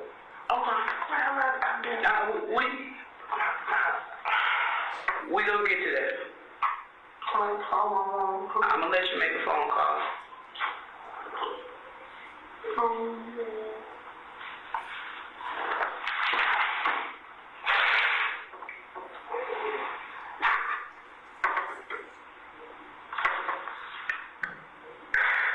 And so said, this is the opportunity for you to be completely honest with me, okay? I need to pull it together for a minute. I want to advise you of your rights. Okay. Do you know you had a right to remain silent? Do you know that any statement you make may be used against you in a court of law? Do you know that you have the right to have an attorney present with you before you make a statement? That's fine. That if you do not have enough money to employ an attorney, you have the right to have one appointed to you. Yeah. I have a lawyer so I can calm him down. If he can get here in a reasonable amount of time while you want to make this statement, absolutely. Reasonable to me is 30 minutes. Okay, but I gotta call him. I don't know. Well, what's your lawyer's phone number? I don't know his phone number. My baby mom. What? I see what my baby mom got in her phone. Okay, do you want? I use, and I just went to court. I went to court for my open case. I went to court for my open case and for my lawsuit. And both of my lawyers who for my lawsuit and my case were for the same form, for the same fine. So, what's your lawyer's name? Jacoby Hudson. Jacoby Hudson. So I can call your baby mother and she can call Mr. Hudson. Call Mr. Hudson and give me a call back. All right. So at this point, you want to stop right now until we try to get in contact with your lawyer. I'm going to jail anyway. You already told me that. I mean, I want to be honest with you. Like, I'm not going to like trick you to get me to talk to me, because at this point, you got what you need. So, I mean, I understand, but I would like to hear from you what happened, but, you know, you got to be aware of what your rights are. You know what I'm saying? It's just like, I understand. No, I totally get it. But things happen and things ain't gonna go away. Can I say something? Like, when you say you get it, I did. I've been in these speaks since I was 2, 3, whatever. And then after you build something for so long, and then you're like, okay, I'm through with it. I'm in shot 5 times, my back broke, my spine, not my back, my spine was broken. I know what I'm through. And I just, when did you decide you were through? It's honey. I've been out of the game like 2, 3 years. You know what I'm saying? I let it know. That's why I'm not waking up and having to guns at work. You see what I'm saying? I'm through with that right, but it's hungry. I see it's hungry. Well, this is not a case from 2 or 3 years ago. This is a case from 2 or 3 months ago. Yeah. I mean, can I call my baby mama and let her know that I'm being questioned? I can give her, I can have investigator Edwards step out, give her a call, give her a little bit of time to try to contact with that, and then it's up to you if you want to move on. You know, there's no pressure for me, trust me. It is what it is. It's just an opportunity for you. I mean, you got your own life in your hands. You made decisions. I didn't do it. I mean, yeah, whatever somebody had to say I did for me to be right-handed, particularly. So, yeah, I got what you're saying. So, do you want to continue on, or because nobody said anything? We got a good-ass video. I understand. You understand? So it's not just somebody saying something. Okay. All right? Okay. So, I haven't did anything, though. Okay. I'm trying to see, like, what is but ask you some questions and you're gonna answer them, and it's just whatever you tell us, we don't even go by what you tell us, and based on our facts that we have, and we see where we can go from there. But we're not by any means in a way just going off what just anybody's saying. You know it don't work like that. Right. I work for the gang unit. You ain't down in Zone 3 precinct. So you know 9 times out of 10 when you come to this building, it's about something serious, you know what I'm saying? So I wouldn't bullshit you by no means, Mr. Murphy. So I try to contact her. So basically I'm going to jail for getting all of that too. Well, right now you probably go to jail if you can read this top part, because I didn't get to explain it all to you. See 5 counts. Plus the gang charge. Plus weapons assistance. That's what you're facing right now. That's what you're facing. Yeah. We can go on. Now, if you requested your attorney, either you want to speak to us without him, and you can call your girl later and say, hey, let my lawyer know I got locked up for this, that's on you. But if you say I want my lawyer and I want him here, I can't question you after you requested your lawyer to be here. Sure. Yes, sir. Nah, it's no pressure. It's totally your right.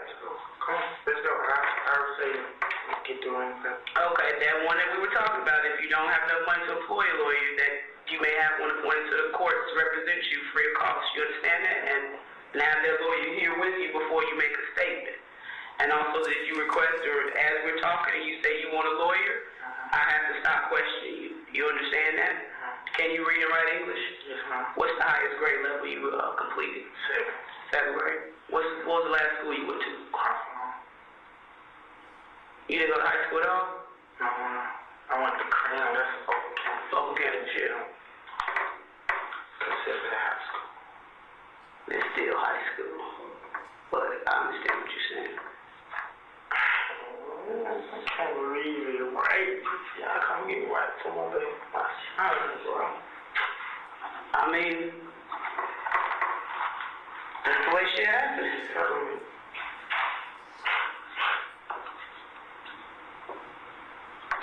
You still want to speak to me, sir? You need to sign right here at the X.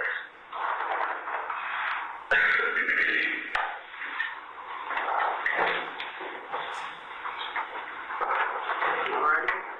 That's it, that's a witness it right here.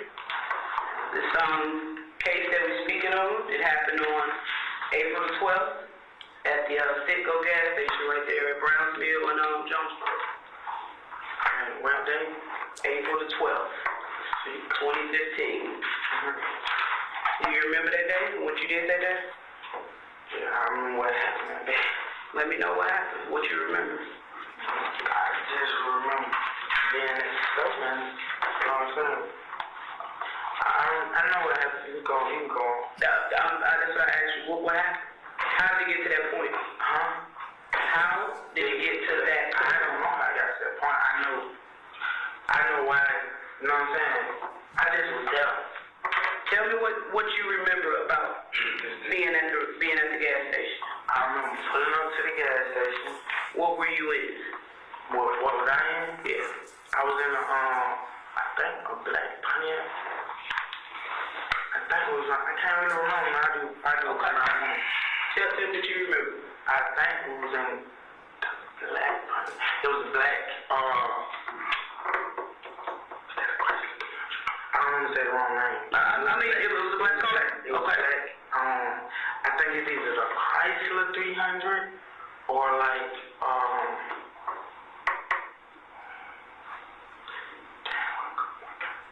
it's a Chrysler 200 or 300. Was it four-door? Yes, a four-door. It's a long.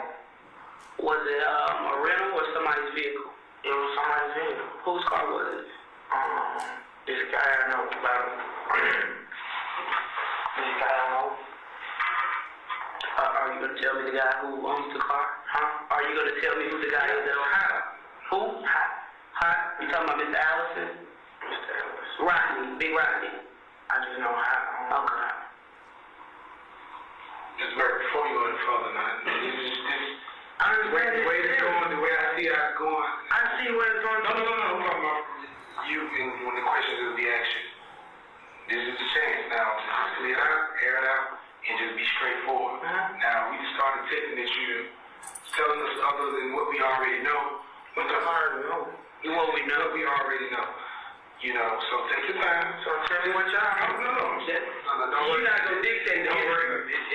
I asked you to tell me what you remember about what happened. And you said just take your time and think your thoughts through and tell me questions. That's all. Nobody's trying to force you to say nothing that didn't happen. Take your time and answer the questions. That's it. There's no need to create nothing and tell what you know. Yes. I'm saying like, who all were you with? Because you said we. I was with. Who was I with? I was with Bentley. Bentley. What's Bentley's name? I don't know your real name. Everybody knows. You worked with Bentley. We have video from the gas station. Very, very good video. You weren't in the car with Bentley. So who was I with? You weren't in a black Chrysler. Bentley was in another car. I'm sorry if I'm being like if y'all feel like I'm being dishonest. Yes, or saying y'all being dishonest. See what I'm saying? I ain't saying that. I'm saying like I really do join it, and after a while the nights started to feel the same. You know what I'm saying? So was there more than one incident where somebody was shot at that gas station or leaving that gas station? Shot? No, I didn't know nobody got shot, man. And that's on my right hand, the gun. That's your left hand. I did not know nobody got shot. Yes.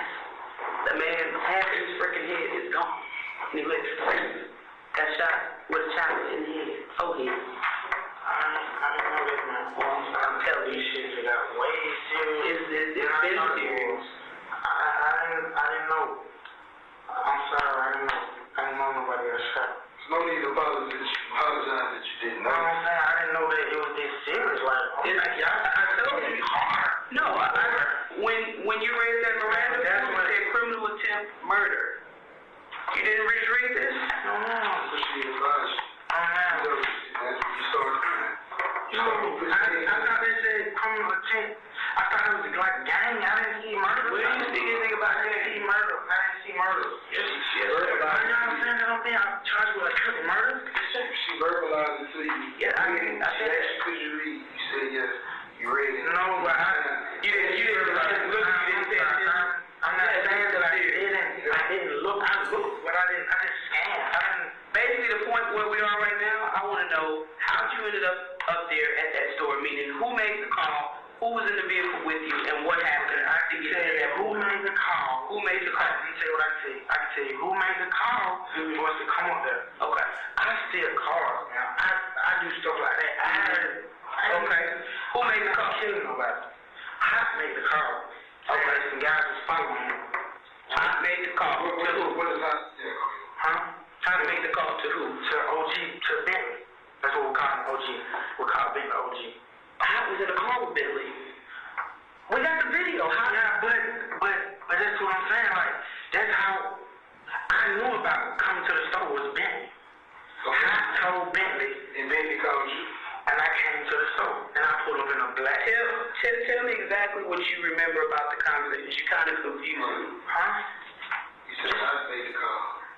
I get calls from, listen, I get calls from Hot and Bentley. You know what I'm saying? It's like, I don't think y'all can I start with You said I made the call to OG. to murder somebody? You said I made the call to OG. This is crazy. To Bentley, right? Yeah. And from there, Who made the call to you? Bentley came and got me. Kenny got you. Yes, Bentley did not come get you, bro. What gonna get you? Brother, I'm not that car. Bro, Black Christ I'm talking about. Listen to me.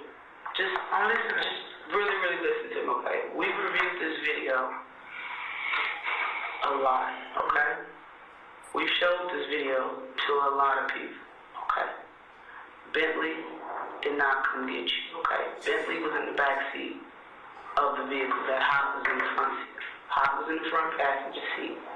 Bentley was behind him. So a young lady driving. There was a couple of boys in the back seat, okay?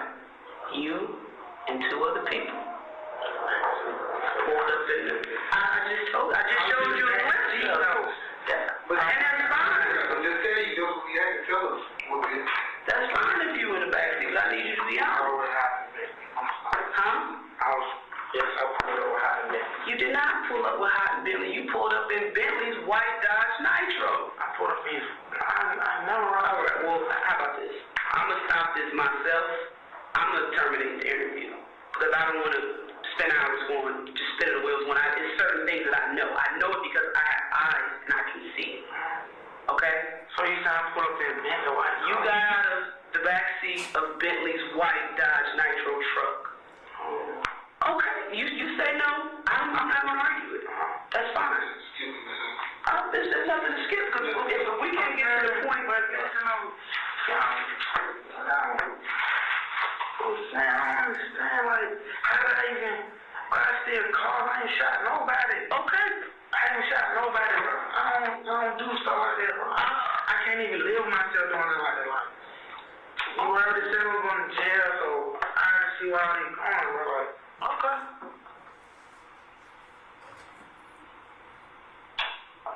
Shit, corn, bro. Where you see going? And say that, and say that, but you giving me a story that I know isn't true is totally crazy. Yeah, but okay. I mean, You in this situation, you need to be helping yourself. that man putting that mask on and throwing out, bro. Just what now? Just that'll get me killed, bro. Him putting that mask on and throwing out, bro. Just that'll get me killed, bro. So, I mean, y'all saying this like, bro, I'm just, like, linked to these people, bro. Like, bro, I'll be killed in a week, bro. Like, this is what I mean, man, bro. Like, I don't even know what to do. Like, I don't even know what to do with myself right now. Y'all saying this man, like, I know what happened that day. Okay, Hot Rod called somebody called Bentley saying that these folks following him. Okay, yeah, we pulled up. Bro, I ain't know nobody got shot. He got shot right here. Listen, he got shot right here. I still cars, His bro. skull is gone. And he's in a rehabilitation hospice center right now. And they're waiting for his brain and his skull to heal a little more so they can put a metal plate so he doesn't have a big droop in the side of his head. Because his head is just like sunk in. It's just gone. I understand where y'all coming from. If I was shot, I would hope y'all do the same thing for me. You feel what I'm saying? I would. No matter what you do, nobody deserves that. Nobody deserves to be treated like that. So, I mean, you can stop the thing, y'all go up and put me in jail, bro. Yes, sir. But, I mean, Murder. I ain't saying that. I'm just saying, she said I'm going to jail before we even started this. Right. And you asked me for what? And I said, this is what you're facing. Huh? You asked me what? You said lock me up for murder. I just said lock me up for whatever you said I was facing. Okay. I mean, because I ain't did nothing, man. Why I need to steal cars? I steal cars. Like, that's the only thing. I'm on probation. I had it done one time. Got locked up. I'm on probation for that shit. Like, I don't do that, bro. That shit out of my league. Like, it's over my head. You see what I'm saying? Like, it's over my head. Even, bro, by y'all even, by me even knowing that happened now. But the funny part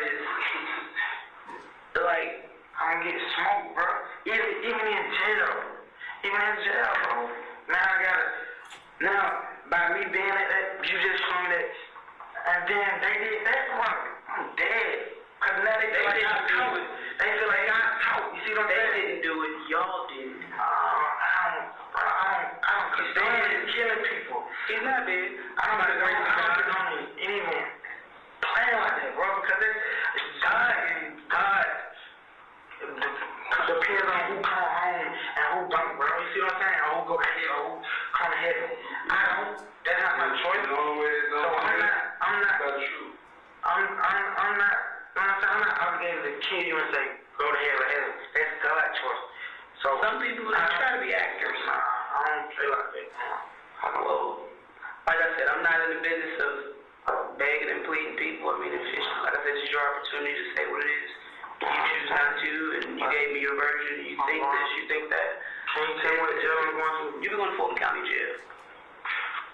You'll be going to Fulton County Jail. Right now, you haven't said anything. I mean, I don't got listen to what you listen.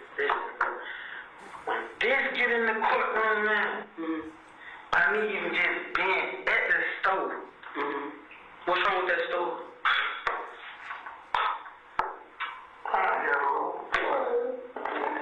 I'm not even gonna get to see his face. Like, bro, my girl 8 months pregnant at work right now. She probably getting off. That time wrong. But I understand what you're saying. Like, I'll go home, y'all kids, y'all spend. But at the same time, we're not out here doing this. You say, bro, you doing silly shit. Silly shit where somebody follows you closely. Somebody mean mugging. Somebody trying to talk to a chick in the car with them. That's stupid shit. That's stupid shit. Now you flying up in the truck, get jumping out the truck, you and the other dude with the stick is stupid. It's stupid, but it's stupid. I would get me killed just by pulling up. But it ain't like you pulled up and then get out the car with the stick. What stick? That's yours. Just like you really do believe that this fucking video is like the. I never thought I would see video on Joe's show me with a stick, man. Then, well, this is the part of it. This is a straight shot. Okay, I don't even care. I can't like guns. How about this? I'm going upstairs. I don't like guns. Okay, I'm telling you. That's fine. You said show you a picture with you with the stick. Man, you can write it on Instagram. No. I'm pulling off this video. Man, this is that night. I don't care. I don't even like guns. And Mr. Murphy, that's fine. If that's what your statement is, I thought that you respect what you say. You with me, but then you not. I'm with what people are right. That's what I'm saying. You're like you with me. I'm right. But I'm telling you.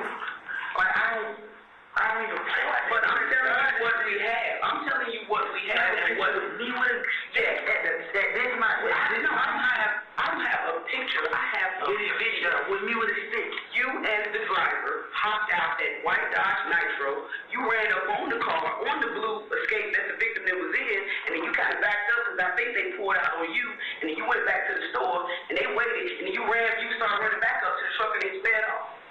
Yeah, bro, but it's okay. It's okay. I can't remember this night. And it's no pressure for you to remember it. Trust me, it's no pressure for you to remember it. I hope while you're sitting there, you're sobering up, and it comes to you. And we still gonna call your girl, let her know to call your lawyer. What have you really done for me? Honestly. I'm fair. I mean, I understand. I'm fair. Okay. We can be fair, but yeah, y'all got what y'all need. You right. I'm telling y'all, like, you not telling us. I'm dead. Like, I'm dead, bro. Like, I'm dead. Why are you dead? Bro, I can't tell. So then how can I understand what you're going through if you can't tell me? I can't read your mind. I can't protect me. You don't know what I can do. Well, then, I guess there's nothing that I can possibly say to you to convince you then. And I don't want to feel like I'm wasting my breath or wasting your time. If you don't feel like I can help you, your time. Because I feel like right now, I can be getting this paperwork started So either I'm just saying, like, listen. I'm listening. Bro, I didn't do nothing, bro. Like, these folk, you said I had a gun. I don't even like guns. Okay. I don't even, a stick, that shit. No, bro. I've been shot 5 times. Okay. With a gun. Okay. Is that your final answer? Is there anything that I can do? Just tell the truth. That's the only thing you can do right now. Speak for my baby mom. And say what? And I'm going to jail for I can tell her that. You want me to tell her? Because it's kind of give and take with me. You help me, I help you. But it's different if I tell her. What's the difference? Just hear my voice, bro. Don't forget, I'm going to rescue, bro. First of all, when I get the rescue, I'm going to the 7th floor. Mm-hmm. I don't know about that. I know, but how do you know you want the 7th floor? Bro, I'm fucking eating a lot. They don't get me killed there because they thank me. Just because, you know what I'm saying? No. You saying because all this is going on with the thug stuff, you thinking people are gonna... Right, they gonna listen, bro. I ain't no gonna assume. I'm telling you what they I'm not showing you nothing that you have nothing at all right now. We don't have nothing on you right now with that. Bro, I'm gonna be killed regardless. Do you want to be put in protective custody? Is that what you're saying? That's even worse. Why? I don't know how else to help you. I mean, I can't be at the jail babysitting or anything like that. I know, man. I understand your situation, and I hate that you're in it, Mr. Murphy, but it's not going to go away. Well, you being out on the streets, running around with guns, shooting folks, that'll get you killed too. Not at all. If that's your story, you're sticking to it, by all means, stick to it. I'm not forcing you to change your story. Well, you know what you know, and I know what I can prove, so we're going to see who they believe. And I got physical evidence to prove. You just got your word. So we're going to see who they believe. I don't put together bullshit cases. I wouldn't bring you in here on no bullshit. I just wouldn't. That's a lot of shit. Yeah, I know there's things I could be doing. A lot. You got to be honest with yourself. Right. What's your name now? Investigator Gaither. Mm-hmm. You got to be honest with you. Like I said, it was... I got to be honest with me. Because I'm getting myself killed. Can I take a bathroom break, please? A restroom break? I mean, yeah. Yeah, you can get Can I come back and talk to you? I'm not trying to end it. Like, I just want to take a second, and just think out what you want to say. Because if I don't tell y'all, bro, I'm still gonna get killed. Like, that shit crazy, bro. Like, Jeffrey was arrested for terrorist threats, and that's different from what you going to. They're trying to charge you. Jeffrey. Mm-hmm. But I understand what the people are going to assume is that. Bro, just like y'all take locking me up, saying that me being at this store or me jumping out with a chopper or whatever y'all got on video, that's what's gonna get me killed. Who's gonna kill you? Yeah. See where you always stop at? Because it's what? It's deeper than that. We don't Deeper than me, bro. Deeper than. They know my girl, my baby. Who is that? I want to understand. I want to understand. Bro. So if I can't understand that you're not willing to give me an opportunity to understand, I can't force you. I can't force you. Bro, you sound like with a chopper. Yes, sir. And then there's like a lot going on, bro. And you know what the crazy part is? You know, people kind of assume that, you know, we have video and, you know, we can make identifications from all of that. The view from the gas pump was kind of far. But you know what messed you up? Do you? Do you know what messed you up? When you walk to that front door of that store. When you walk to the front door of the store, that shit close. It's close. I mean, bro. That's what I'm saying. They put a like, see, like, why I ain't been approaching me about this shit? Cause they knew y'all had a case on this shit. Like, damn it, yeah, that's what y'all had been for. So, I didn't have business for that. I didn't. I'm saying, that's what... You know investigator Robinson? I don't know. BB down, work down, something. Yeah. He was initially working it. Yeah. But I'm just saying, like,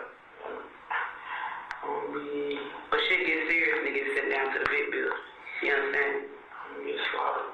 I don't know what you know. I'm not a judge or a jury. I know you saying get sent to the big bill. What I mean? This is considered the big bill. This is headquarters, Atlanta Police headquarters. So major stuff like homicide is right around the corner. Like big cases get sent to this building. And cases that can be handled in the zone, stay in the zone. I'm saying, so right now, like, we gotta get a restaurant badge, but I want to get this out for y'all to get the restaurant or whatever. What can I do to help you? To honestly, to God, to help me, like, cause bro, like, I don't know if you got that, I don't know whatever, bro, but first, you know, people and shit,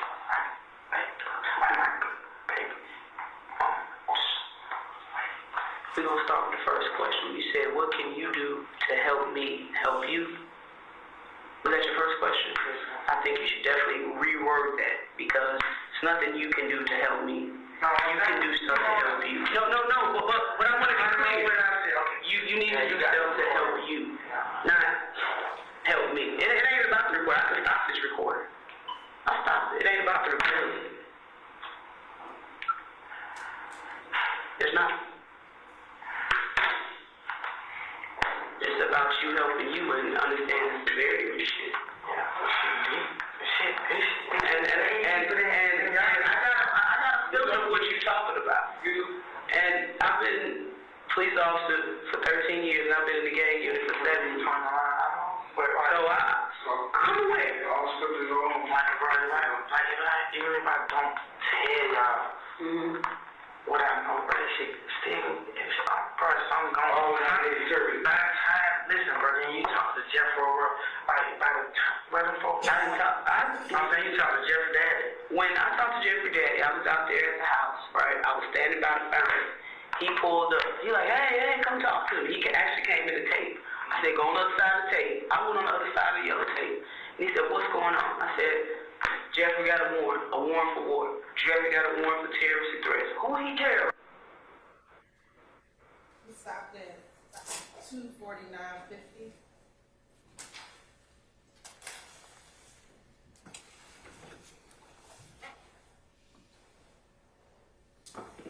Hey, sorry,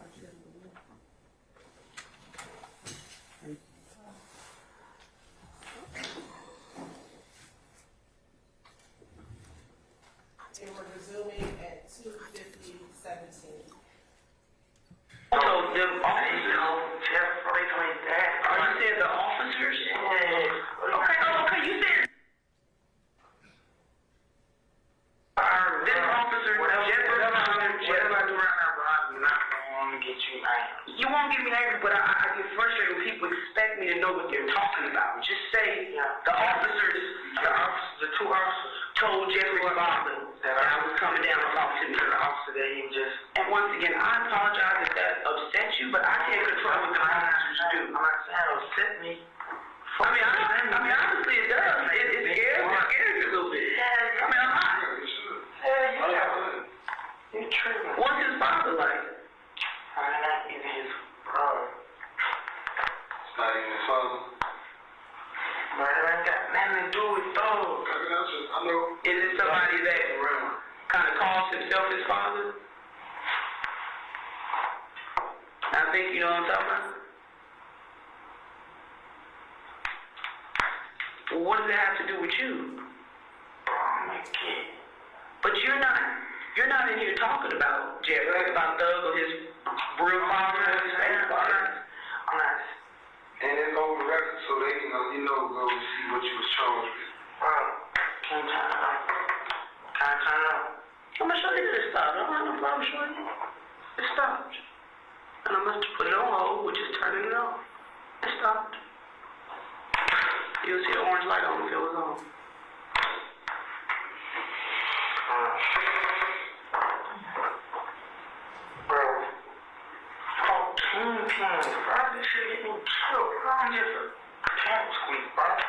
understand. Shit, I ain't shot nowhere. How did you get called up there with all that? I was just at the wrong place at the wrong time. I'm talking about not just this particular incident, I'm talking about period. Huh? Period. How did y'all get caught up with that? I remember when Thug was rapping, he was a Red Cartel, you was a Real Cartel, y'all would block and all of that. How did it go from for real music to all of that? Right. It just glowed over, bro. And then it ain't got nothing to do with the music. I know. This was like street shit. They didn't have money. What if I thought you thought about it? You know what I'm saying? Yeah. And you know what I'm talking about? These folks been having money, been getting a lot of shit like this. Yeah, I know. I don't do this type of shit like just hand these folks name in the street. These folks got a loan, you know what I'm saying? Right. These folks. But by me knowing them, and you know what I'm saying, being around them, they automatically on their ride. So, you know, so on their ride, but then I'm like, shit, the shit that around this shit get me killed or get me locked up. Why can't you just say no? Why can't you just say no? I'm lying with you right now. Cause I know you know? Yeah, cause once you know too much, to get your life taken. No choice. Everybody in your hood is YSL? No, not everybody.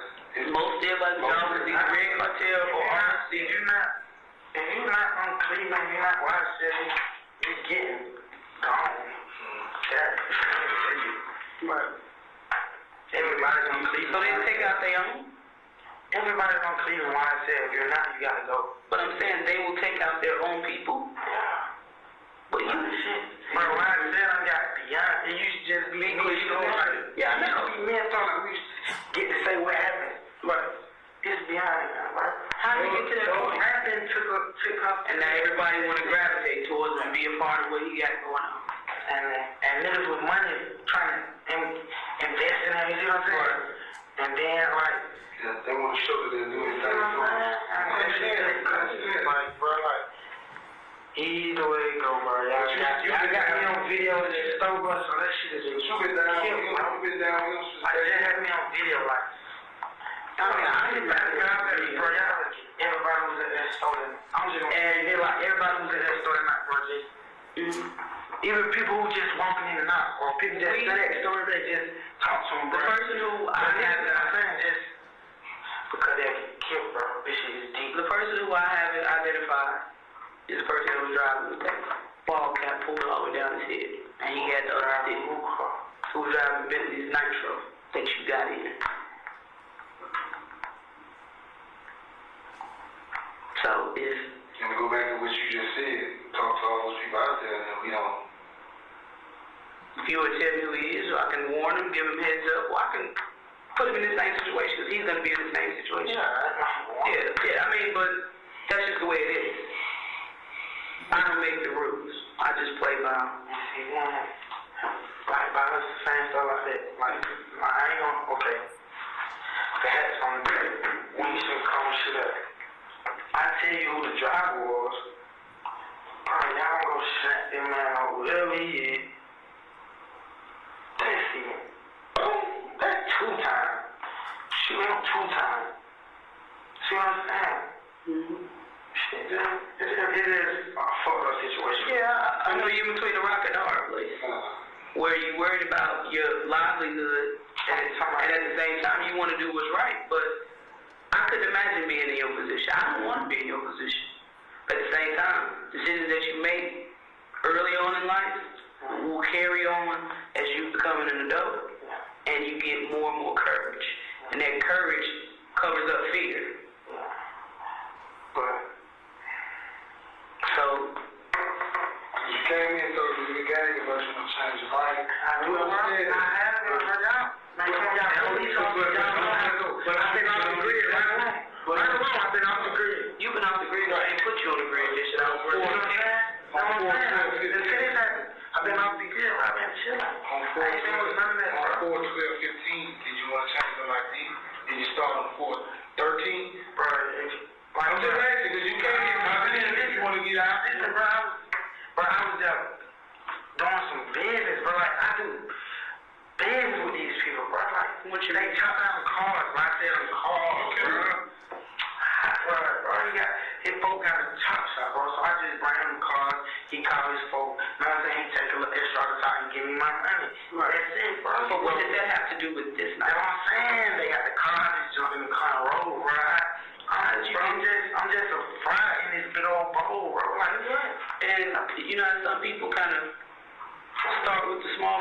the big fry.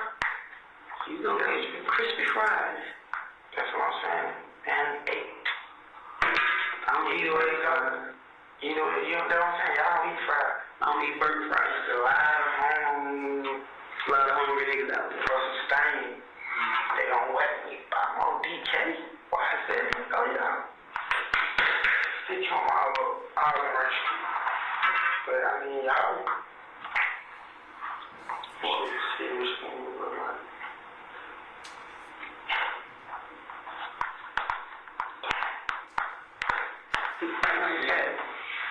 why are y'all wearing these? I just noticed it when you turned it around. I know. They all in the house. It's a very hard time for me, y'all. I'm not laughing at you. I'm just saying it literally threw me off when you turned it around. I understand. I understand, but that man got a family too. Yes, his mama just died late last year. I'm not talking about the dude with half head. His mama just passed away. So he's going through a lot, and then he gets shot.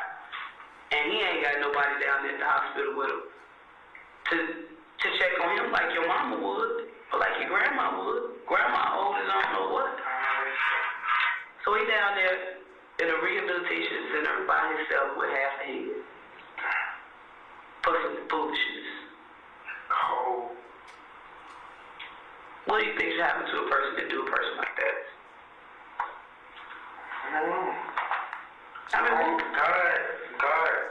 bro, I don't care like God. Hard punishment. I know God's the ultimate. God the punishment. You see what I'm saying? No, judges just decide punishment if you're still alive. But God, if you kill somebody or something like that, God gives you a life and a choice. Everybody has a choice. Now what you do with that choice is up to you. But I mean, like, it's up to you. Got me snitching in the yard, but that shit ain't gonna do nothing. This ain't killed the I'm telling the truth. Because right now, it's every man for himself. It's every man, because you think, because when we get back, I ain't gonna have the other dude. You think he gonna have the same story? He gonna get out of here. Yeah, that's what I'm saying. They're gonna be looking for a sense to murder. That's what I'm telling y'all. You don't get it, Mr. Murphy. Either way it go, I'm gone. My sister was murdered. I was in the car. It's not exactly attempted murder. I'm saying I was in a car. You were a shooter. A shooter? Yes, sir. Bro, I didn't shoot no gun. Okay. But you weren't in the car. You weren't in the car. I didn't shoot no gun in my... Were you in the car? You know what? I don't know. I want you to tell me. I mean, I know, but if we gonna power, we gonna power. I ain't gonna make assumptions. You know, I was in the car and shoot the gun over. Well, who shot? Cause you better go down for it. I mean, I don't get killed for it. But like, whatever the life means to you. It's just whatever. I mean, just shrug your shoulders. I mean, how do I get granted immunity right now? Immunity? Yeah. Immunity don't happen at this table, not with these two people. We do things later on in cases where we can set up prompters with your attorney and the district attorney, and we sit in the same room and we talk. But at this point, it's like you've already canceled yourself out. Yeah, come be ex-cop, but y'all don't understand. I'm gonna do it. Well, I can't. If I tell y'all, okay, I help you out. Well, it'll help you out in the long run. Right, listen to me. And I ain't gonna make it to the long run. I'm trying to express to you. You asked me a question, I'm gonna answer it for you. And this is the God's honest truth. You tell us what happened, right? When we present our case to the district attorney's office, which is through the complaint room. That's what it's called, where you send in your formal complaint with the person. The DA asks you, what did this person do to help themselves or to assist in this case? If you did something to help or assist in this case, I have no problem saying if you helped, you helped. I don't mind helping people. If you helped with solving this case or you made it difficult, basically. That's fair. I'm not even gonna make it to go.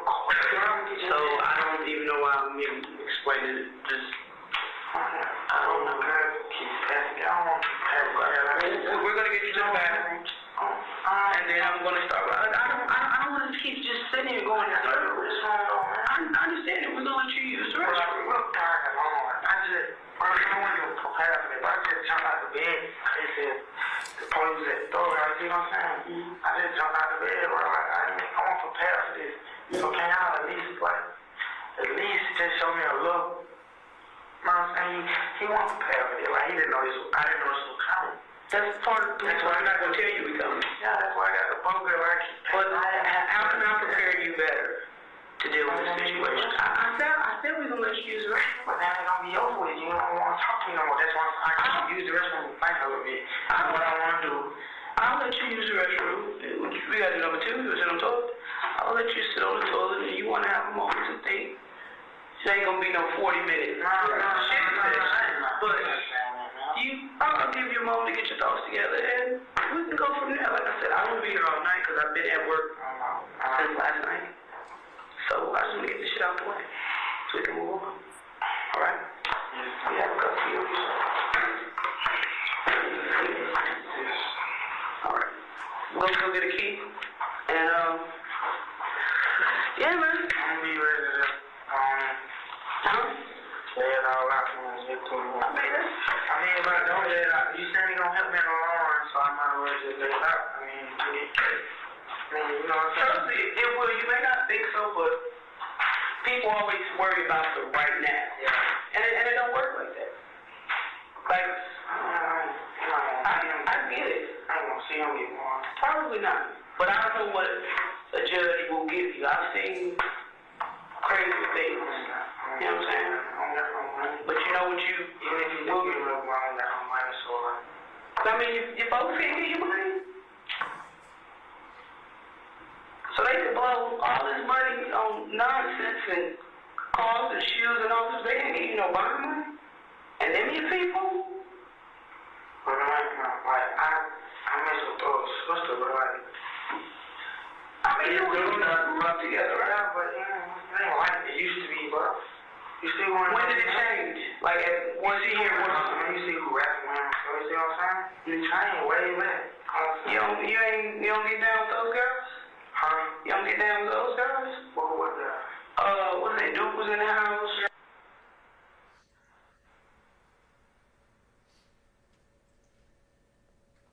I'm like, damn, I can't fuck them for that. And I ain't really tripping off him changing his surroundings, you know what I'm saying? But I can't be too mad at him, but I ain't not gonna show that I ain't mad. Right. You know what I'm saying? You think money changes? Yeah. Of course. Like for the worse? I mean, was it for the worse? Some people change for the better and they help everybody. Yeah, some people do. You don't think they get you some money towards a lawyer or a bond? That's crazy. You said y'all like, bro, like, why wouldn't he? Huh? Bradley, whatever you call him, his brother. It's like,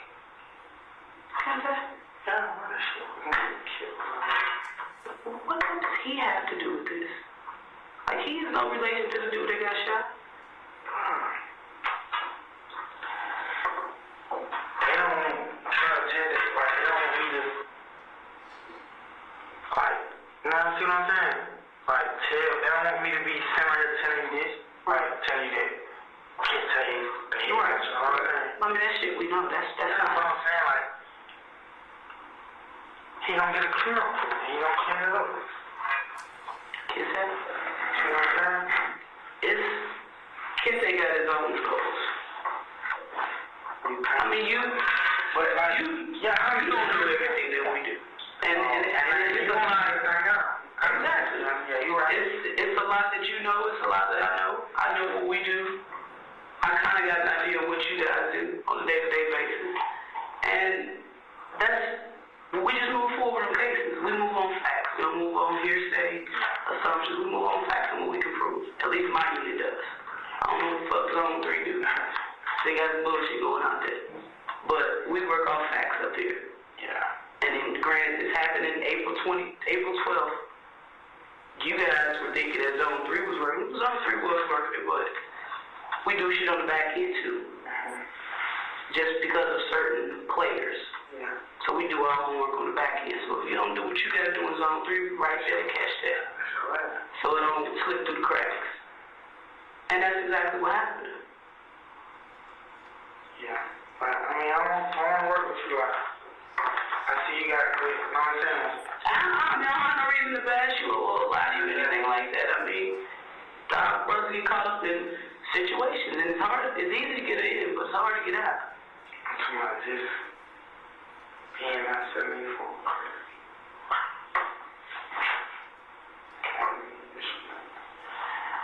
You just gotta make better decisions in life. So I'm gonna give you the guy who will drive on what you gonna do. That's the big I can promise you that I'll relay everything you said to me to the person that will be presenting the case.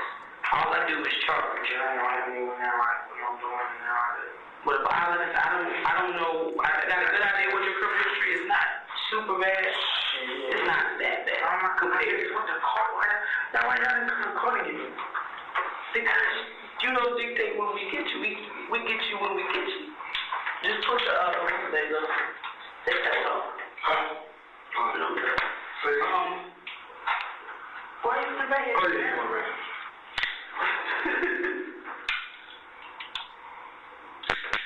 Just put the other one on. When it don't work like when you're ready, why you ain't gonna get me in? We know you ain't going nowhere. You love it, like it ain't gonna be hard to find it. You gonna show up. Step out.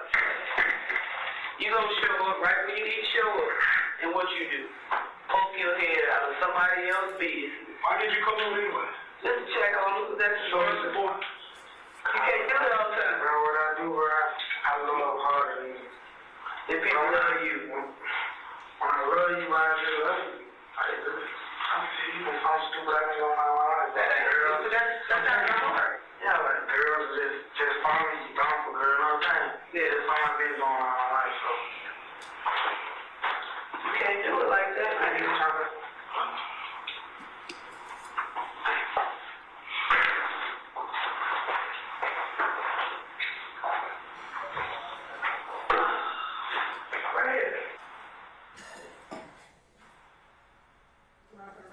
Pause it. 3:10:17 while they're out of the room.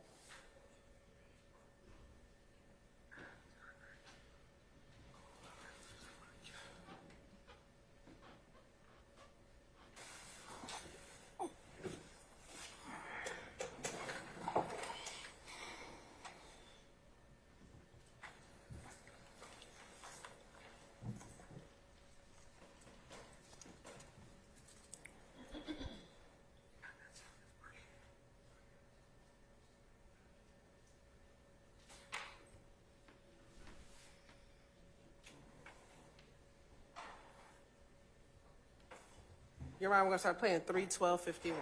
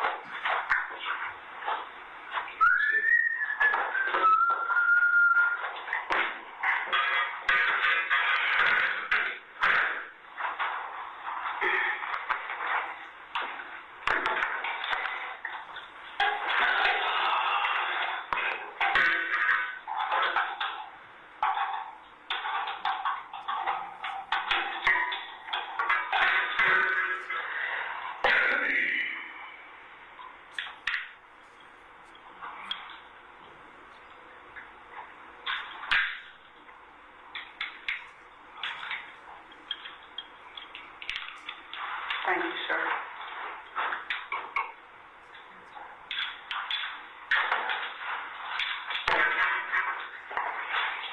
Thank you.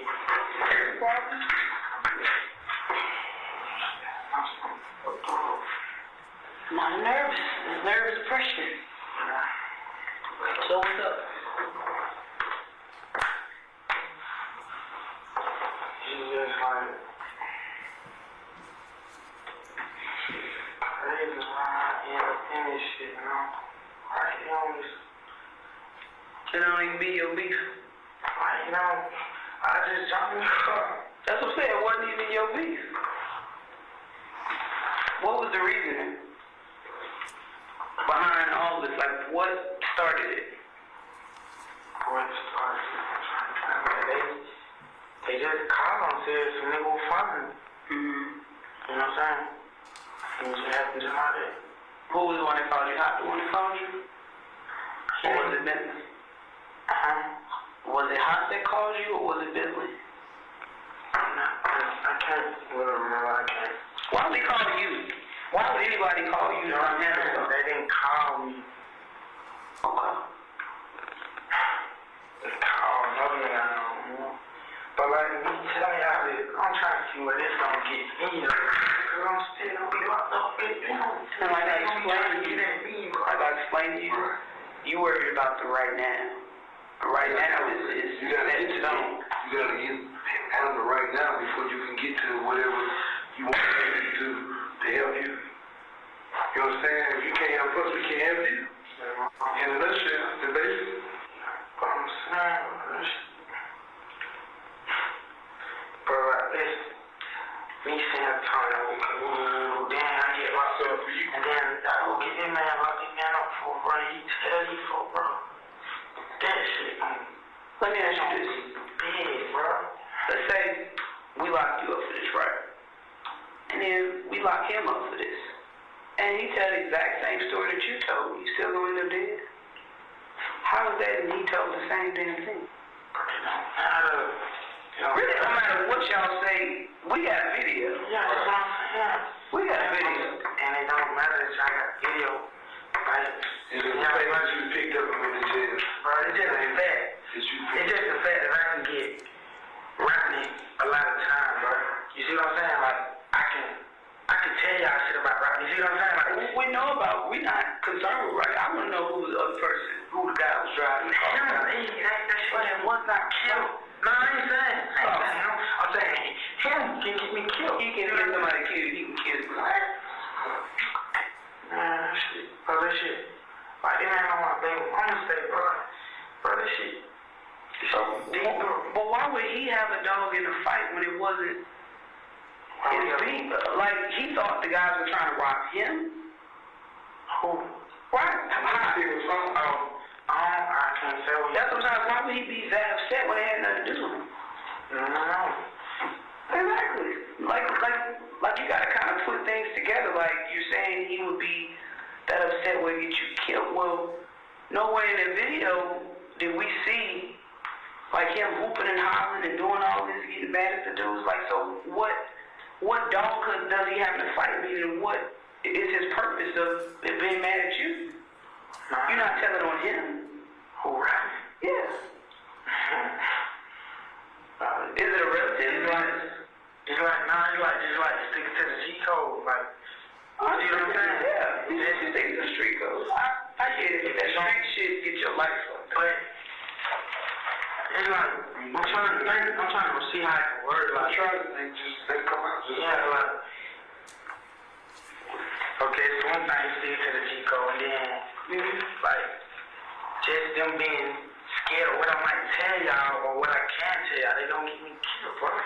Like, just how much I know. You see what I'm Have you told on them before they found out? Nah. So why would they think that this way now? Just because. I'm asking you. Y'all got the other person that was in the car with us on the camera. Boom. Y'all say, BB picked up Bentley. You know what I'm saying? They already saying that Fatty Taylor, the other guy with the tattoos in his face, that was in the truck with us. They already saying Taylor, they don't get him killed. He already got stabbed up in Rice Street. See what I'm saying? It's just a lot, bro. Just like, So he should get killed because now he's in jail. I don't know, he should. He got to take custody. But my point is, and now I didn't take custody at Right Street.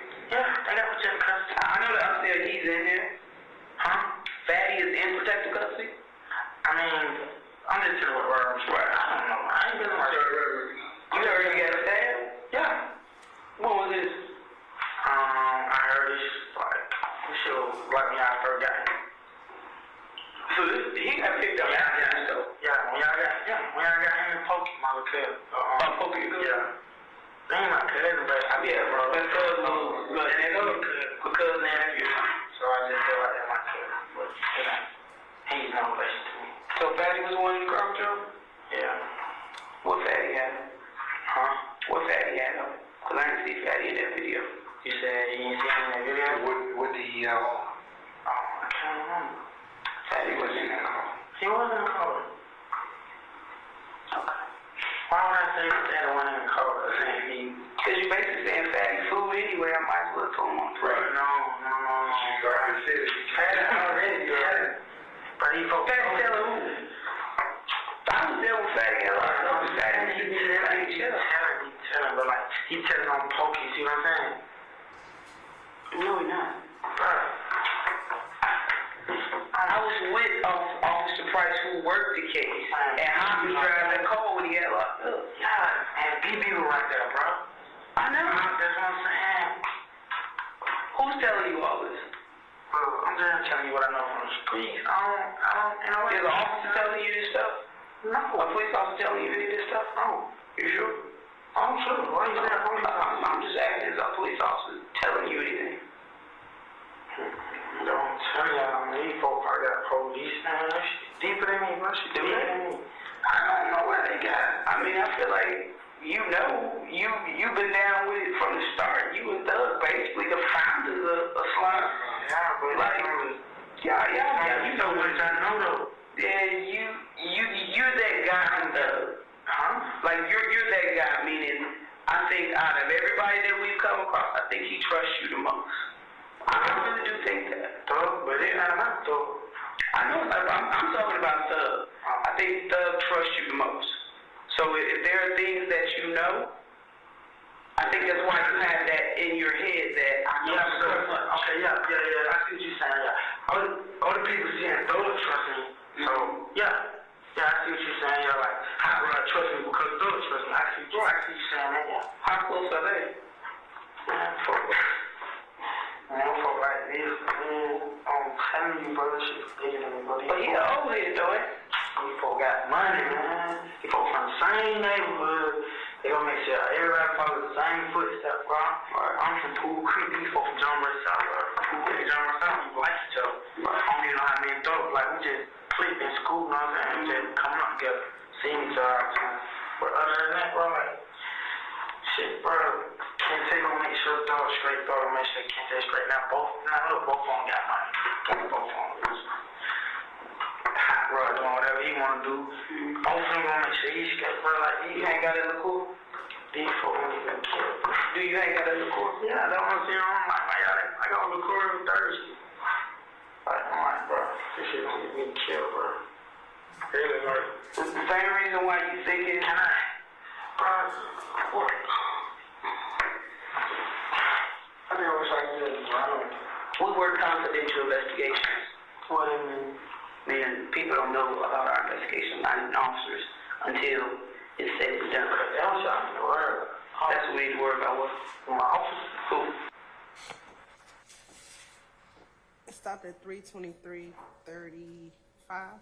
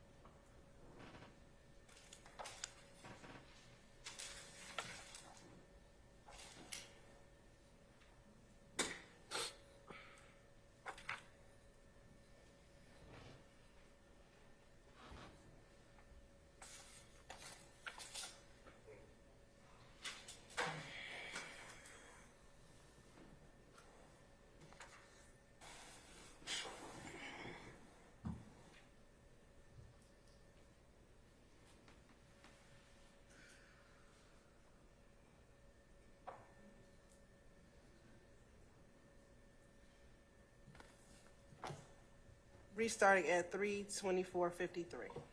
This shit way bigger than that. That's what I'm saying. Like, That's what I'm saying. and one little slip up, right? Shit. Always like. The gang unit, we work under Homeland Security. We're literally assigned under Homeland Security.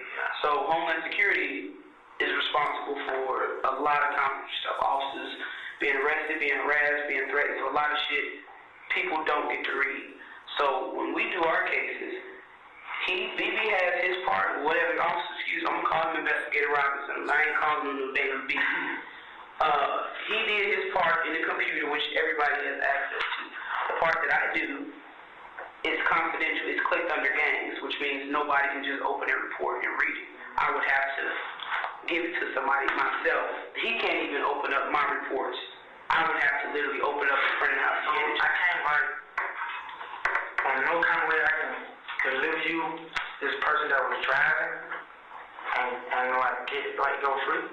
Like, I can't promise you that you're gonna go free because I would be more or less. Even if I become informed, like wearing a white and all that. Listen to me. I would be more or less concerned with me trusting you out there and then you doing some more stupid shit. That's where my concern lies. I'm just being honest. Because you're involved with people that do a lot of damn shit. You won't let me. I'm not saying I can do that like right here today. I'm not willing to do that right here today because I don't feel like you convinced me I don't feel like I've learned anything. So, but something like that, there are other people that can make that happen. But I would have to vouch for that situation to happen. And this is why I've seen your name a million times, but I've never personally met you. Yeah. Like, just looking at you and hearing about the shit that y'all big got going on, I thought you was nothing like what you've shown me today. I thought you would come in and say, fuck this shit, give me a look, keep moving. That's what I honestly thought. I would have hit my phone, I think, but can't tell you how, bro. Folk don't even care. Like, if you say something you don't, bro, you still don't get. So why do you choose to associate yourself with people like that? You around these dudes. I associate myself with thugs. And just by him trusting me and me doing little shit in my private. Bro, we was young. When you heard Birmingham community, I might beat somebody else out. Right. And people, he say my name and robbing people. See what I'm saying? Right. And they just took it and ran with it. But that's up to you to change that image. And I don't think you've really done anything to change that image. No, I'm not right. But you got it next for it. See what I'm saying? You haven't really done nothing to change the image. You still associate with them people on a day-to-day basis. You still getting caught doing dumb stuff. Dumb. Everybody got video cameras now. Yeah. I was surprised it was as good as it was. I was fucking shocked. It was on Jonesboro Road. It's not like it's Buckhead with great mega pixels. It's a great video system. So I was shocked that number one, they even had video and then how clear it was. And you literally walked right up to the front door and you looked up and y'all were telling me, come on, man, come on. You know, you standing there with the stick.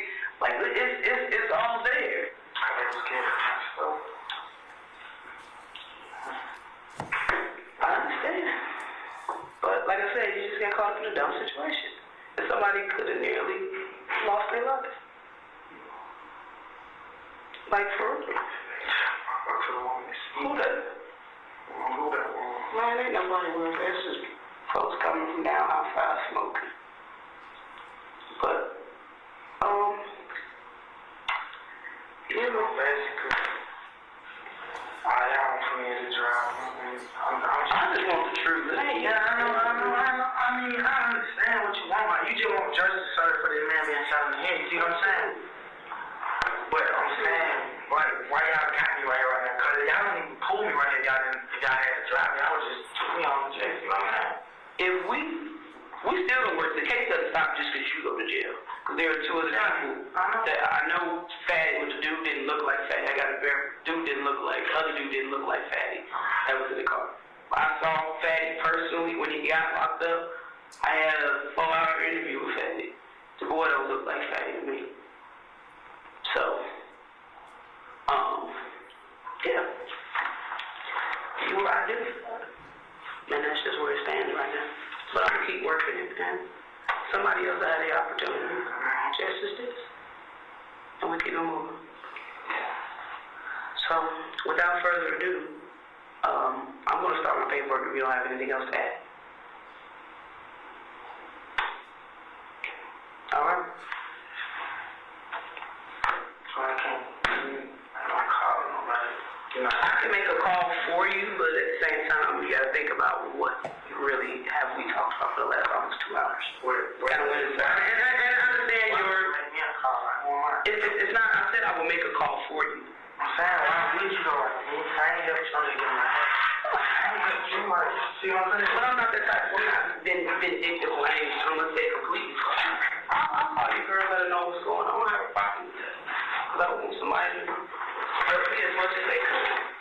Same time, Mr. So how long you gonna be before we talk to give me about 35, 45 minutes. I'm hungry. I'm tired. I'm ready to meet the time. And I want to know how I get in contact with you. I'm gonna send you my card with my number on it.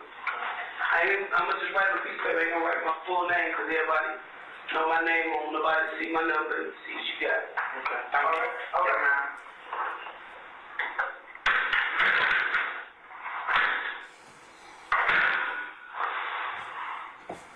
We'll stop playing at 3:31:16.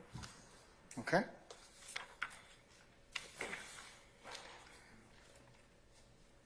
Council's going to see y'all for a second. I just need a representative. Yes, Sean. You don't need to go in there. Don't go anywhere. Don't go anywhere.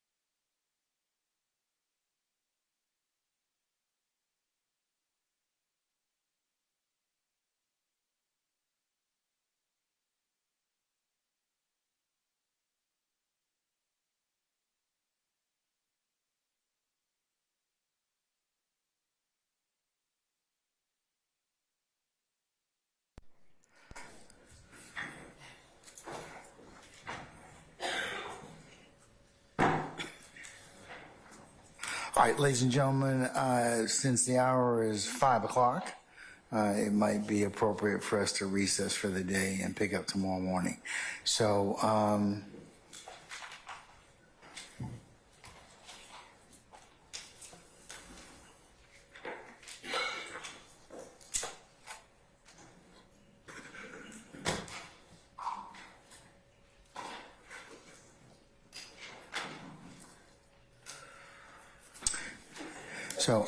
Detective Yater, can I get you to come back tomorrow morning for 9:30, madam? Yes, sir.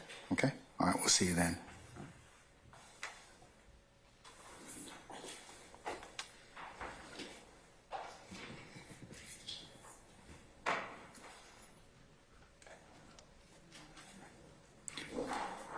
And madam, one more thing.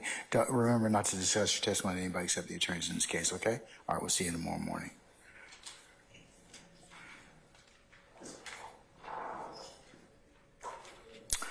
All right, ladies and gentlemen of the jury, tomorrow, if I can have you all report for 9:30 for an anticipated 10 o'clock start time. All right. Any other ministerial inquiry of me? Remember, we have administrative days Thursday and Friday of this week. Okay? All right, and I have it on good authority. I checked with it. Remember, I told you I was going to check with those people that are smarter than me? Okay, well, that answer's come back, and it sounds like it's pretty good in your favor. So it looks like we're going to be able to compense you for the administrative days, okay? So I will start that this Thursday and Friday, okay? Don't ask me about, well, what about the amount of days that we were here the months before? No. It's prospectively going forward, okay? All right. So I'm going to do that. I should have the order signed tomorrow, okay? And we'll go ahead and start that. I'll submit that so you can change your enumerative status, all right? Plus, it'll be a little easier because you'll be able to, if anybody asks, as I told you earlier, along with the order that I've signed, that you can't work those days anyways. So it's only fair for us to compensate you for those as well, okay? All right. Any other inquiry of me at this time? Okay, all right, let's go through your admonitions and then I can release you and you go home for the evening. Remember to leave your notepads in the basket as you leave. Do not talk about this case as you're leaving in onesies and twosies or on whatever mode of conveyance you're using in order for you to get where it is that you live within our great county. Do not let any other third parties approach you about this particular case. If anybody should attempt to approach you and talk with you about this case, you let myself and Sergeant Ingram know immediately. Remember, please resist temptation of listening to any accounts of this case on the news media, recounts, and other third-party sources, blogs, and the like. Because remember, the only thing you can consider is what's lawfully presented within the four walls of this courtroom. You're also prohibited from, as you sit back there waiting on us or in other spaces and places, from recapping or handicapping this case, meaning, hey, what'd you think about witness X? Remember, you cannot do that until such time as this case is in a posture for the court to go ahead and instruct you on how you're to consider this process, your deliberative process. But that's the only time you can do that. I'll give you instructions when that time comes. But until then, that would be a violation for you to do that. Remember, don't go by and visit any of the scenes that may be depicted or you've heard about during the trial of this matter. And ladies and gentlemen, again, thank you for your immense patience with us and the patience that you'll continue to give us in the resolution of this matter. So, ladies and gentlemen, unless you have any other ministerial inquiry of me, I will see you tomorrow morning for 9:30 for an anticipated 10:00 start time, okay? All right, all rise.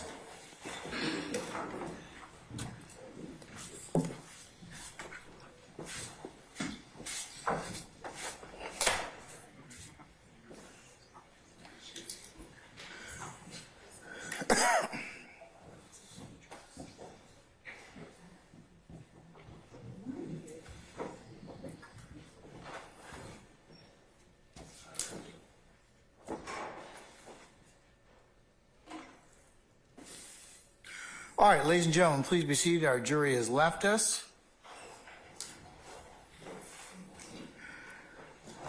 Okay, Mr. Matthews, before I answer your question that you postured at the bench to me, is there anything else we need to take up for today or you anticipate for tomorrow morning? Because we'll still be examining Detective Gaither tomorrow morning.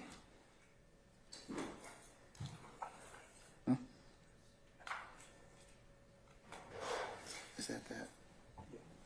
That's yeah. Okay, take care of that. Okay, go ahead. Yes, Mr. Steele.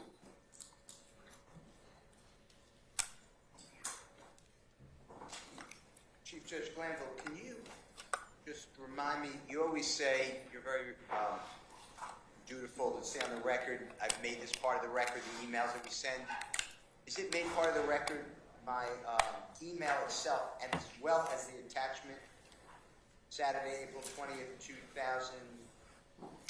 The one that's highlighted in red. That's already been made a court exhibit from this morning, sir. I did not know, and I appreciate it. And now that you've heard this recording, can I just point out three things I'd like you going forward to reconsider your ruling? When this was played, this being, and I don't remember the exhibit number. It's on. The last exhibit number that was just played, and I don't... State? 104, Bravo, Bravo. Okay.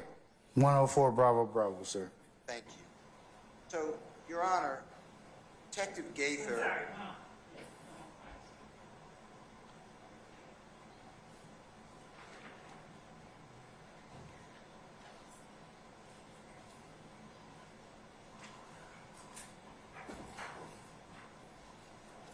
All right, sir, I'm listening. Go ahead. Thank you. Detective Gaither talked about, is somebody in the police department tipping you off? We're under Homeland Security. We think we think out of everybody, we've come across, he, meaning Jeffrey Williams, trusts you the most, said Mr. Montgomery, mother, God forbid, passed away recently. No one's in the hospital with him. That's Dexter Montgomery. Money changed him meeting Mr. Williams and bolstered her work because you're not dealing with Zone 3. We're the gang unit. We do it differently. My point to you is, Your Honor, there is no way in my understanding of the law, I totally disagree with the state of Georgia prosecutors have told you, that any of that should come in under any circumstances. And they put in this wholesale recording. So I know I've done this. I'm not trying to belabor the issue. I respected you made a ruling. I respected the rulings adverse to me, and I know I made the record. But going forward, it is just not the way that I would think that the law permits. So I felt like I'd be remiss if now that you heard the recording, because I'm presuming you did not hear the recording prior. There's a lot of extraneous things in here, and you're not being told, frankly, what it is. And I went through, it took a lot of time. But I made in red whatever the next court exhibit that you referred, and I said what is inconsistent. And these parts were not. So going forward, I'd like it to change. In addition to that, I filed... How so would you like it to change? I mean, because the state, we had this discussion this morning. I made a ruling. I've heard it. What's different about it? What going forward do you want me to reconsider?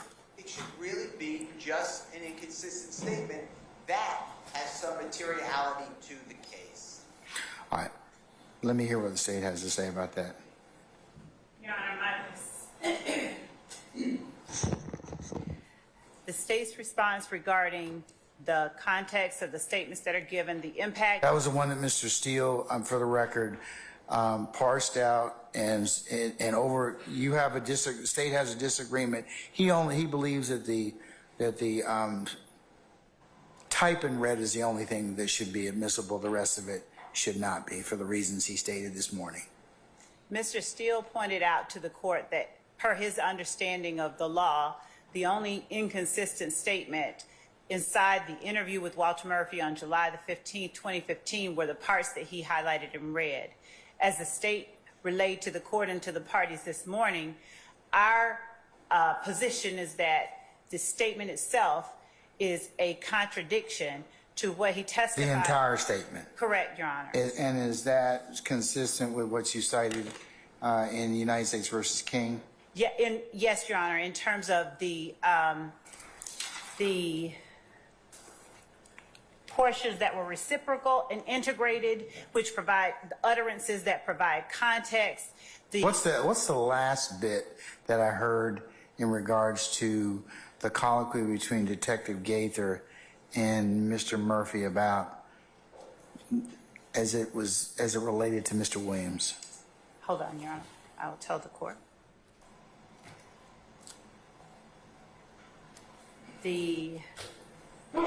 Bless you.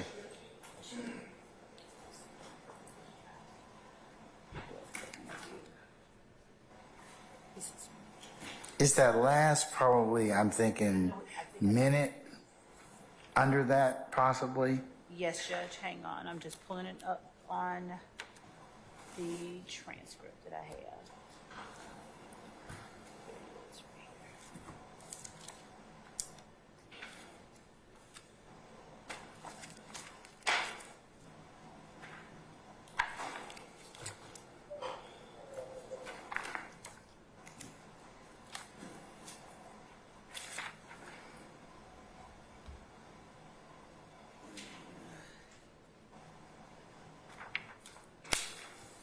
So on page, and I'm not sure if this is 1 minute out, I can start and the court can direct me where I need to go. So on page 133 of 152 of our transcript, Investigator Gaither asks Mr. Murphy, so then why do you choose to associate yourself with people like that? As Walter Murphy, in the first 3 lines of that page, made some comments about things that happens to him. And Walter Murphy then says, I started associating myself with Thug, and then just by him trusting me and me doing all this shit for him, bro, we was young.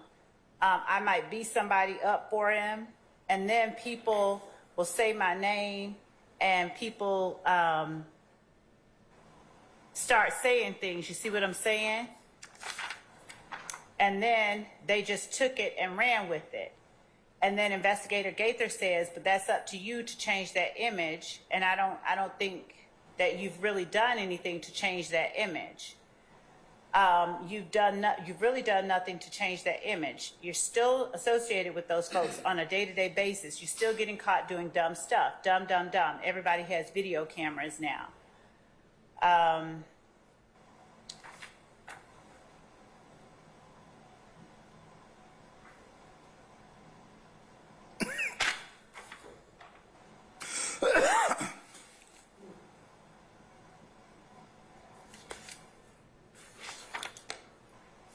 That's the last one. Is that the last one? That's the last one. Which part? Give me the page.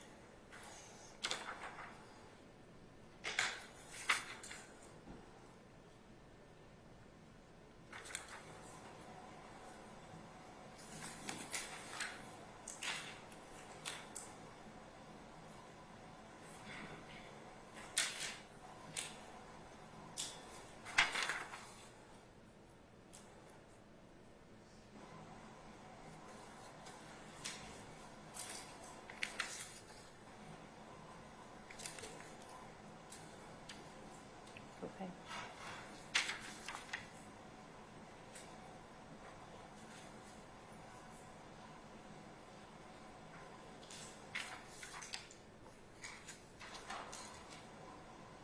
On page 125 of 152, actually it starts over on page 124 of 152.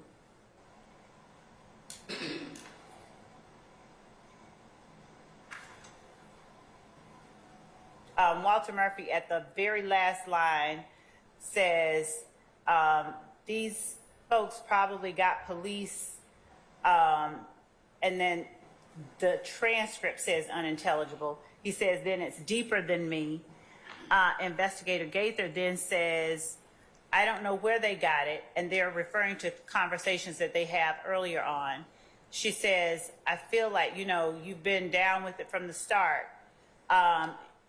You with Thug, basically, and then I will have to listen to and get that exact line that she uses right there. Walter Murphy says, yeah, but, and he speaks some words that are unintelligible on the transcript that I think are important for context, and so I can get those for the court with a timestamp, that exact language. Why are they important for context? Because it number one, it proves not only association, but it proves elements of this count in this indictment, count 1, when we're talking about an enterprise. We're talking about Walter Murphy's association that he disavowed on the stand regarding the split between him and Jeffrey Williams, whether or not they still carried on the same relationship that they had previously. Mr. Steele, I'm still inclined to go ahead and overrule your objection. I'll note, like you said, but I said before, for it to be a continuing objection, and our ruling stands at this point in time. Okay? Of course. All right.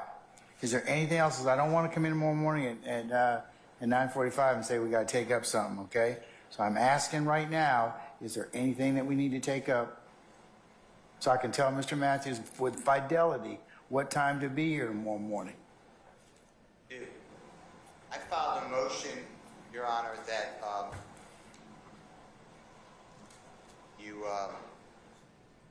Which motion? What number is it? Or can you oh give? gosh, it's entitled, it's not numbered, it's entitled Motion to Exclude / Redact from Mr. Williams' July 15, 2015 statement to Detective Racy, Detective who? Racy, R-A-S-S-I, and Agent Cunningham. And we argued that before Your Honorable Court on 2/11/24. You denied it. You let in the statement. I also asked if you were going to let it in over objection to be redacted. I have not seen a redaction. I know what, the happy judge. Forewarned judge is a happy judge. Is it going to come up tomorrow? Or? No, I don't believe so because I think this is taking a long time. But the hit list for issues, goes to the shooting of Mr. Carter's tour bus in Cobb County. Okay. Let's bring it up because All right, and thank you. If Mr. Steele could, I'm not sure if the redactions that he's asking for is in that motion, but if it's not, if he could just let us know what. No, I think from my ruling back in February, you were supposed to redact the statement. I don't know if we know Court is correct. what specifically to. Well, that's what I believe I asked you all to work on that.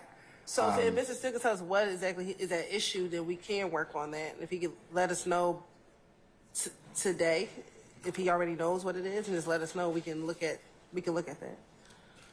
Okay, It's not when's the coming up. statement going to come? Who's it potentially going to be talked about with? It will be talked about with Detective Racy, and Yeah. then at earliest it could be Wednesday, but more than likely it'll be next week. Well, we're going to work until Wednesday. Yeah, as I mentioned, Thursday and Friday will be admin day, so you may be able to get it done during those particular days. That would be my ask of you, so I don't have to take this up. Yeah, so I mean, right now. So. we definitely have to take it up right now. Mr. Steele would just let us know what the Okay, issues all right. So, are, Mr. Steele, and we can look at them. if you would get with the state and see if you can work out something similar to what you all did before, you submit that. I believe that it appears that we will probably have Detective Gaither here through our work week. I already put it in, Your Honor, when I filed on December 15, 2023, and we argued it, and you denied my motion to exclude the statement, but granted the motion to redact. What did I say I was going to redact out of there, sir? In paragraph 3, all statements, it's the same thing, concerning the search, conceded by the state. Yeah, well, yes. As well as the search of a music studio on the same date. That was all excluded. I just want to make sure I can look at the redaction so I don't have to do what I did. Okay, yeah. So It's just a search. Then yes, we're just make sure that you've shown him a copy of the redaction before that statement is. And what I'll do is I'll put it on my calendar for it to be for us to broach that subject on Monday, the 29th of April. Thank you, sir. All right. Anything else before tomorrow morning? Okay, all right. Mr. Matthews, and I can, if I can tell you with fidelity, just be here tomorrow morning by 9:45 for anticipated 10 o'clock start time, okay? All right. Okay, folks, unless you have anything else, I'll see you tomorrow, 9:45. All right? Thank you, sir. Okay.